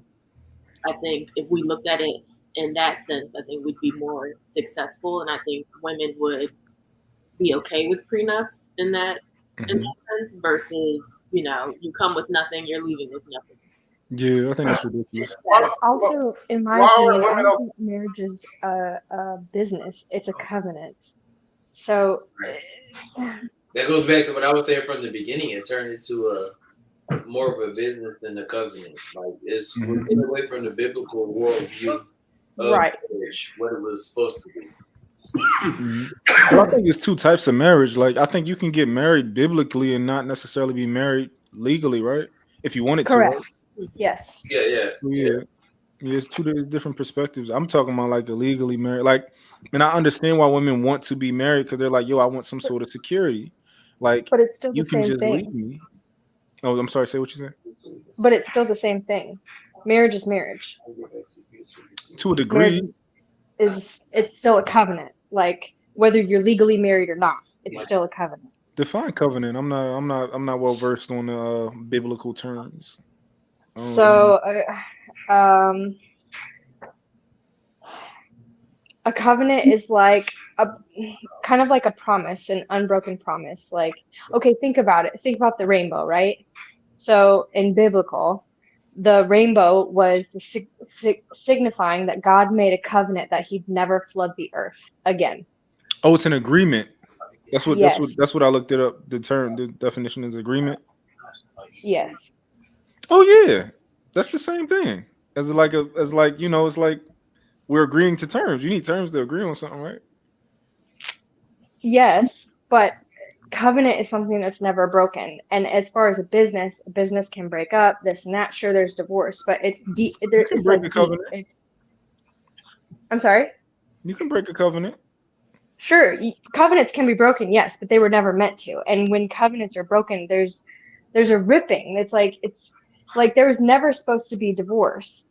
But divorce is like dying because you've made a soul tie, right? So when you divorce, you are ripping apart something that was completely holy and whole and all of that together. So none of that stuff kind of has anything to do with the fact that men are still getting divorced, at a rate of 54% of the time. And that definitely people still do it, but that doesn't mean it's right. Well, we're not arguing if it's right or not. That's never been an argument. We're arguing if it makes sense for men to do it. But we were just talking about covenant and versus marriage being like a business versus like. I think it's the same thing though. It's the same thing. That's what it is. It's a business now. It's an agreement. No, it's not. It shouldn't be. So it is to people, but it shouldn't be. Marriage was never made to be a business. Period. It was a covenant. I think both things can be true at the same time. And I think a lot of us miss that. I think both things can be true. It can be a covenant, and it should be, but it also is a business because of the society we live in now, and the security that it offers, and the fact that I may not be able to get health insurance if I'm not legally married to this man. Or I think it lowers the standard personally. I think it lowers the standard personally. What's the problem with the woman not getting anything in a divorce? It depends. So for example, you were saying like a lot of women are be okay with if they knew that she gets something. Why is it that she should get anything for getting the divorce? Why do women feel like they're entitled to get something from the man that they're divorcing in the divorce? So if you're setting up a lifestyle for me, right? Why what? Why would I set up a lifestyle for my ex-wife? No. I'm saying as my husband, if you're creating a lifestyle for me as my husband, right? And you've accustomed me to this lifestyle. So now, right after we're divorced, you're not entitled to that lifestyle anymore because I gave it to you. That's literally why they just did away with permanent alimony, and I love it because that is the most entitled, egregious shit that I've ever seen in divorces. Is because you got lucky, and mind you, it's not. I don't know, not Tory specifically. It's the women that don't bring anything to the marriage other than vagina and housekeeping that usually say stuff like that. It's like, well, I got used to living in this big house, and I shouldn't have to down. Yes, you do. We're getting a divorce. You don't have the means to do that. I didn't stop you from doing that. It's not like when a guy says, hey, you're going to be in the home, you're going to be a housewife, all that other stuff. But if you're working and you've got your own money and I'm working, but because of I want to live at my level, I don't want to live at yours, I don't owe you that once our marriage is over. So, which I like the fact, again, no more, that permanent alimony shit is dead for a lot of places. I love it.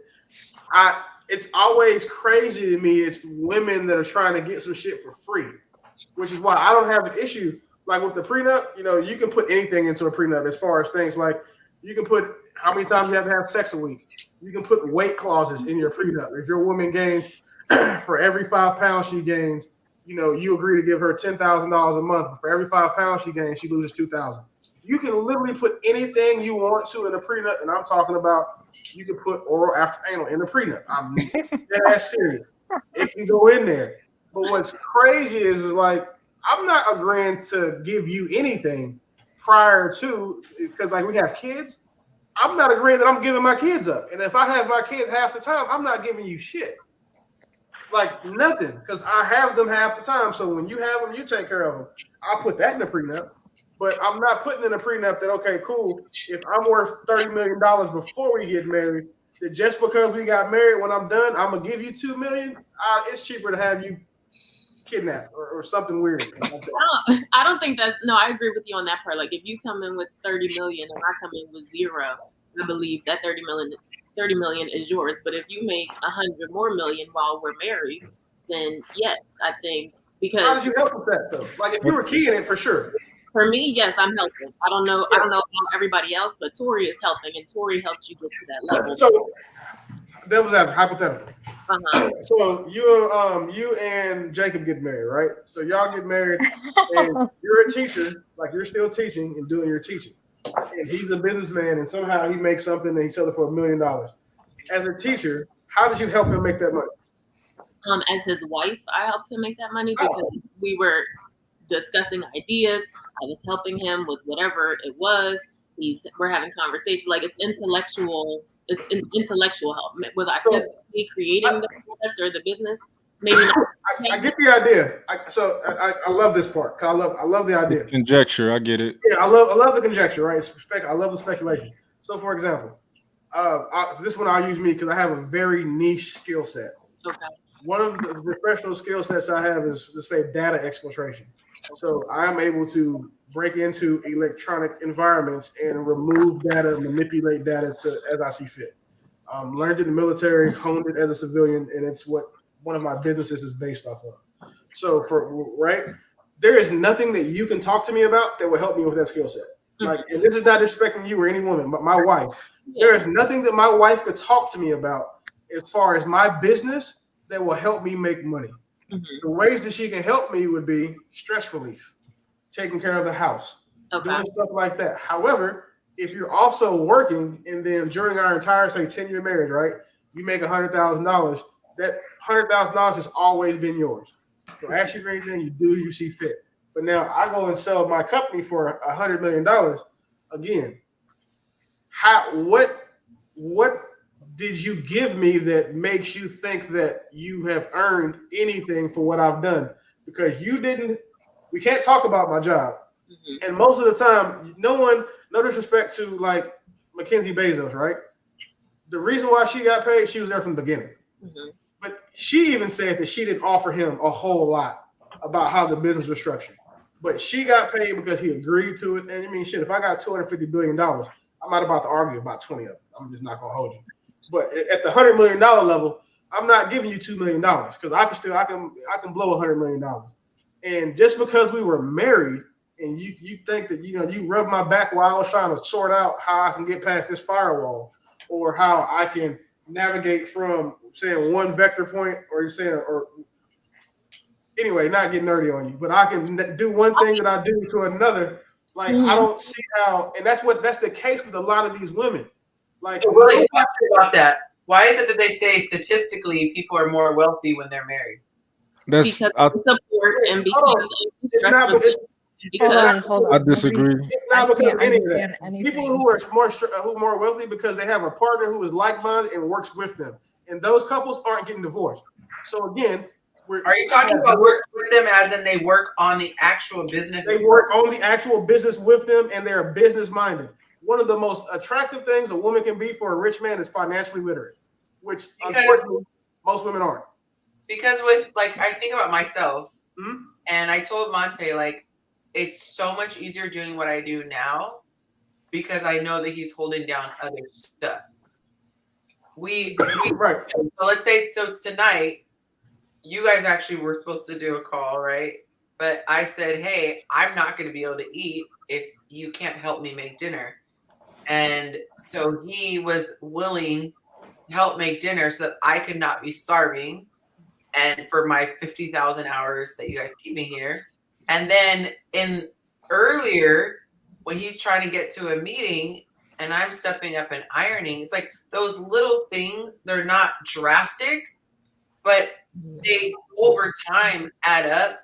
And I'm not arguing saying that they're worth $100,000, but I feel like some things you kind of can't put a price on, because knowing that my partner has my back, or if I have to go do a meeting and I know my daughter is safe with him, if she needs something, he's got, like, I'm versus a sitter or she's by herself. I think that some things are invaluable. Yeah. Legally, any act that you perform in a marriage there's a dollar amount to be put on it. Like they'll find the correlating industry. For example, you said ironing his clothes. Okay, so how much would it? How much time? Right. So it's a, mind you, going through this. So I don't want to get like all technical with you or saying tell too much of my ex-wife's business. But what they do is they put a dollar amount on certain things that you do, and there's literally a dollar amount that can be placed on cooking, picking up clothes, picking up kids because they travel with gas mileage. It just costs a lot, so most people just agree and say, okay, hey, this is what I'm gonna give you. I wasn't going. So with that, none of the stuff that I do, like none of that stuff that you're talking about is not something that I can pay for. None of it. And unfortunately, when it comes to being fair, a lot of the times when these attorneys are talking, what I've seen of a lot of guys who have money when they get divorced, their attorneys are literally just trying to get the fastest payday. So they'll come back to the client and tell them, hey, this is the best we're probably gonna get, man. You know, she's asking for 2 houses, but if you give her a car, a jewelry, you know what I'm saying, a vacation home, you'll be okay. And that's the part where I have an issue, because as hard as a man works to earn that type of money and have those types of means, just because his marriage failed, even if he did something wrong, like if he got bored and cheated, outside of domestic violence, I don't feel bad for any person at all. Just I'm be completely transparent. Outside of domestic violence, if he wasn't beating her up or whatever, like cool. And the reason why I said cheating, I saw your forehead go like that, is because even while he was cheating, he was taking care of home. He wasn't taking care of her. Okay, I gotta add this. Unless a man is inside of a woman's body, he cannot understand the damage it does to her nervous system. So legally we can. I'm not talking about that part. I get you, but legally we can definitely talk about it. I'm just talking about from that one standpoint. Now I know I can't never understand what it's like to be a woman and be cheated on. I guess it's kind of like the extreme would be like somebody, mistreated your child, but they paid for the bill. Like it's like you can't even. That's different. That's a big reach because you get cheated on. It's different. How is it different? Because it's a child. How? That's the proof. You're innocent. No disrespect to women who've been cheated on, but a lot of the times when a woman's been cheated on because she wasn't doing something her man wanted her to, whether or not he communicated it or not. That sounds really prideful and selfish, actually. It's how it's. I'm gonna try to be. I will say that there are so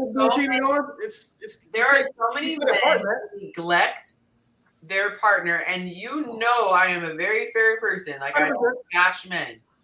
But when I hear a lot of women who are upset or wanting to leave, it's because they have tried and tried and tried and tried and tried, and communication is not getting through. He doesn't care. A lot of guys will even say, I messed up. Like, I wasn't paying attention to her. I was a workaholic. I never stopped and, celebrated her birthday. I would never, intimacy. I would just try to hit it. I'm not trying to actually caress her and let her feel beautiful. There are a lot of men who think that, because I'm paying for stuff, I get a pass for everything else. There are guys who even think that they should be allowed to cheat because I'm paying. Like, this is straight up money. You have the second house. You got this. And at the end of the day, she just wants love and she wants to feel cherished. Right. I have no argument for any of that. But again, mind you, I'm just speaking to the semantics and the facts of divorce. But she's getting paid. No, in the eyes of you saying Bell's divorce, like who cares? Like cool. Unfortunately, adultery is a thing. So you necessarily shouldn't be cheating while you're married. That's obvious. There's no argument against it. However, there's also something in the marriage where it says, "So death do us part."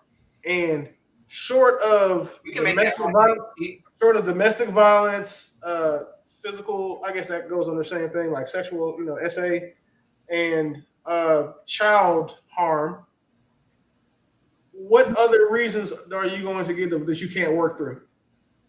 You can't cheat on me, and because if you decide to quit, that's cool, but don't think that you're gonna get to quit and then not at least be like, okay, well, cool, I'm just gonna take my ball and go home. Are you saying that you don't think that someone is that?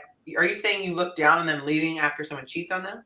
No, I think he's saying that if you're going to make the decision to leave and not work through it, then in his eyes, you don't deserve to necessarily to take the money and also leave. You gotta stand on that and say, all right, I don't want to be with you no matter because you're a cheater, so I'm leaving regardless of anything. I don't need money, I'm leaving.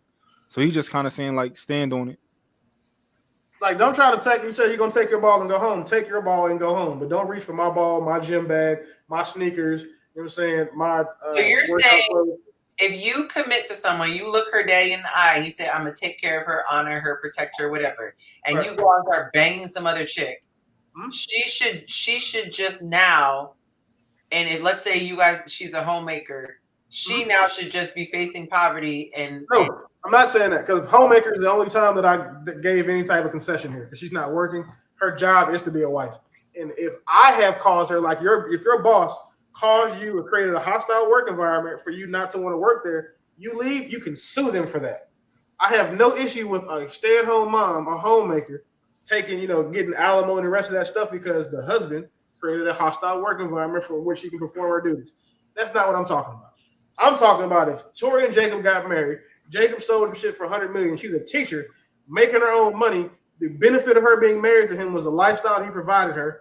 And then she chooses to leave because he cheated or because he, what was the other? I'm not trying to be funny, but I think not having your needs met emotionally is kind of suspect a lot of the time because those needs aren't necessarily communicated to your partner in an effective manner. I think we both agree that men and women communicate differently and quit fast.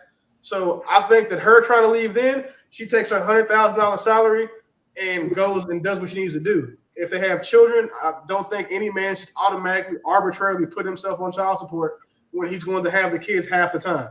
Because now he's paying for the kids, he's paying for half the kids' stuff, and then also paying for when he has them. And that's not fair to the men. And you know if a lot of people have been through this, of the thousands of male cases that come through my nonprofit, it's the same thing. It's literally the opposite. Like the guys who are paying $5,000-$6,000 a month, to come in and talk and provide resources, and we built this big network for men. When they're paying off alimony, it's the woman, she got mad because she cheated, or he was working too hard, and she didn't have a problem with how hard he was working to provide her that lifestyle. But when he couldn't take trips and go do things she wanted to do, or he didn't want to spend money the way she wanted to, she was like, well, shit, I'll just divorce you and take what I can get and then go try to get with somebody else. That's very common. And when I say it's common, if we do 2,000, if we look at 2,000, intake forms, and we read their stories and get their breakdowns, it's in 40% of them. So it's very common that women do that. They'll get with a dude, stay with him long enough to qualify for some type of alimony, and then divorce him when they move on. That's super common. Mm-hmm. So I don't feel that women are owed anything. If the marriage fails, cool. But you know what didn't fail in that marriage? Me still working and being the breadwinner and making more money than you and providing you with the lifestyles you benefited from while you were attached to me. But once you're no longer attached to me, you shouldn't be attached to my money or my lifestyle. Mm-hmm. I had to pay to get my last name back. So that's what I paid for, because I didn't want somebody else running around with my last name. And it cost a lot. And even though it only cost $500 to change, I had to pay a lot more than that to get my last name back. Yeah. And I had no problem doing it because we're separated now. But I don't want you going around using my last name to get shit either. Yeah. You go to the car dealership in the city we live in that I go buy stuff from all the time. The last 6 cars I bought came from this dealership. I don't want you going in there and using my last name to benefit off me and getting a better deal because your last name is the same as mine. The same way that my children will, that my father will, or anyone that I can send up there do. Because you're no longer entitled to the access that me being me provided you. And that starts with my money. I just don't think that's fair to anybody.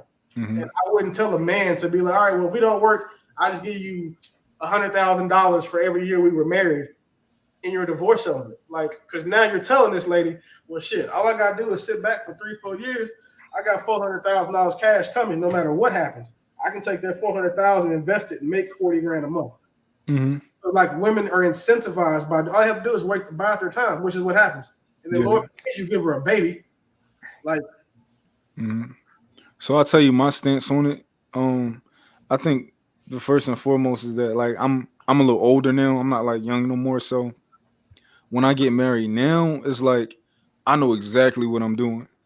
Right? It's not like, oh, I'm just young and I made a mistake. It's not gonna be a mistake when I get married, right? So I'm not going into it thinking that like when we get a divorce, I'm not gonna like you and I want you to walk away with nothing. Like my stance when we get married is like, yo, I love you and I think you should always be taken care of.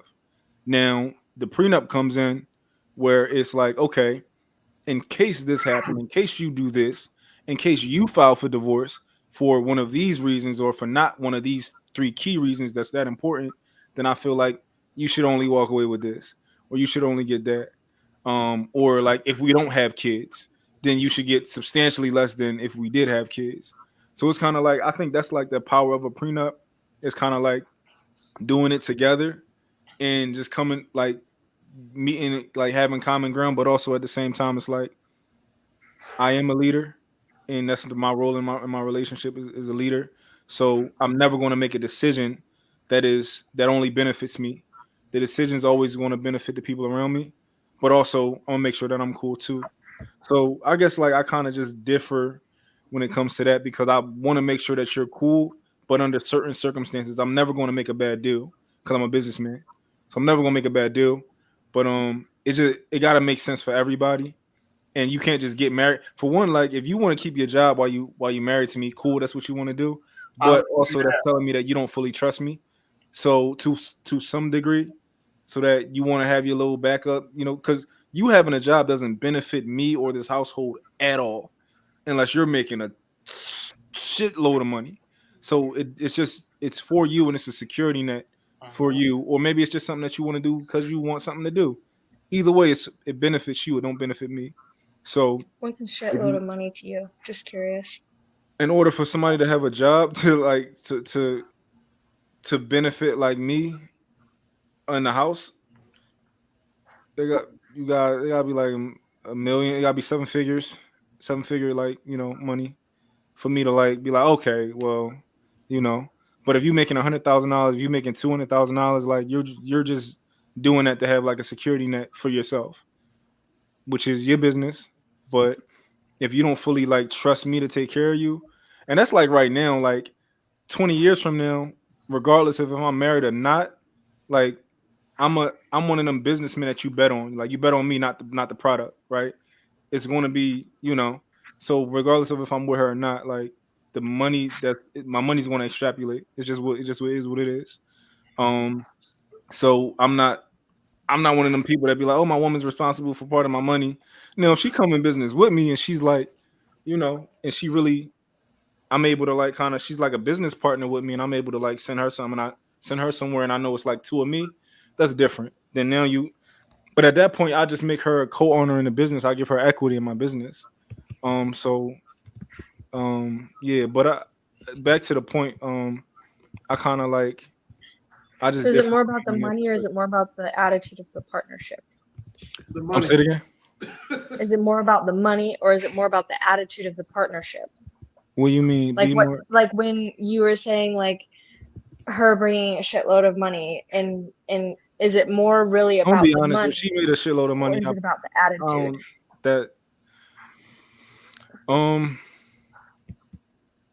I've never dated a woman with a lot of money before. I can't imagine myself doing it. I guess I could as long as she was feminine and all that type of stuff.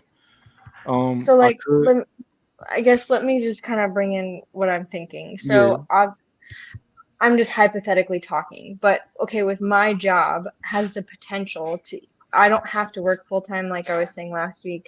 I, can do it on the side, still be a homemaker, still be all the feminine things, take care of the kids, yada, yada, yada. But I can still make 6 figures. To me, it's not about the money, but I could bring it to the table. Is that going to be like, when you were talking about bringing in a shit ton of money, it just seemed more like if she had the right attitude, you'd be okay with it versus whether if she brought in a whole bunch of money, it's nothing to you. You get what I'm saying? I think I'm thinking of it more in a tangible way. So, like, for example, my girlfriend has a job, right? Me and my girlfriend we're really serious. She has a job. We live together. Her job does not benefit me at all. I would prefer her not. I prefer her to work for me, or to work with me, whatever sounds better to her. Because her job doesn't help me. It doesn't. I guess it. She don't pay her own bills. I pay her bills, so it's like, I guess it helps her. But is it nice to have? I guess. Yeah, she can. She pay for her hair and her nails, and she do her. She do her girl stuff with that. So does that take the load off of you just a little bit? No, even though you want to as a man, you want to and everything. No, because she'd be more useful working for me. She'd be way more useful to me working for me. I'm sorry, working with me, she'd be way more useful than only one boss, bro. What you say? There can only be one boss, so if she's working for you, Yeah. But also, one boss, but also at the same time, I like if somebody has expertise or somebody I like their vision or something like that, I want to work with you, if that makes sense. So for example, I got this one. It's a sneaker designer, right? That I actually want to go into business with him because I think that he's that valuable. Instead of just paying him per design, I actually like him that much. I've already positioned it to him, and we're gonna see how it goes. But I want to work with him. I don't want to be his boss. I want to, I want to go into business with him, if that makes sense. But I think it's. Did I answer your question at all? And I wanted to chime in on something you said too. I think that a lot of stuff, because I was thinking it through, and a lot of the way that everything is structured in society is based on how things were back in the day. So like back in the day, women couldn't provide for themselves. So when a man took that on, he's taking on that responsibility. And if the woman is now on her own, she's separated from her father. Well, now it's still his responsibility to look after her, even if he's not in the picture anymore. So I think that what gets convoluted, which is probably also why Willie was saying he makes an exception for homemakers, is that if a woman is making her own money, then it's like, okay, well, why are you dabbling into my pockets? And then it gets confusing because it's like, well, what is the difference between the man making the money and the woman making the money? But from the homemaker's perspective, or even because I hear a lot of guys say this, if you have a job, I don't want it to interfere with what we have going on. So I don't want you to come home burnt out. I don't want you to come home tired. So even if she has a job and she's not a full-time homemaker, a lot of times this woman is not going to reach the potential that she could because she's not climbing the corporate ladder. She's not trying to do the things that the guy would be doing. So if you have a supportive partner at home, you can take those late business meetings. You can travel a ton. You can do all this stuff because you know your partner's holding down the house. If y'all got kids. Well, even if you don't have kids, there's still stuff that has to be done. Like someone has to cook the meals. No. Whoa. One thing I will super hard to be very clear about, the homemaker piece is if we have children. If we don't have children, you need to be doing something. So who's cooking dinner? I'll pay for that. Yeah, you pay for that. Perfect example, right? So you're saying a nanny for a year costs $80,000. A chef to come cook you 3 meals a week every week for a year. I'm not talking about a chef. Mon said he's cooking himself. So you're saying you're going to do full-time business because entrepreneurship is more hours than a regular job. Yeah. You're saying you do the full-time thing and you cook? Yeah, we don't have to cook. We can eat out. You think we don't find time to work out and every single day? Most women don't cook. Even most homemakers. Have you heard of an air fryer? Oh my god! Like a lot of the time, the dude ate before he got to the house. I air fry salmon. Okay, maybe we're weird, but like we cook every single day. Like y'all are out like y'all are dope though. Oh my god, we can't be that weird. But I just think about I think about little things. So like running a house, you have, unless you're getting a homemaker, no kids. Huh? Just remember, no kids. I mean, not homemaker. You still have. Like you have to change your sheets, you have to wash your laundry, you have to pay for that. Huh? That's basically adulting. I couldn't hear you saying, bro. You can pay for all of that. Yeah, like talking at this. Go ahead, Monte. I'm sorry. I said you can pay for all of that. Or do it yourself. So like change do it yourself. Yeah, it's not that deep. No, what I'm saying, if I'm making a crap ton of money, You're not doing that money by yourself though. Like that's the part about business that I think a lot of women don't understand is that when you get to the point where you're making a crap ton of money, you're not doing all the work yourself. You've hired people. True. Like you've already hired and scaled. I do understand that, but some people don't necessarily want to have staff living in their house. So if my guy says he's hungry at 3 a.m., I think he would rather have his woman make it than tell the chef to come over, or we got to bring someone. Or don't you ever just want a snack? Like, are you talking about having a live-in chef? Like, if I'll tell you exactly what happened. So one, we had children. So just pretend. We'll say we don't have children. I have a woman that I don't have children when I was. We'll say, and I was still like in, year 3 or 4 of business where I was still working, 40 hours a week in my business myself. I'm not getting home cooked meals every day. I don't expect them. I'm eating when I can because of what my schedule is. So what I would want is, a couple times a week, a housekeeper come, take care of the house. A couple times a week, my chef come and fix me meals for, every 2 days. I don't like eating leftovers for too long. But that's just a fee. But like now, no, not being funny, I've never heard someone meal prep food instead of like hot food being. No, I don't. That's the thing. I don't care because my job is chasing my purpose and making my bag. So, and we're not like we eat when we eat. I don't think the lion's share of men have ever had a woman who cooked the meal for them 7 days a week. The ones that have usually work in construction and have stay-at-home moms with a bunch of kids. I love that for them. Yonci, I eat salmon every day. That's not what we're talking about.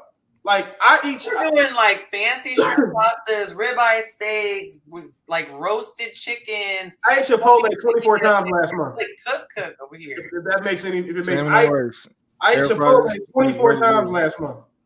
Like That's if you look at what I spend just on food, like and I don't even have a chef now, but single, not single, but I'm not single, but like living here by myself and just taking care of when I don't have the kids. Yeah, I don't do none of that. Like my housekeeper's I have like Ealy cut up watermelon that's chilled in the fridge. Check this out. Now, cookies downstairs. Like I just feel like you can't. That stuff is extra. We don't like so that's we can't count. Yeah, we can't count that type because no one's getting that. So me and my girlfriend that I have now, right? When we move in together and say it was just her and I, no kids, she wouldn't be able just to sit at home and not do anything. Nobody's advocating for that. What I am saying is this: never want to say there's certain things that I don't want my woman doing. I would much rather her. I've told her she likes to design stuff. Like what I'm saying, she got this Glitch by Raven thing. She loves it, right? It's super cool. So for her, I wouldn't want her to go invest in that. I would put money up, seed money to go do whatever she wants to do with her design. Get her a design. I would go buy her a design business, change the name to hers, and let her go in there and walk in that. And she didn't like it. Cool. You get no pushback from me. I've said I try the homemaker thing. It's not for me. All I'm saying is I just feel like there is value in a person having control over their day. So if for me running my business, I don't check in with someone. I don't have a schedule. I don't have to aside from my classes and stuff like that, I have a lot of flexibility. So if he needs me to iron something, if he wants to eat something in particular, or like my thing is I'm the designated grocery shopper, which I don't go to the store, but I put the orders in. I'm always making sure like we have enough, whatever stuff that we need. I'm planning ahead, what meals are coming up. Like there's a lot of stuff that happens. I basically like run the house. If there's stuff that we need, I make sure I have it there. If we have guests coming over, I'm making sure everything is together. So it's like there are a lot of things that I feel like unless you have a I forget what it's called, like a house manager, I think those things need to happen. And I don't know, maybe I take a lot of pride in running the house and making sure everything is very organized. What of those things, like, what of those things isn't just basic adulting for a single human? I think most of it's basic adulting, but what I'm saying is when I'm in work mode, I don't want to be doing domestic stuff. Right, that makes sense. I'm gung and I'm really creative and I'm editing and I'm filming whatever. I don't want to stop and go cook. I don't want to be like, oh, the stuff is in the dryer, I gotta fold it. I don't want to do that. So for me, having a partner is everything because we can be there for the other person. So that's what I was saying. Like I would think that a person would value that other person being there. Like if he comes home from a trip and he's unpacking, like you're not gonna call a maid to come unpack. No, you leave it until they get there. They come on Monday, Wednesdays, and Fridays. Wednesdays, and Saturdays. This thing is, Yonci, I agree with you. I think it's not having to think about these things because your person has already done it. It's something that is just taken off of your mind. You don't have to think about it. It's done. You know it's done. And that's a peace of mind that you wouldn't get from a chef or a maid or a nanny. And it's someone you love on top of all these other things. I agree with her, and I agree with Yonci, right? To a degree, right? The reality is we do have to acknowledge that these things can be paid for, right? So like, yeah, they can be paid for. They're not that deep, but it is nice to have. Yeah. I don't think Willie is saying that these things aren't nice to have. Like it's nice to have these things, but like I said, I air fry salmon, 3 and I don't do it. I do it every 3 days. It sounded like he was saying it wasn't nice to have. That's what. No, it's super nice to have, but at the end of the day, it's like if having a Rolls Royce is nice to have, but having a Rolls Royce with rims is nice to have, but having a Rolls Royce is still nice. Like, right. I can afford those things anyway. Like I have the business, I make the money.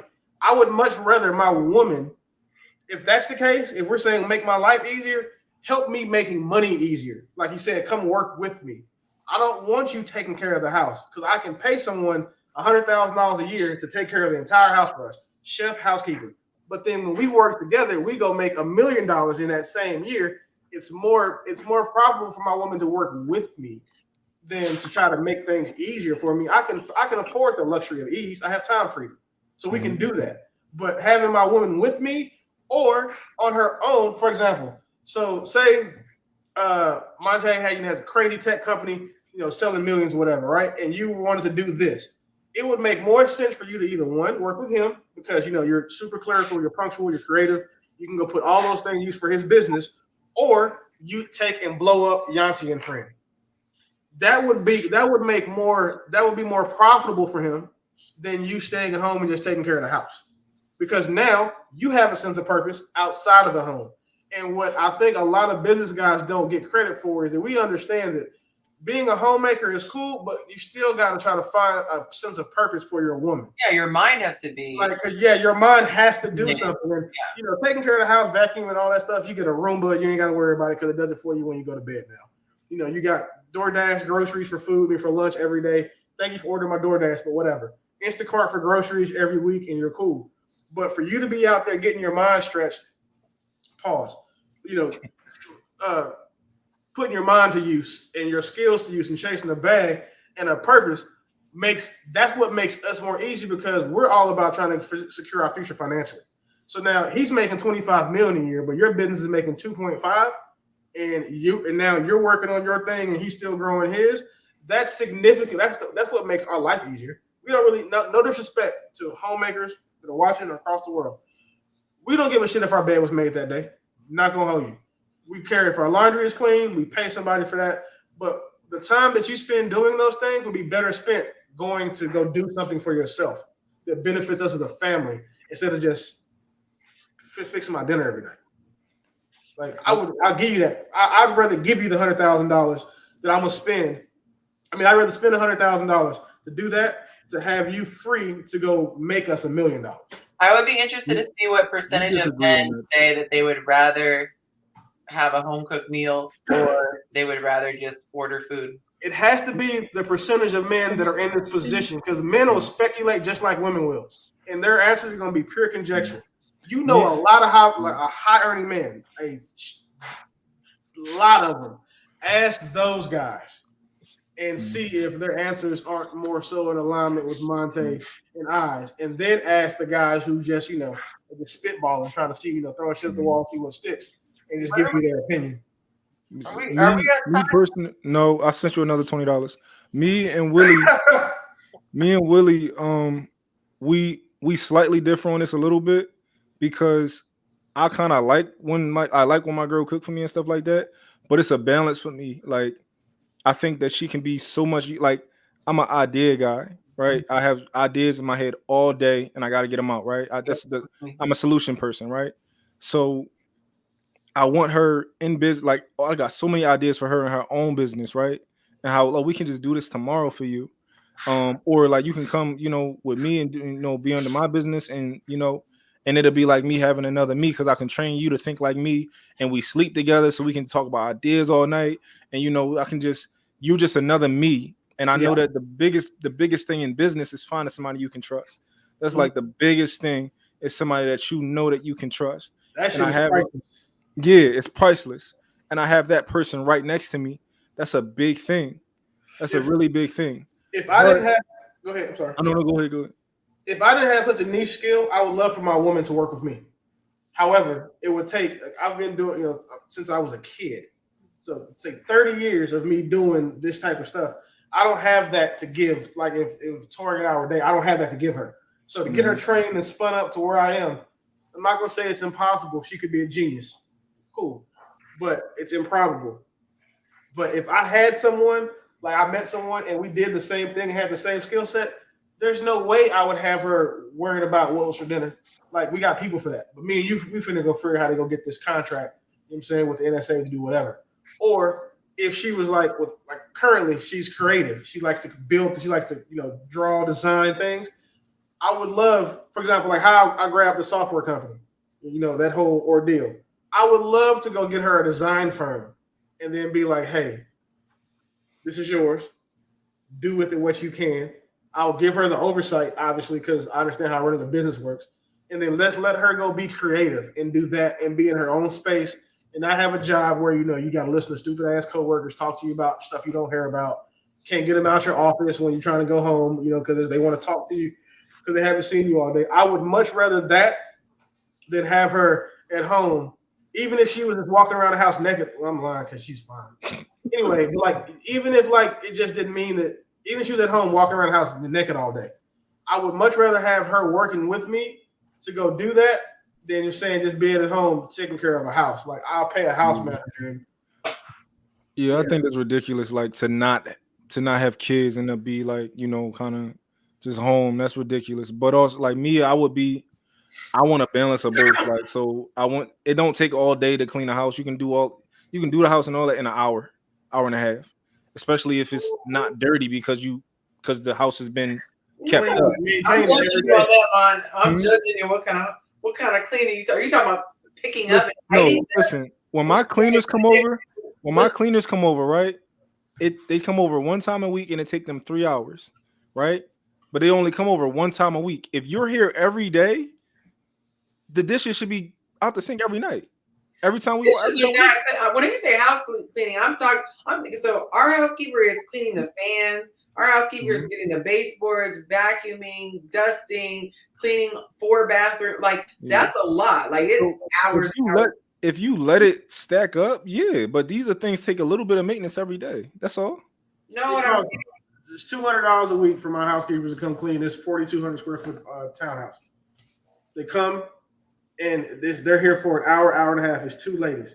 But when I pay them to do a deep clean, which is once a month, I want them to do a deep clean where they're like getting in filters and doing all that stuff.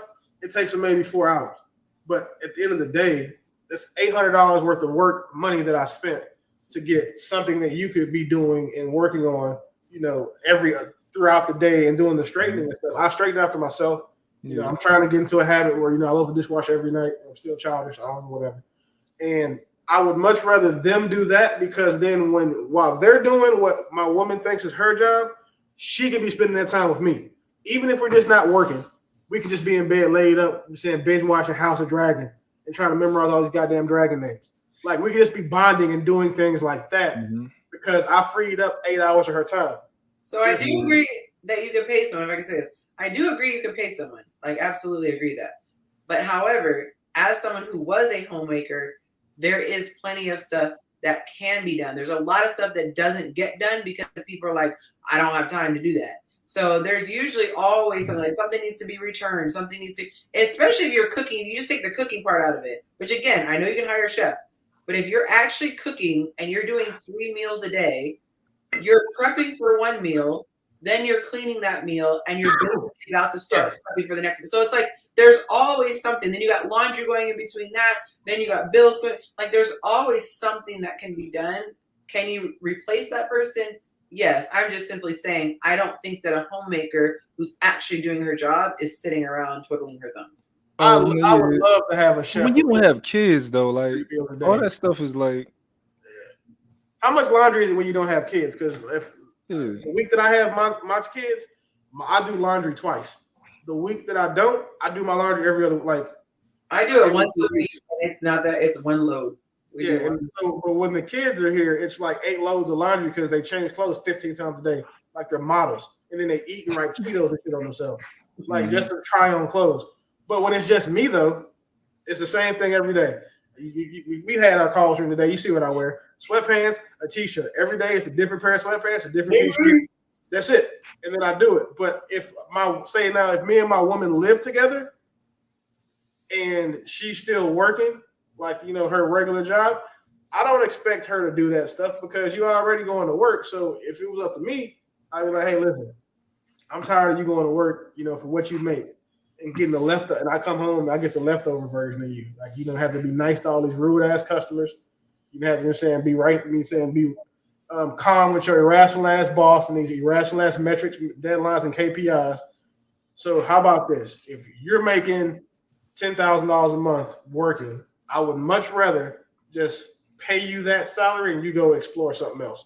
Because then while you're at home, you just take care of the house, do what you want to do, and I get the best version of my woman for a nominal fee. Like, I don't care about the whole, again, I can't tell you the last time I changed my sheets myself because my people do it all the time.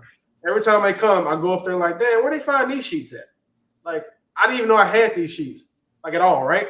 But those things I don't take for granted, but at the same time, I also know that I'm not really going to give my woman a lot of credit if she changed the sheets today.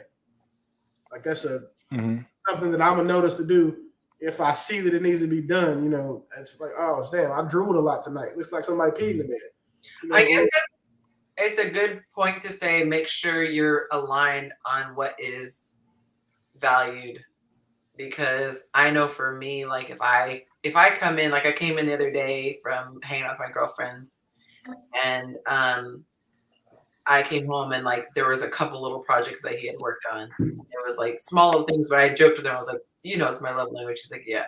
Like, that stuff is really cool. Like, you take something off my plate, you make sure the room looks nice. You have, you took care of whatever. That stuff means the world to me. But you have to know your person. And if your person is like, I could care less that you made a 5-star gourmet meal and my favorite cheesecake from scratch, then you gotta know that and just DoorDash. But I don't want you to think that I'm that guy. Like, I those things are amazing to have and they're luxuries. And honestly, that's my love language. I like active service. So that's what I want my girl to like do stuff like that. And I'll notice those type of things. But just in general, those things, aren't necessarily like, if when a man is single, like he's focused, like all that stuff it's not even on his radar. It's only on his radar once he has a woman, and stuff like that. And that's like one of the reasons for a man to have a woman, it's like kind of like, well, for me, it will be like, you know, a personal assistant to some degree. You know, also, you know, so a Swiss Army knife when it comes to the house and stuff like that. So, yeah, I appreciate all that type of stuff. Tori. I'm falling asleep, y'all. Tori, because Yeah. Tori was saying things earlier, and I was just like, how does that work? So how does it work that you like kind of want you don't want a 50-50 guy, but you kind of like don't want to cook all the time? And I don't want to cook. Well, no, you just said you want to split like the household task, but No. I said I just don't like washing the dishes. I said I'll do everything Oh. else if he could wash the if he could just load the dishes. You also said you didn't want to be the primary one tending to the kids. I thought that was wild with you being an educator. No. I said I don't want to be the only one. Like he's a babysitter, but you're the mom. Exactly. I don't want to be married and be a single mom. That's not like I want a man that will be an active father. Like, yes, you can be the breadwinner, and I know, you know, you're working and I may be with the kids the majority of the time, but I want someone who is an active father and not just like, oh, kiss the kids and they're already asleep and then you don't see them throughout the day.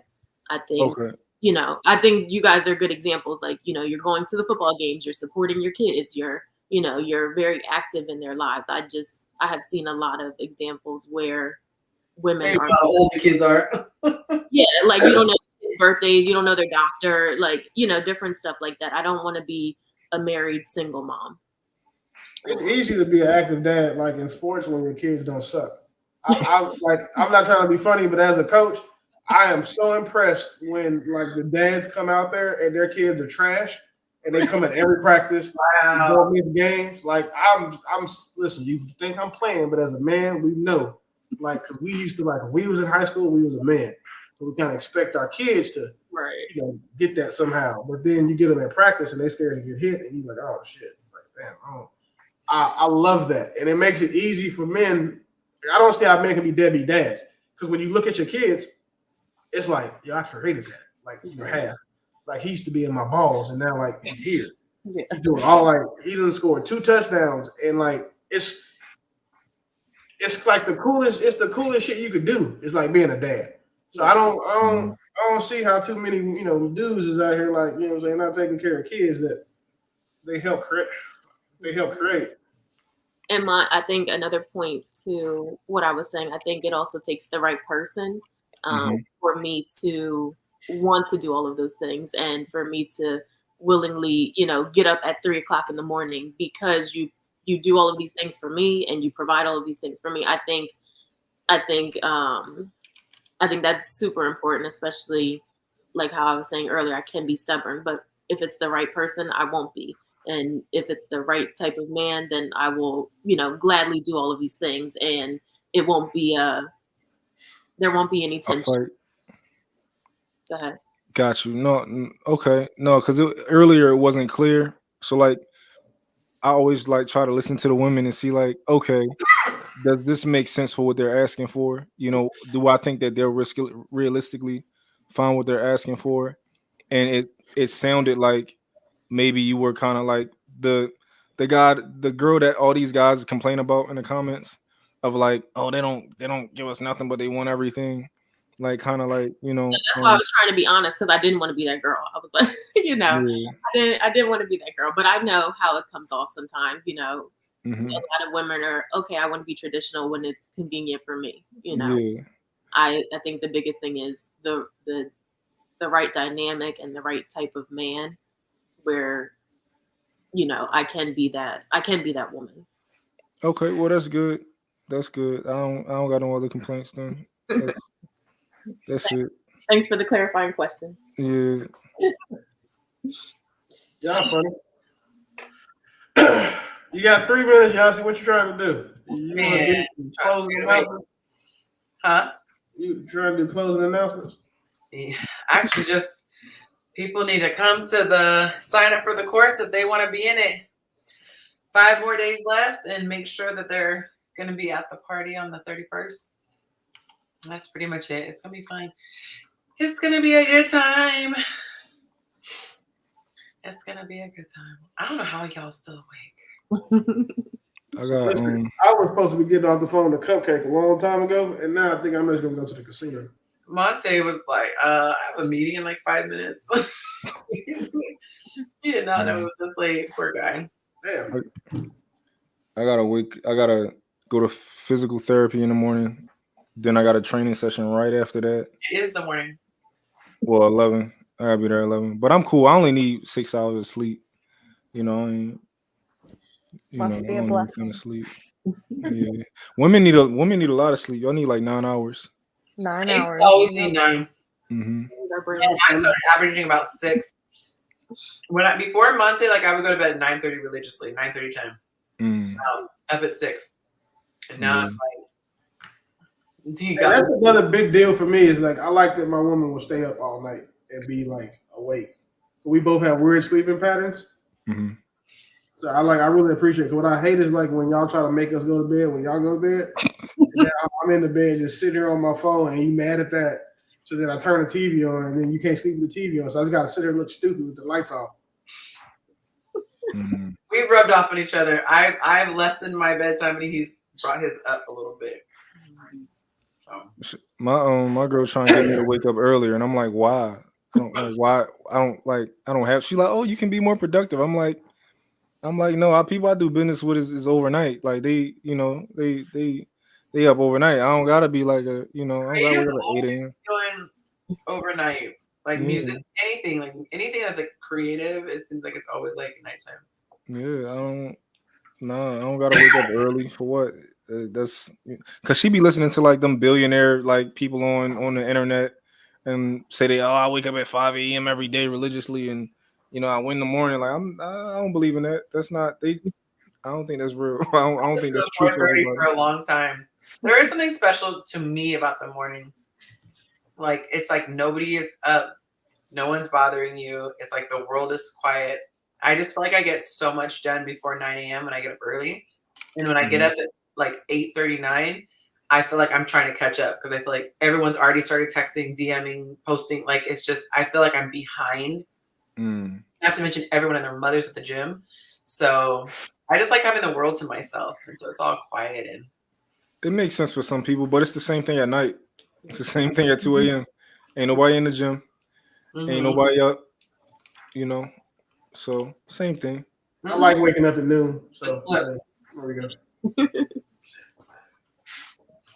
All right, y'all. Well, I'm gonna turn in. Thank you.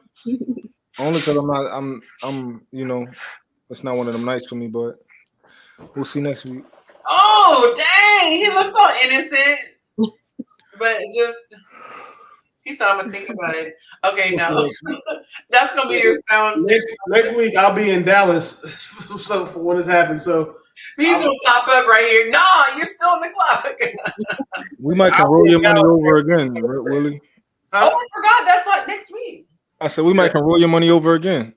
Yeah, see, because I'm not gonna be on next Thursday. If I'm in Dallas, you know what type of time I'm on. So I'm not gonna be on here. This should end at 9:00. Or I might kidnap both of y'all and be like, hey, listen, we were gonna do a show, but I was gonna say we better leave us here. Yeah, you can just blame me. Too funny. All right, just take us to your restaurant. Just kidding. Anywho, all right. You did there. You almost got me to say it, psych. No, I wasn't talking about that spot. I was talking about the other spot. Yeah, okay. All right, yeah, that one. Gotcha. All right, y'all. Well, have a blessed evening. Bye, y'all. Thanks again. Really appreciate it. Now you can hit us with the what's his name, the outro stuff. Oh, you talking about this? All right, guys. All right. Good night, guys. Good night.